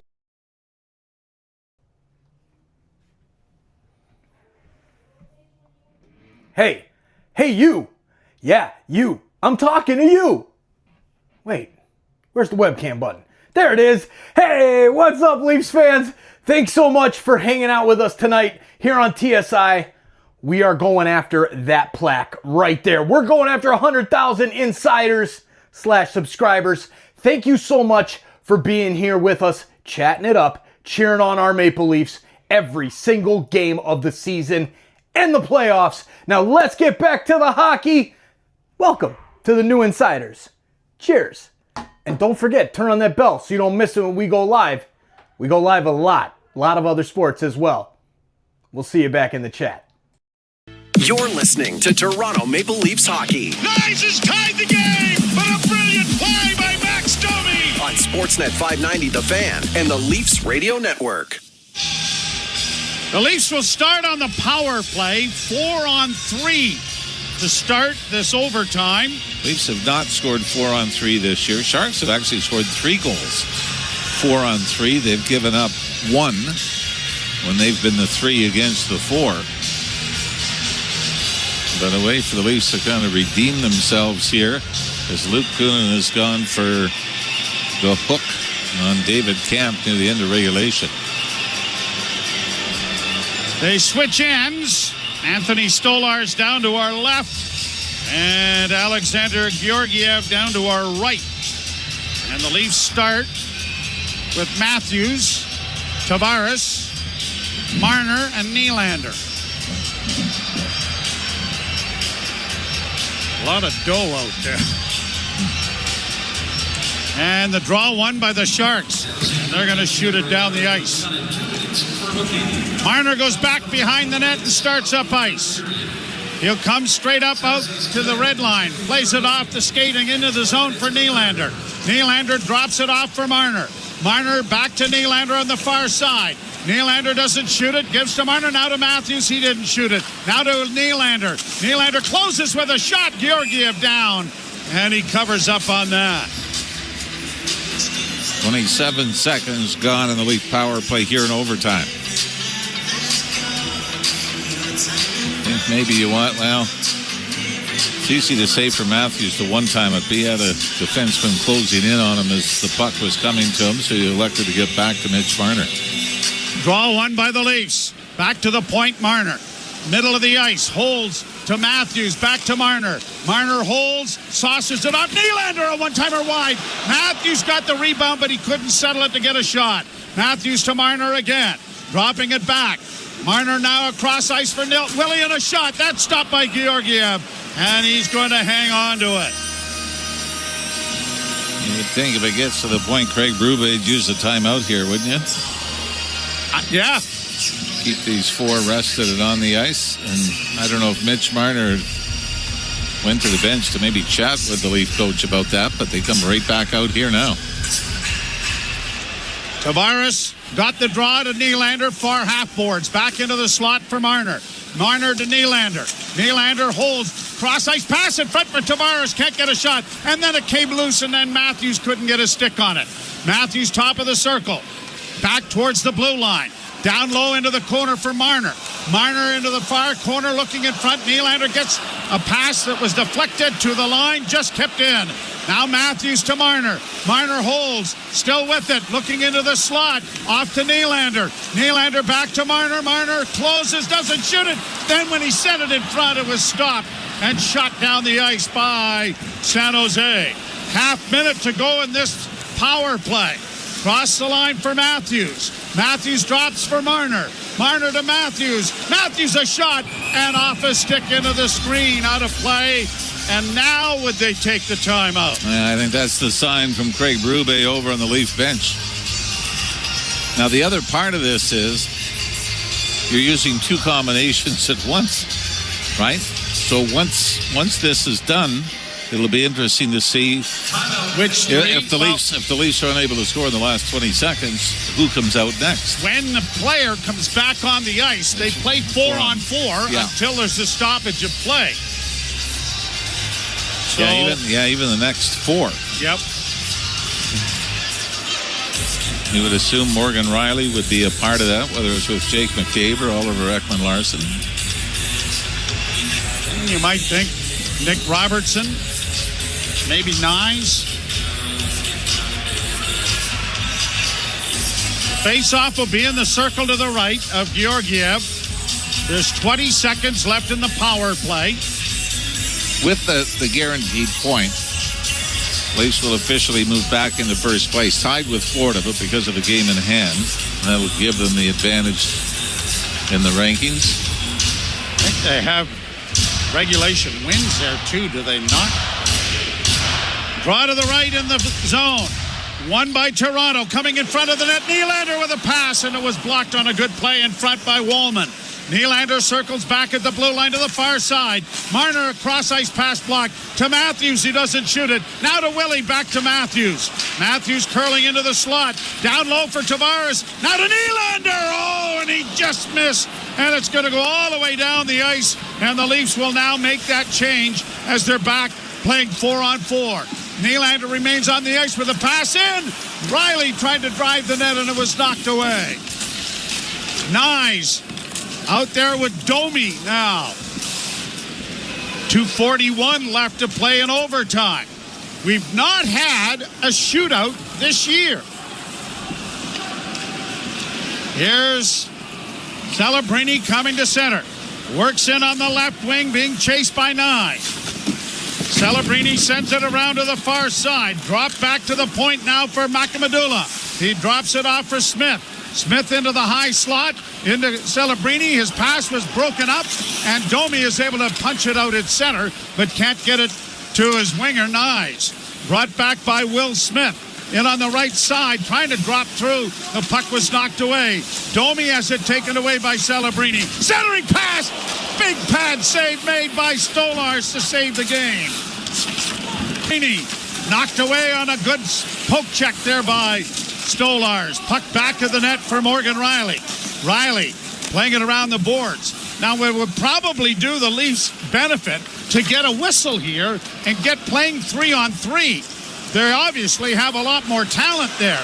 Now Matthews in with a shot, and that went off a mark wide. Nylander trying to work the boards on the near side, back to Matthews. Matthews controls to Willie. Nylander on the right wing side. Works into the middle of the ice on the backhand. Goes to the area back of the goal. Still with it. Dropping it off from McCabe. Back of the net it goes for Matthews. Matthews to McCabe. Over to Willie. Nylander left wing side.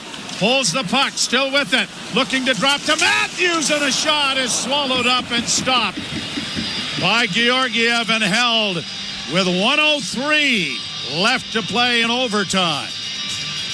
So right now you've got Matthews, Marner, and Nylander on the ice.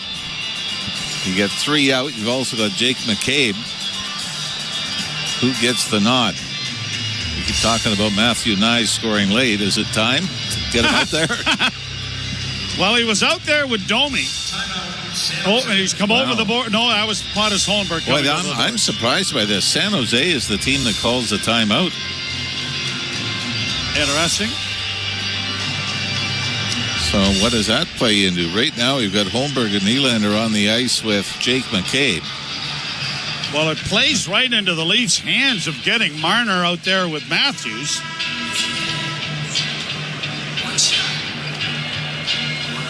Pontus Holmberg is out there, but I have a crisp new $5 bill says he won't be out there much longer. Yep. Matthews coming over the boards. Marner with them, so there goes Holmberg and Nylander, and Morgan Riley will replace Jake McCabe. I'm a little surprised that San Jose calls the timeout here. I am too, and this could really backfire on them if it works out. Leafs control the faceoff. Marner in front for Matthews, who goes back to the point to Riley. Riley, a tip pass working into the left wing corner. Matthews went to the front of the net but couldn't come up with it, and now here the Sharks breaking. Matthews stumbled and fell. 2-on-1 here for San Jose. Closing. Shot blockered away by Stolars. Into the corner it goes. Eklund trying to center and now holds on with 38 seconds left. And the Sharks are going to take it back into neutral ice. Wallman dropping it off on the left wing and brought on now by Wenberg.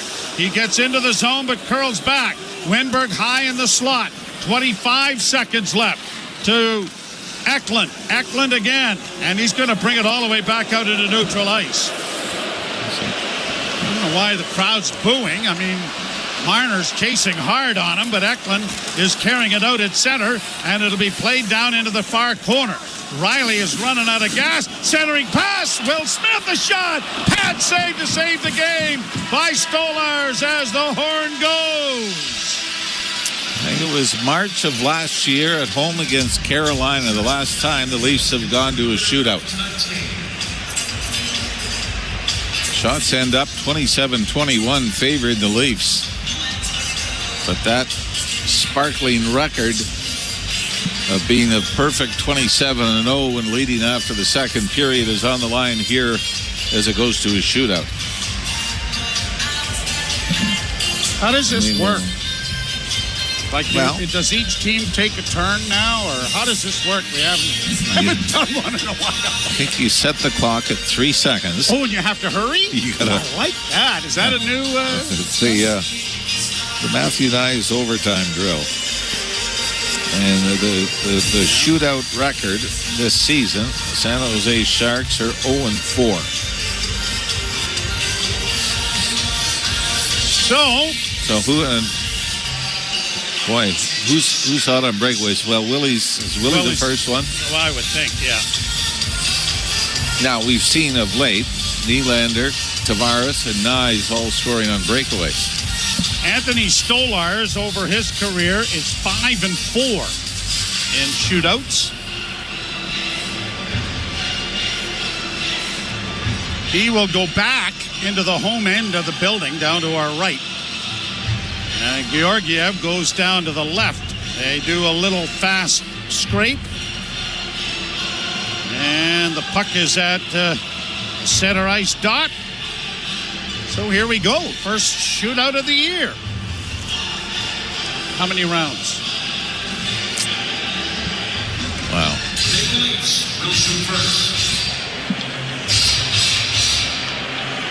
Mitch Marner will be the first shooter for Toronto.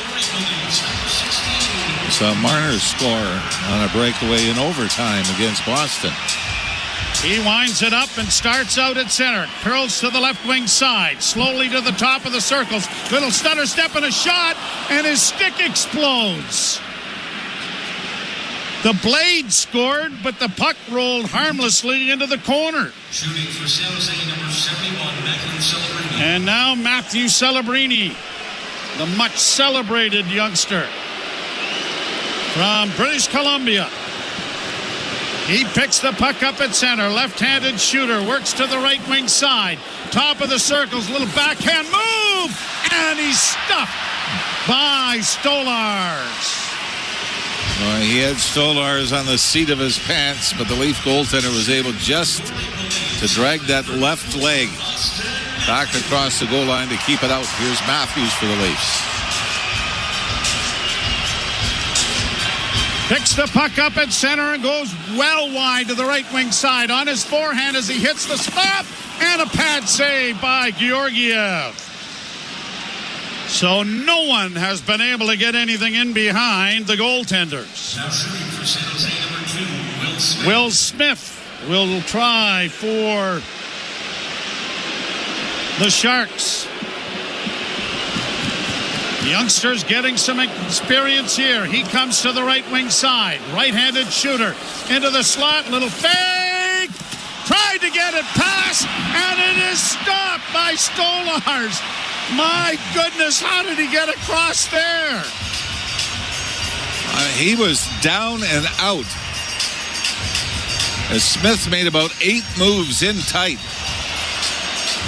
But this puck ends up sitting under his right pad with a foot from the goal line, and now Willie Nylander has got more breakaway experience than anyone. Here he goes. Nylander with speed and over the line. A little fake shot.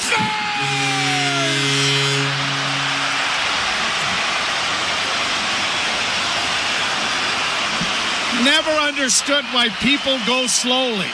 And Nylander just did what he normally does. A burst from center ice and makes the move and scores. Now it is up to Stolars. Tyler Toffoli. Leafs can win the game. Toffoli works to the right wing side, slowly into the slot. Shoots and scores. He beats the glove hand of Stolars. We will go to a fourth round. John Tavares coming over the boards. Now shooting for your Maple Leafs, number 91, John Tavares. The Oakville veteran picks the puck up and starts to the right wing side.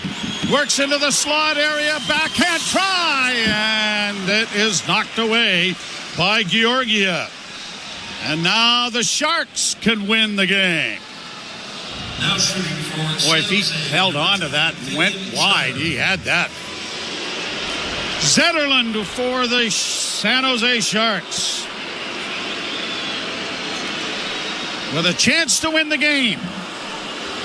Picks the puck up and moves to the left wing side. Top of the circle.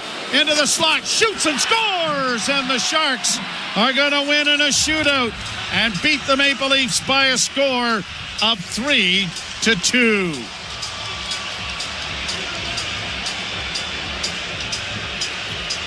And they do it coming back from a 2-goal deficit heading into the third period.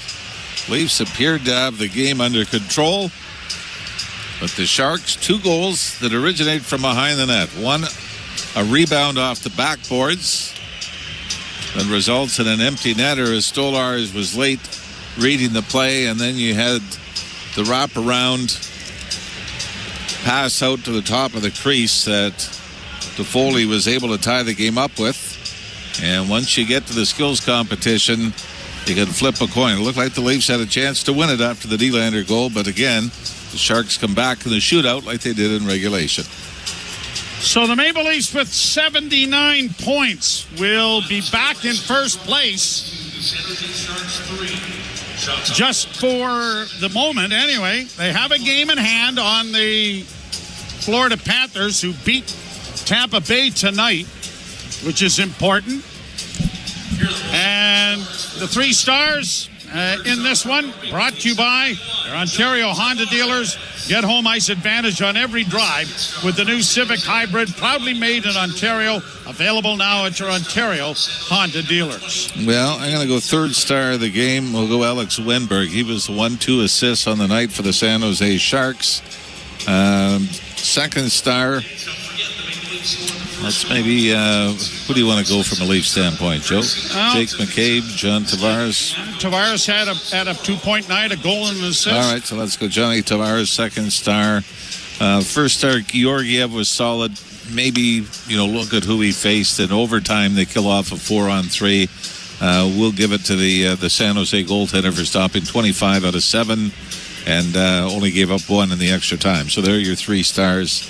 Wenberg, Tavares, Georgiev for the Sharks. And an invitation to join us on Wednesday night when the Leafs start another road trip, this time in Vegas. 10 o'clock start. Stay up with us, and we hope that you will join us then. The final here is a 3-2 San Jose win in a shootout. We'll step aside. Ailish Forfire and Justin Cuthbert will tee up the post-game show. You are listening to Molson Leaf Hockey on Sportsnet 590 The Fan and the Maple Leafs Radio Network.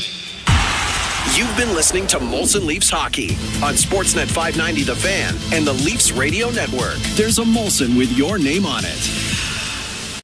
The path to the 2025 draft starts on NFL Radio. The pride of the Colorado Buffalo. Quarterback Shedeur Sanders. Whenever you see me go on that bench and put that towel over my head, that's one thing to where it's do or die mode. And them the trade.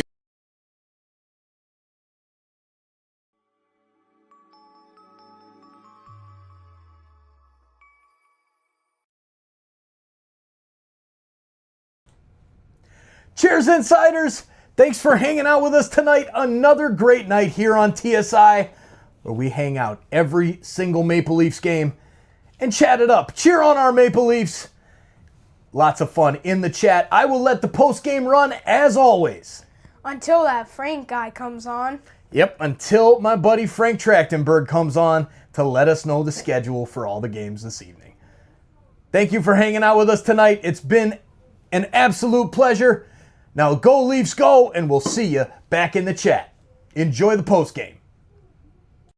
Radio. Playing in the Four Nations face-off for Team USA, Connor Hellebuck. How do you feel about getting a chance to play for USA? The type of hockey it's going to be fun. There's going to be some high-pressure games. You're going to be putting your country's jersey on. You're representing your country. I think we're going to have a great fan base around us, and I'm really looking forward to what it brings. SiriusXM, NHL Network Radio, SiriusXM 91, and on your schedule with the SiriusXM app. The big names are on NHL Network Radio. Avalanche General Manager Chris McFarland. What went in to maybe change that duo in goal? With the work of our scout, Wedgwood's experience, he was a veteran guy. He's been through the grind. We were very bullish on McKenzie, and when the opportunity came to add him, we just felt it was the right move for us, long term. SiriusXM NHL Network Radio, SiriusXM 91, and the SiriusXM app. The big names are on NHL Network Radio. Devils head coach Sheldon Keefe. You decided to jump right back into it. New Jersey Devils reached out really within an hour or so of the news coming out of me being let go. And the more I got to know Tom and his vision for the team and seeing the situation, it was a tremendous opportunity that I couldn't let pass by. SiriusXM NHL Network Radio, SiriusXM 91, and the SiriusXM app. Feel the excitement of the UEFA Champions League knockout stage on SiriusXM FC. Europe's best clubs. What a start for Inter! And Barca are level! Brilliant Arsenal goal! The world's brightest stars. Mbappe! Kane! Salah to score! All chasing club soccer's ultimate prize. A new page in their glorious history. The Champions League knockout stage, where legends are made. On SiriusXM FC, channel 157 in the car, and the SiriusXM app. The biggest names in the game. Trying to get behind Ristolainen, walks in, put it between his legs, shoots it, score! NHL play-by-play on SiriusXM. Radio Network. It's a 3-2 loss for the Toronto Maple Leafs against San Jose Sharks. The first shootout of the season, and they fall short in the trap game. Yeah, it felt like the Maple Leafs were kind of trending toward a result like this. I guess the good news is that they still pick up a point. Gain a point on the Lightning, just drop one to Florida based on everything else that was going on in the Atlantic on your worst night, and you still get a point. That's not bad for the Maple Leafs, but that was a pretty lackluster effort all around. They hit the road for the next little while, so maybe focus elsewhere as a trade deadline is on Friday. Let's take one last look at the NHL scoreboard presented by Bet365. Whatever the moment, it's never ordinary at Bet365. Must be 18 plus. Ontario only. Play responsibly. Visit connexontario.ca. Okay, the Senators fought back, but the Capitals got a shootout victory 5-4 in Washington. As mentioned, Panthers 2-1 over the Lightning. Rangers got an easy victory 4-0 over the Islanders. Canadians held on, won in overtime versus the Sabres 4-3, and the only other game is still ongoing in the third period. Blackhawks holding a 4-1 lead over the Kings. All right, our next Sportsnet 590 The Fan Molson Leafs hockey broadcast is next Thursday, the 13th, against the Panthers. So a lot might change in the meantime, as trade deadline is Friday. Leafs on a little bit of a road trip, but we will see you on Thursday, the 13th. Looking forward to breaking it all down. Leafs Talk with JD Bunkis and Sam McKee is next. Thanks for listening to Sportsnet 590 The Fan and the Maple Leafs Radio Network.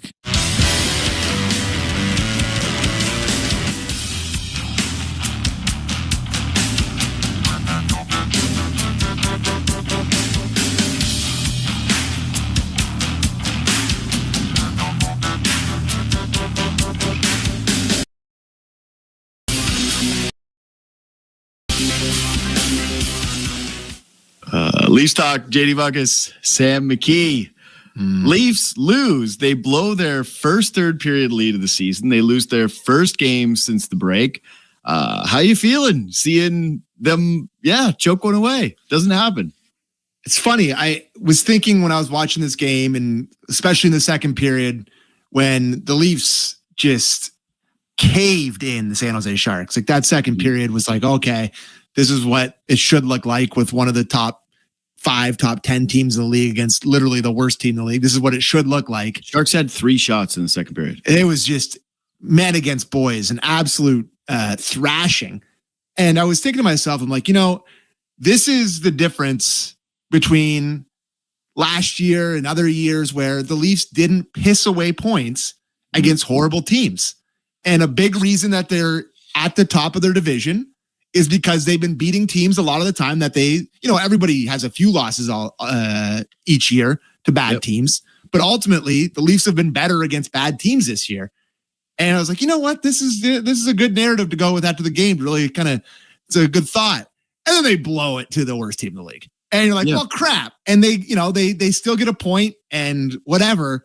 But I do think if they have to play the Tampa Bay Lightning in the first round of the playoffs because of 1 point, I will certainly think back to March 3rd against the San Jose Sharks. Oh, you think this is like Marcus Semien not making the throw first? Oh my God, that is a perfect parallel.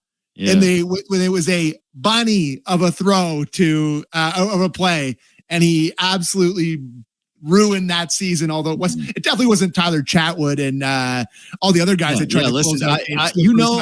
That's like my pet peeve. That's the point of reference for that season when Semien was so good. He was our guy. But yeah, I get the point you're making. If the Leafs don't win the division by 1 point, I'll think about tonight. It's a brutal loss. And listen, long road trip, first game back. Always a weird thing. It's no matter the sport, no matter the time, no matter the team, it's always funny. It's always weird, but can't do it to the Sharks. That's brutal. It's just brutal. Yeah. What else can you say? It's just an awful blown lead. Well, okay. So I guess I'm not torn on it. It's a bad loss. You're up 2-0 against the San Jose Sharks. And not only to mention that, Zag. Let's get the most egregious. I think the most egregious thing in the entire game is that they got a 4-on-3 power play in overtime. Oh my God. And pass more. You should try some more passes, and then maybe Willie can shoot it into the chest a few more times. Pass. Mix in another pass, boys. Pass a little more. It's good play. Keep passing. Maybe one of you guys could pick it on the goalie that Colorado said, oh, if we have this guy for 10 more minutes, our season's going to be destroyed. We got to get rid of him. And so I was a little upset with that, I would say for sure. But I got to tell you that I'm feeling this tight schedule. All right. Like the Leafs have been packing in games here since the break. There's no sleep for these guys since they were at the Four Nations. And they're playing in the second half back-to-back. They played this brilliant second where they laid it all out there. They get a 2-0 lead. They're used to it being enough. They don't have old faithful Chris Tanev back there. And they get one weird bounce off the side of the boards, and it just lands on somebody's stick. It's a wide-open cage. And then Stolarz overplays a puck. Benoit gets completely burned on the outside. And the second one goes in. Again, another like wide-open cage. And you could just feel it. Like they didn't have their legs. You could see it. They look like they dipped their skates in concrete before tonight's third period. It was brutal watching those guys out there. Even you saw the cutaways when they showed Marner after a shift. He's like huffing and puffing, and Matthews looked ill tonight. Like, I don't even know what other way to put it. He's got like the bags under his eyes. He doesn't look happy. He looks sour all the time. I guess I'm kind of applying the Wool thing here, where it's like Wool has his worst game of the season, and you're like, hey, it's a bad game. You throw it in the junker, you trash it. Sure. And if not for the context that you just mentioned, which is like the Panthers and Tampa just refused to lose any games. Can't believe they didn't end up having an overtime game tonight. Like 2-1 win for the Panthers tonight. So yeah, does that mean they jump back ahead, or are they tied now? Honestly, I'm not. That's right there. Yeah, anyways. It's one of the two. It's right there. They're in a 3-way race. All three of these teams have been hot. Leafs at least grabbed a point. They sucked. But I didn't view tonight as like, oh, here's all the old habits. I just saw a tired-ass group in a third period. So they're tied at 79 points. For sure. And I actually think that's all well said. And it's like they've played an insane amount of hockey. Like when I looked at the schedule here coming out of the break, I'm like, they play Friday, Sunday, and then Monday night. Like it's an insane amount of hockey. Then they go back out on the road for a grueling road trip, right? You got to like play at 10:30 at night in Vegas. In Vegas, and then in Colorado, in Utah at elevation. Like that's like the 2 straight elevation games. Like it's a tough schedule. Having said all that, you're up 2-0 against the San Jose Sharks. Win the game. Win the game. Win the game. Win the game. When they got the 4-on-3 power play, I went, put this in the net in the first 30 seconds. And Nylander shot a bunch, like you mentioned, into the crest. Marner had what I thought was just an egregious overpass, trying to get way too cute, trying to find Tavares in the slot. It's like, buddy, you're past the hash marks, and it's Georgiev. Just pick a spot and shoot it. I thought Tavares' shootout attempt was like, what was that exactly? Anyway, like there's things to nitpick with in this game, but I thought the Sharks just looked like a young, hungry team, but full of a bunch of guys who had never played in Toronto before and couldn't wait to do it. A bunch of guys who were dead tired. And that brings me to what I think is the story of the game. It's funny though, like just vintage out of conference hockey team. Jack Thompson from Curtis, Ontario, fires one in the net. It's like, of course he did. Like, old Jack Thompson had 78 people at the game tonight. I'm just glad it wasn't Liljegren, okay? Like, thank God for small miracles and not having to suffer that indignity for 2 guys that were on the trade Liljegren train, who apparently now, I think it's a little insulting. Trust tree? Yeah. Just no one listening, just you and me? Yeah. I thought he was pretty good tonight. Yeah, he's fine. Thought he was pretty good defensively and like made some good reads and like, thought he was actually pretty good tonight. He played a lot. I bet he was in the 20 range. Thought he was pretty good. So he was my biggest thought with him was, I was like, did you always move this well? Like, you look good. I mean, we're used to watching Benoit. We're like, this guy can fly. 22-25 for Lily tonight, says Christian. So that's a big night. I'm going to save my Liljegren thought for my pod tomorrow because your Liljegren. Yes, Liljegren. Well, I actually will say this. Buddy. I can't stand that he changed it to Liljegren when he went there. Like, what? We couldn't be trusted with learning that? Half the guys called you that, screwing it up anyways, right? I'd say all of the uncles called him Liljegren already. So it would have been a seamless transition. Not really sure why he couldn't entrust Leafs fans with that. Anyway, the story of the game to me is, again, maybe we've talked about this. We're still in the glow of the international best on best Canada. Son. Yeah. I got to tell you, watching the Sharks with Macklin Celebrini and thinking about the potential for, my son to join them in McKenna? Yeah. It felt like how it must feel like if you're married and you run into your mistress at a restaurant where you're like, oh, what are you doing here?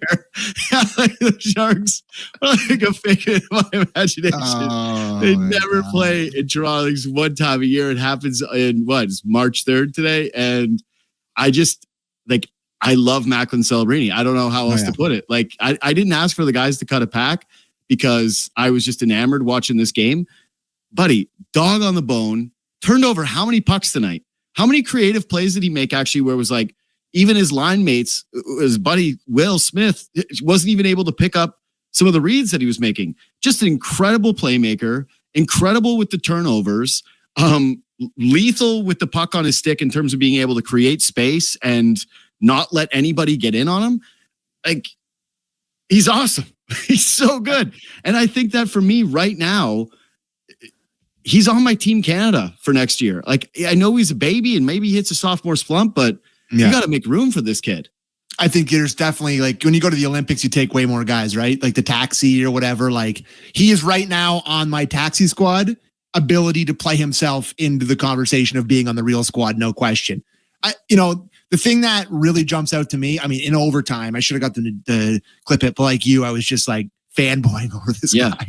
But he stuffed Domi in a locker behind. But like the first one where Domi had the puck comfortably on his stick, lifts the stick, shoulder into him in one motion, gets it out front to Will Smith, who can't put it home. Like, his quick, fast, hard decisions he makes with the puck on his stick and with the puck off of his stick. Like, there's a couple times in this game where I'm like, oh, that reminded me of Matthews. That was Matthews-esque Not the defensive same. play. Matthews-esque defensive stick, like just reading pucks, intercepting pucks, and passing it into dangerous areas. Like, I don't know what the quote unquote, slot pass percentage, big nerd stat there. I'm sure he's got to be up there because tonight, how many passes to the slot did he have? If he must have 5 tonight. So, and this was a audacious shootout attempt. If you're watching on YouTube, just a young man with a ton of confidence, and he was a millimeter from scoring. I believe I got a text from a certain coworker that I may be talking to right now that said, "I wish that went in." And I got to tell you, brother, I can't totally disagree. Like I said, I'm sitting at the table, and my wife at the restaurant's like, "Why do you keep looking over there?" I'm like, "What? I'm not looking at anything." That young woman seems to know you. What's going on? That's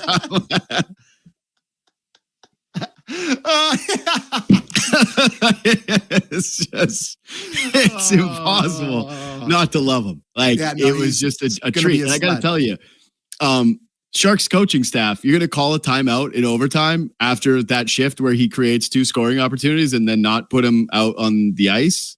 Yeah. I thought even there was a moment, maybe 25 seconds left. Who's 21? Is it 21 on theirs? Is that Zetterlund? Was it Zetterlund that ended up scoring? 21 on the Sharks, as I'm quickly looking here. There was a chance for him to go off, and he looked over at the bench, and he kept skating. I was like, "Oh, you selfish son of a..." Wenberg. I'm like, "Wenberg, get the kid out there, buddy." Like, what was that move? He like skated right past the bench with 25 seconds left. Somebody was standing up on the bench. I'm not sure if it was him or not, but yeah, I was totally impressed with him tonight. And if we're doing Sharks takes, what was your favorite Luke Kunin memory tonight? Well, he took 2 penalties. So those ones.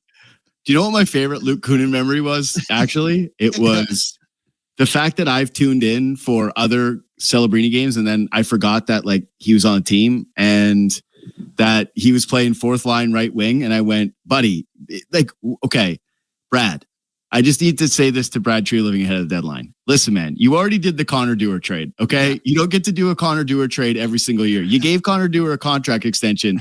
We're presidents of the Dudes.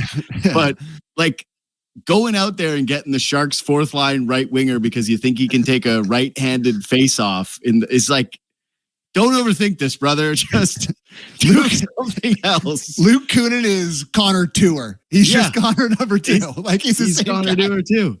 Yeah, he had a chance to score. He got stuffed by Stolars. That was the only other time I noticed him. They took 2 penalties. I went, okay. So if that's the future Leafs deadline splash, it's going to be pretty disappointing when we're doing the emergency pod. If there's one guy that I will say I noticed tonight in a positive light on their team that's been rumored to be around, is that Ferraro.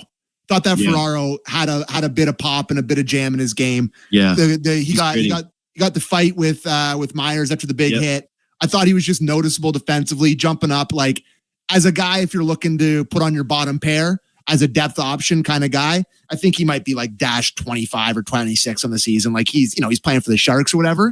Mm-hmm. But if I'm a traveling scout, to me, there's definitely a world where he could contribute to a winning team. I liked his game a lot tonight. So those are my big Sharks takeaways.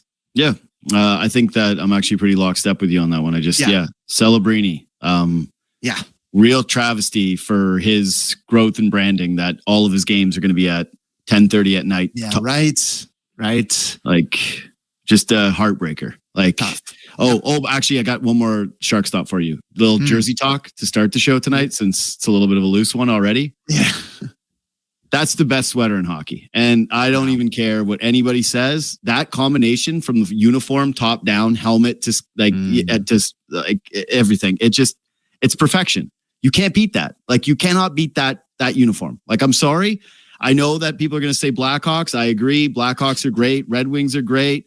But that's number one. And if they had tradition, like if they had, 20 more years in the league past expansion, I think people would have that take way more frequently than they do. I like the jerseys a lot. I think they should have black pants.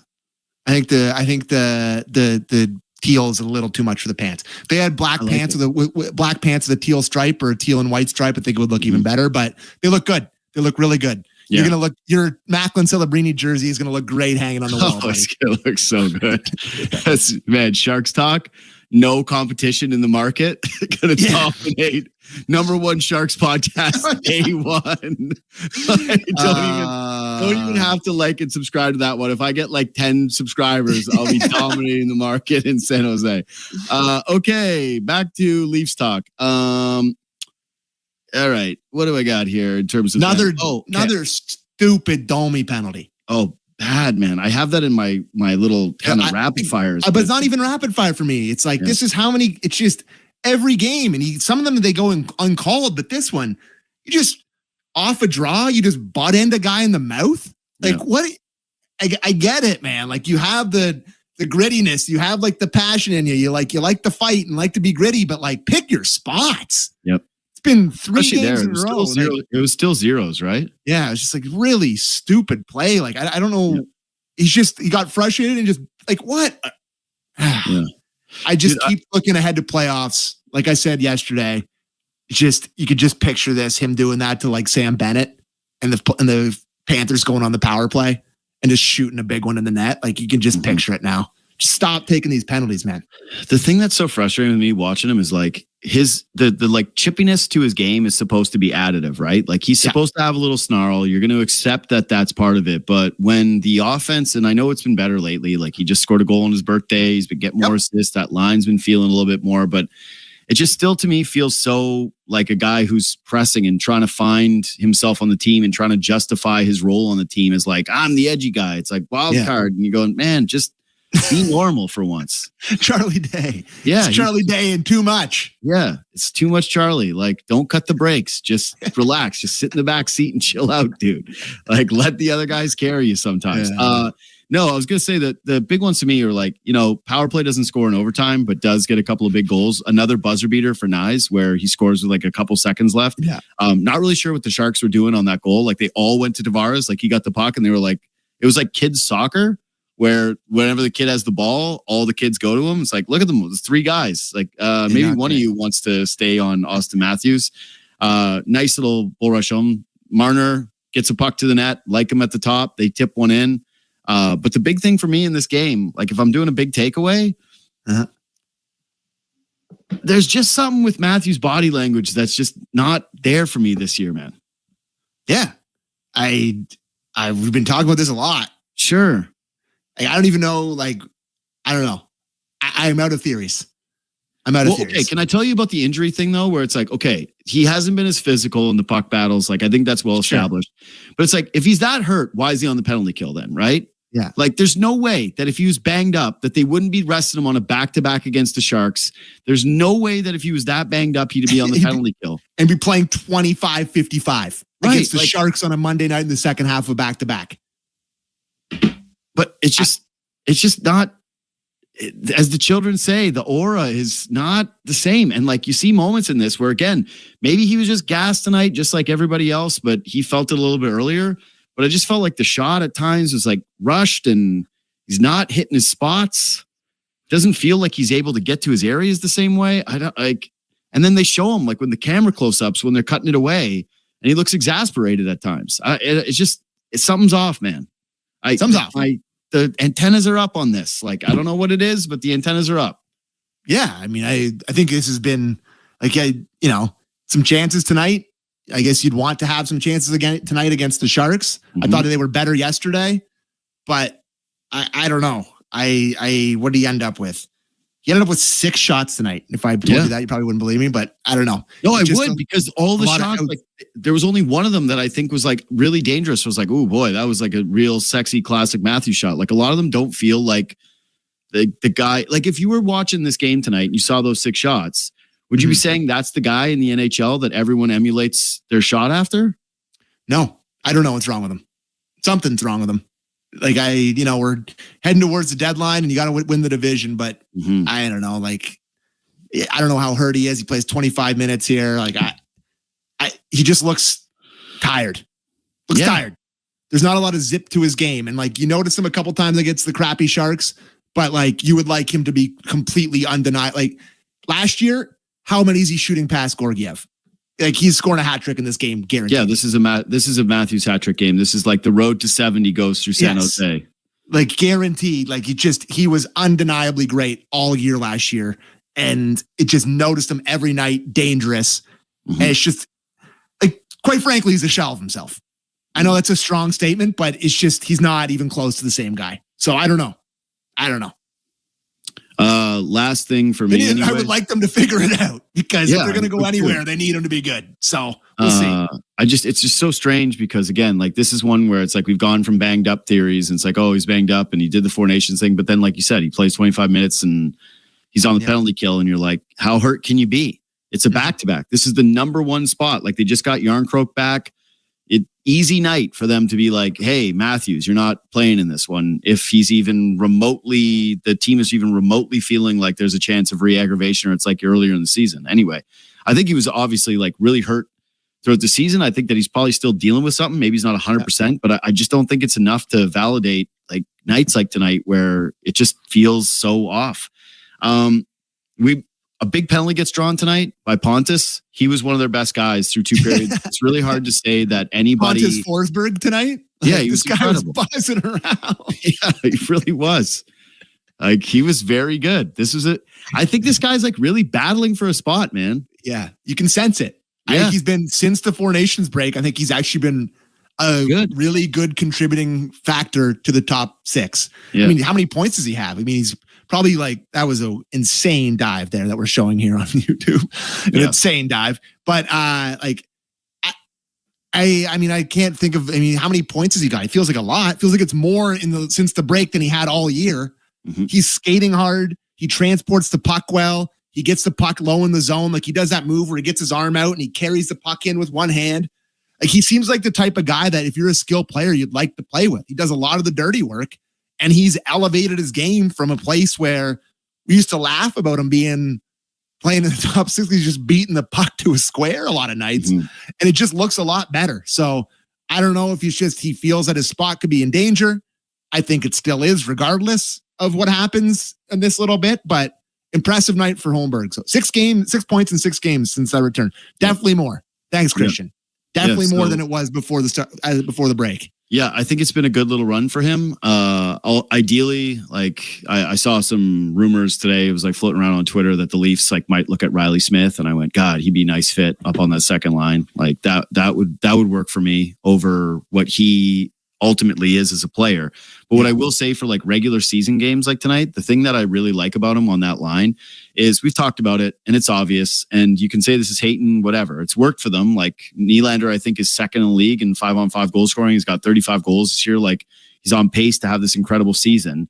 The offense has been brilliant, but like, he's been cheating his ass off out of the D zone. Like, even tonight on that second goal, or the first goal, sorry, where it's like gets banged home, it's because like partially because he's flying the zone, he's nowhere to be found on his man. And so it's like, it is what it is, but Pontus Holmberg helps you with that. Like, it's kind of the same thing when we were making the case for Riley always was, hey, he's at his best when he can jump up in the rush and he feels like there's other guys that are there to support him. And when you think about like why Nick Robertson would never get this opportunity and why Pontus Holmberg does, right? Why Max Domi doesn't get this opportunity and why Pontus Holmberg does. It's like, it's because of the byproduct of Nylander and the trickle-down effect with the defensive game, which he's been solid at too. So yeah, fan of Pontus. Big Calle Yarncroc return. Yeah, that was my last thing. What was your Calle Yarncroc impression? Undeniable. Yeah. Like, I thought my biggest impression of him was like Mr. Defensive Conscience, weakest stick ever on Tyler Toffoli as he shoots it in a wide open net. That was my noticeable Calle Yarncroc moment tonight. They put him out there early. Bear down. Like, you know, I know he scores, but like, make it hard. Yeah. Bear down on him. Hook him. Do something. Like, he just stands there and like whacks at his stick. I know it happens quick, but like, trip him or bear down a little bit, make it a little harder than just to tap in. But other than that, he did the thing where he like skates really fast and it looks like he's trying to do something and just nothing happens. Yeah. That's my signature. I call that the Cali. Where he just skates super hard, super fast, and then like he stops and then nothing happens. That's the Calle Yarncroc. The most Kyle Dubas player ever. That's just who he is. So I'll say, obviously, look great on the Penguins. Yeah. The caveat here is that obviously it's his first game back, blah, blah, blah. Like, we're not making wide sweeping judgments. Looks like Kelly Yarncroc to me, buddy. But yeah, but that's what I was going to say is that I kind of think that if you're watching him tonight, maybe it was a reminder for some of the people that were like, man, injecting him into the bottom six is going to be such a difference maker. It's like, nothing's going to happen. I don't know. Nothing's different. Your bottom six is the same. Yeah, I just didn't agree with that take. Some people were trying to propagate that like he was going to come in here and it was going to balance things out. I am curious to see though if like after a couple of games and he finds his legs, if they do put him up on that second line, he gets at least a chance to.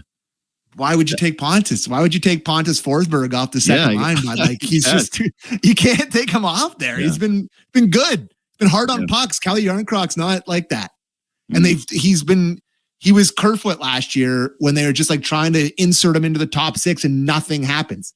He has one goal in his playoff career for the Leafs. Well, I was going to say too, the thing with Yarncroc is I think people got really confused by him because his first season with the Leafs, if I'm not wrong, he had 20 goals. 20 for sure. Yeah.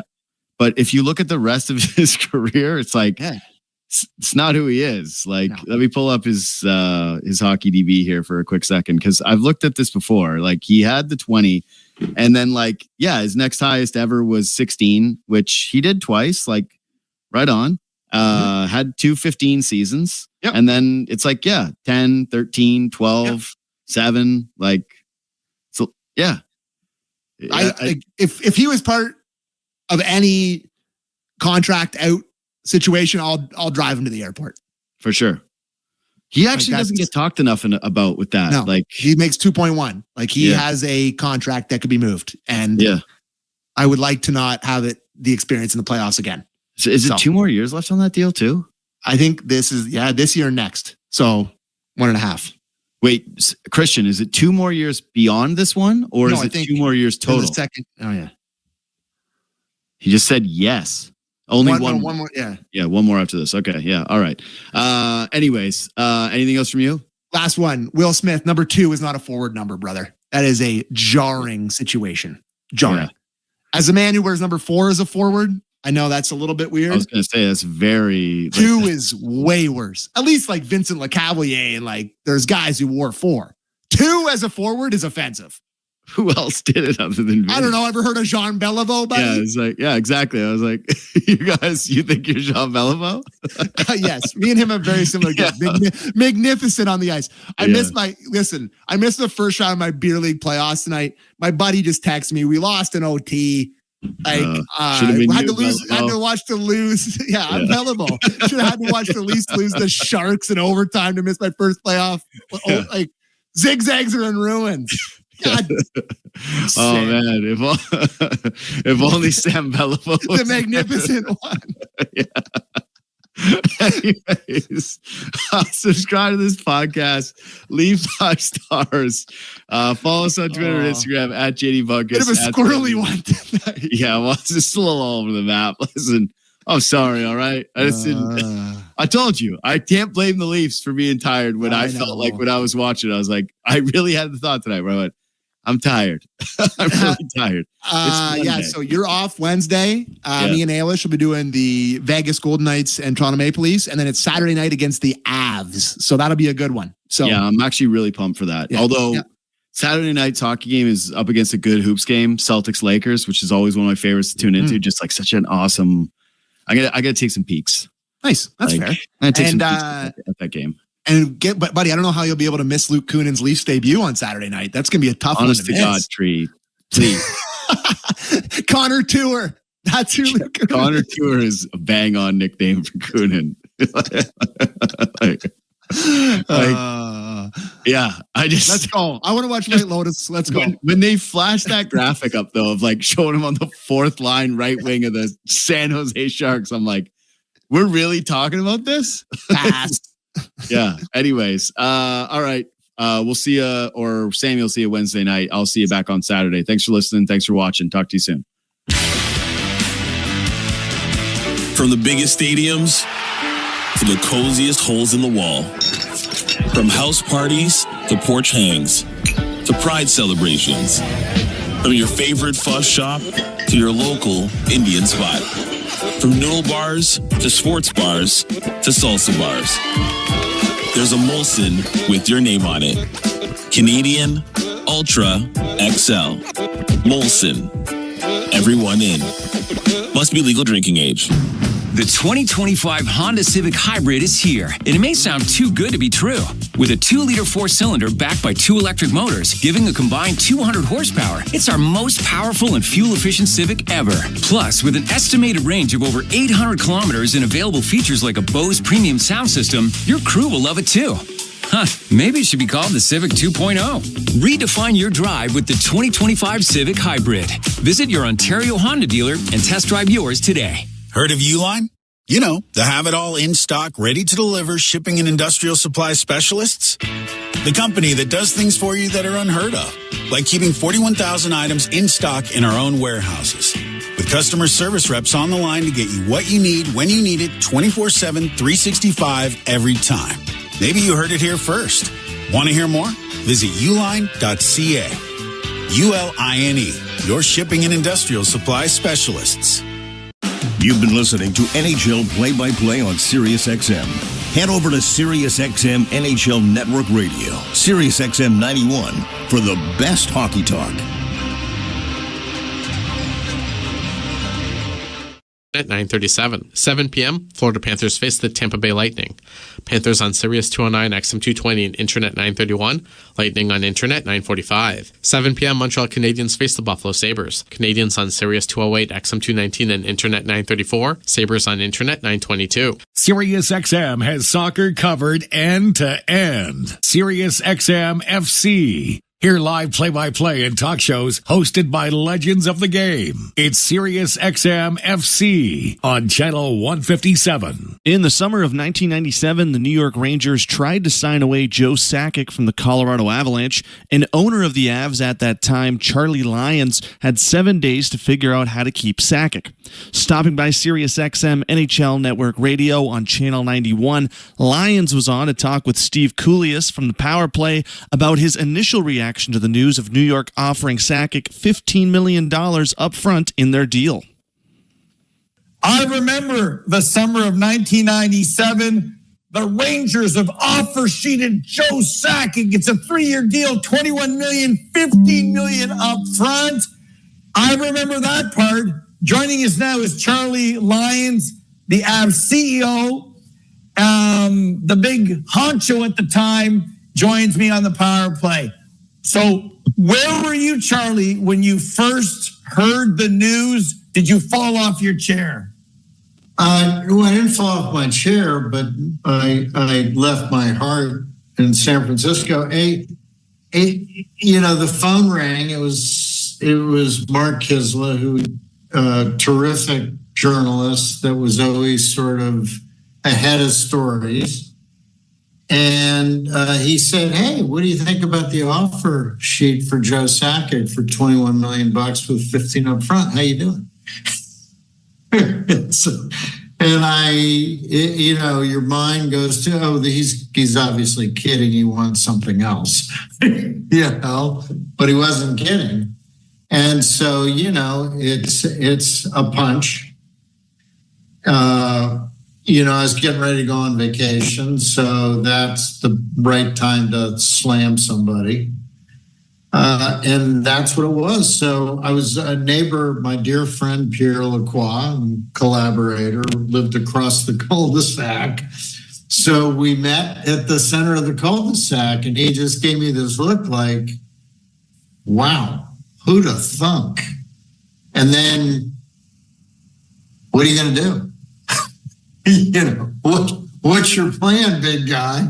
Because that's a lot of money. 30 years ago, that kind of contract was destabilizing, to say the least. And also, Dave Checkins had done his homework, right? That they had been smart enough to, because we were publicly traded and we were a young company. He looked at the balance sheet and said, look how much money they have in the bank. So we offer $1 more.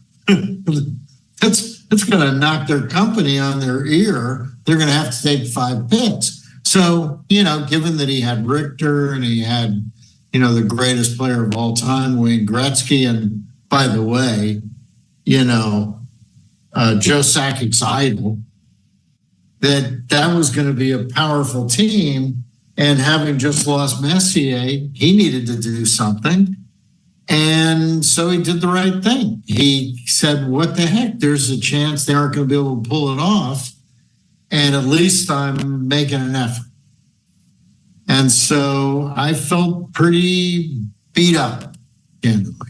Follow every second of the action on NHL Network Radio. From behind the bench to every play on the ice. If it's hockey, it's on SiriusXM NHL Network Radio. SiriusXM 91. I'm Frank Trachtenberg with your SiriusXM NHL schedule for Monday, March the 3rd.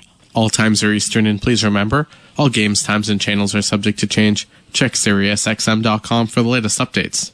In the NHL, 6:30 p.m., Washington Capitals take on the Ottawa Senators. Capitals on Sirius XM channels 91, Internet 950, Senators on Internet 939. 7 p.m., New York Rangers face the New York Islanders. Rangers on Sirius 210, XM 221, and Internet 938. Islanders on Internet 937. 7 p.m., Florida Panthers face the Tampa Bay Lightning. Panthers on Sirius 209, XM 220, and Internet 931. Lightning on Internet 945. 7 p.m., Montreal Canadiens face the Buffalo Sabres. Canadiens on Sirius 208, XM 219, and Internet 934. Sabres on Internet 922. 7:30 p.m., Toronto Maple Leafs take on the San Jose Sharks. Maple Leafs on Sirius 211, XM 222, and Internet 946. Sharks on Internet 942. 8:30 p.m. Chicago Blackhawks face the LA Kings. Blackhawks on XM 223, Internet 925. Kings on Sirius and XM channels 91, Internet 932. For 24/7 coverage of the NHL season and hockey across the world, keep it locked on Sirius XM NHL Network Radio, channel 91. I'm Frank Trachtenberg with your Sirius XM NHL schedule for Monday, March the 3rd. All times are Eastern, and please remember, all games, times, and channels are subject to change. Check SiriusXM.com for the latest updates. In the NHL, 6:30 p.m., Washington Capitals take on the Ottawa Senators. Capitals on Sirius XM channels 91, Internet 950, Senators on Internet 939. 7 p.m., New York Rangers face the New York Islanders. Rangers on Sirius 210, XM 221, and Internet 938. Islanders on Internet 937. 7 p.m., Florida Panthers face the Tampa Bay Lightning. Panthers on Sirius 209, XM 220, and Internet 931. Lightning on Internet 945. 7 p.m., Montreal Canadiens face the Buffalo Sabres. Canadiens on Sirius 208, XM 219, and Internet 934. Sabres on Internet 922. SiriusXM Fantasy Sports Radio is the place for expert advice, strategy, and information from the best fantasy sports analysis to win your league. Plus, hear pick-by-pick coverage of live drafts and interviews with top players, coaches, and team executives on SiriusXM 87. Mark Messier is a 6-time Stanley Cup champion. He won 5 with the Edmonton Oilers and 1 with the New York Rangers, and is the only player to captain 2 teams to Stanley Cup championships. In Edmonton, after winning back-to-back Stanley Cup championships in 1984 and 85, it wasn't until 1987 where the team would win their 3rd Stanley Cup championship. Speaking on SiriusXM NHL Network Radio, Messier joined Scott Laughlin for the morning skate on SiriusXM Channel 91 to talk about what it was like to win that 1987 Stanley Cup Finals series against the Philadelphia Flyers, despite blowing a 3-1 series lead and having to win it in a Game 7. Mark, let's go back to the 1987 Canada, or not Canada Cup. That was still to come. That was the the 1987. That wasn't Game 7, but that was an all-decider as well, as we know. But for Game 7, yeah, that was pretty good stuff. But 87 in the Stanley Cup final, you're facing Philadelphia. You're up 3-1 in the series. They come back to tie it. Now you've got Game 7. Take us back to your greatest remembrances of, again, almost letting the series slip away and then having that opportunity in Game 7 to come up big, which you guys clearly did.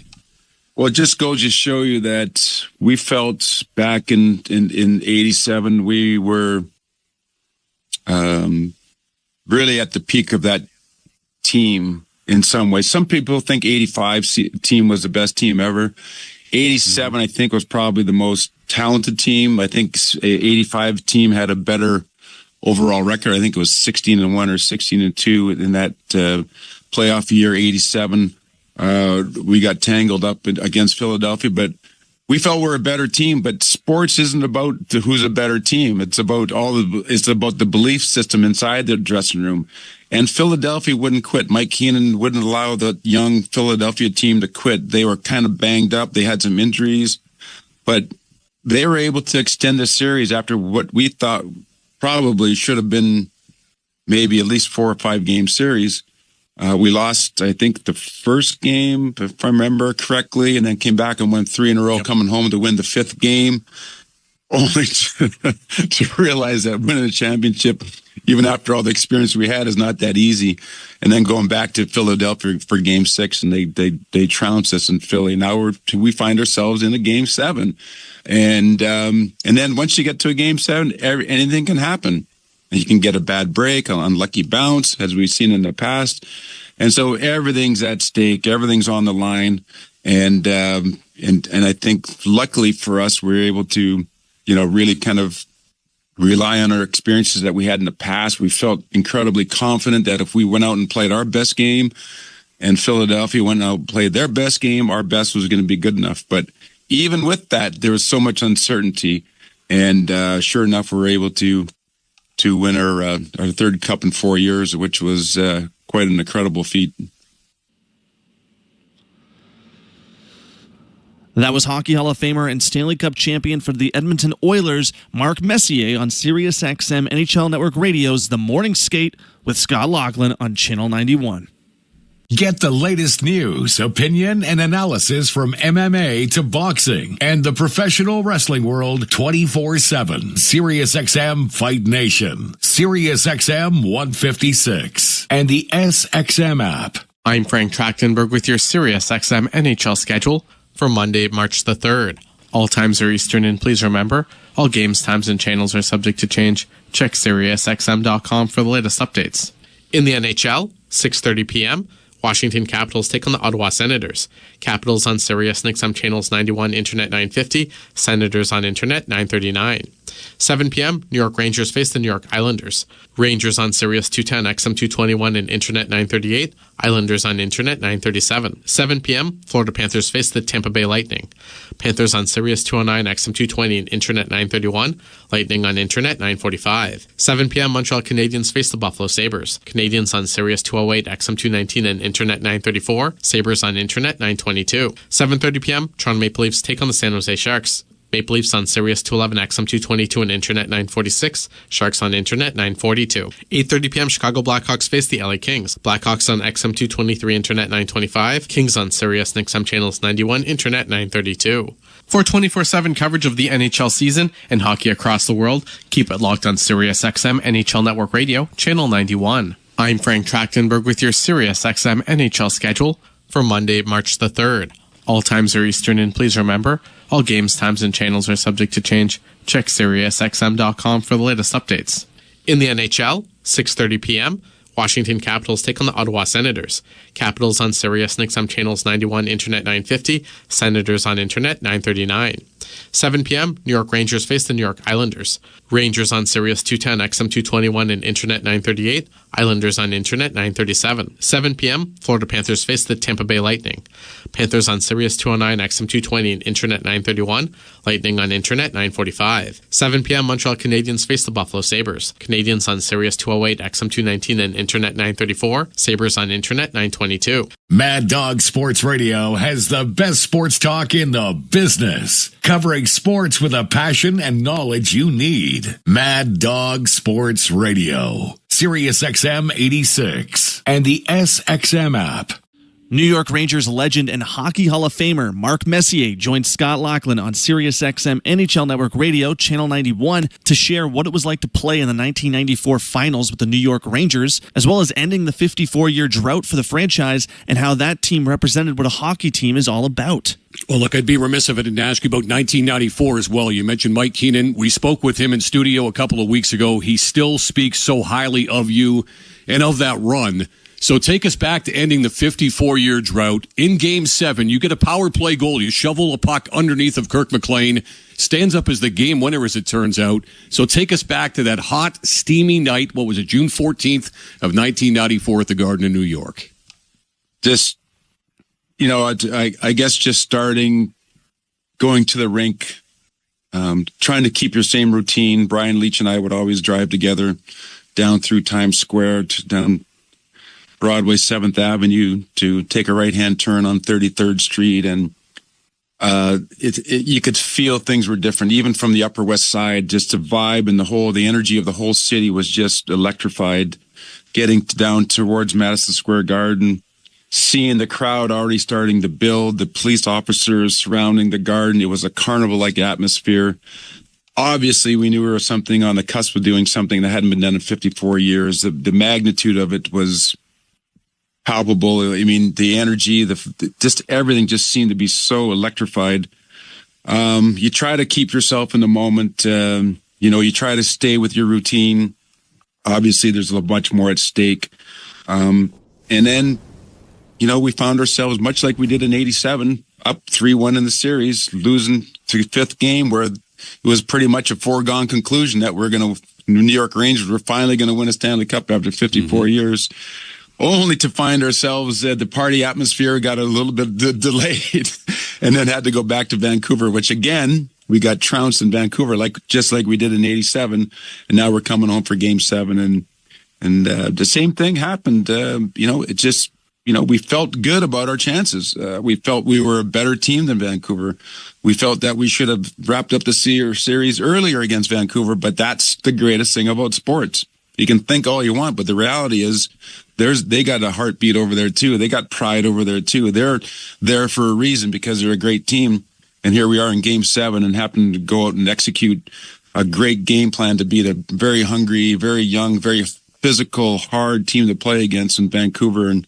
And luckily for us, we had a lot of experience. We had a dynamic, incredible amount of talent with Brian Leetch and Sergei Zubov, Alex Kovalev, Adam Graves, and Mike Richter and net, and then sprinkled in with some veterans, some hardened veterans with McTavish and Tikkanen and Steve Larmer and Noonan and Mateau and Jeff Bukaboom and Jay Wells and all the amazing players that banded together that year to create maybe not the most skilled team that's ever won a Stanley Cup, but if you look up the word team, they could put the 1994 Ranger team right there, and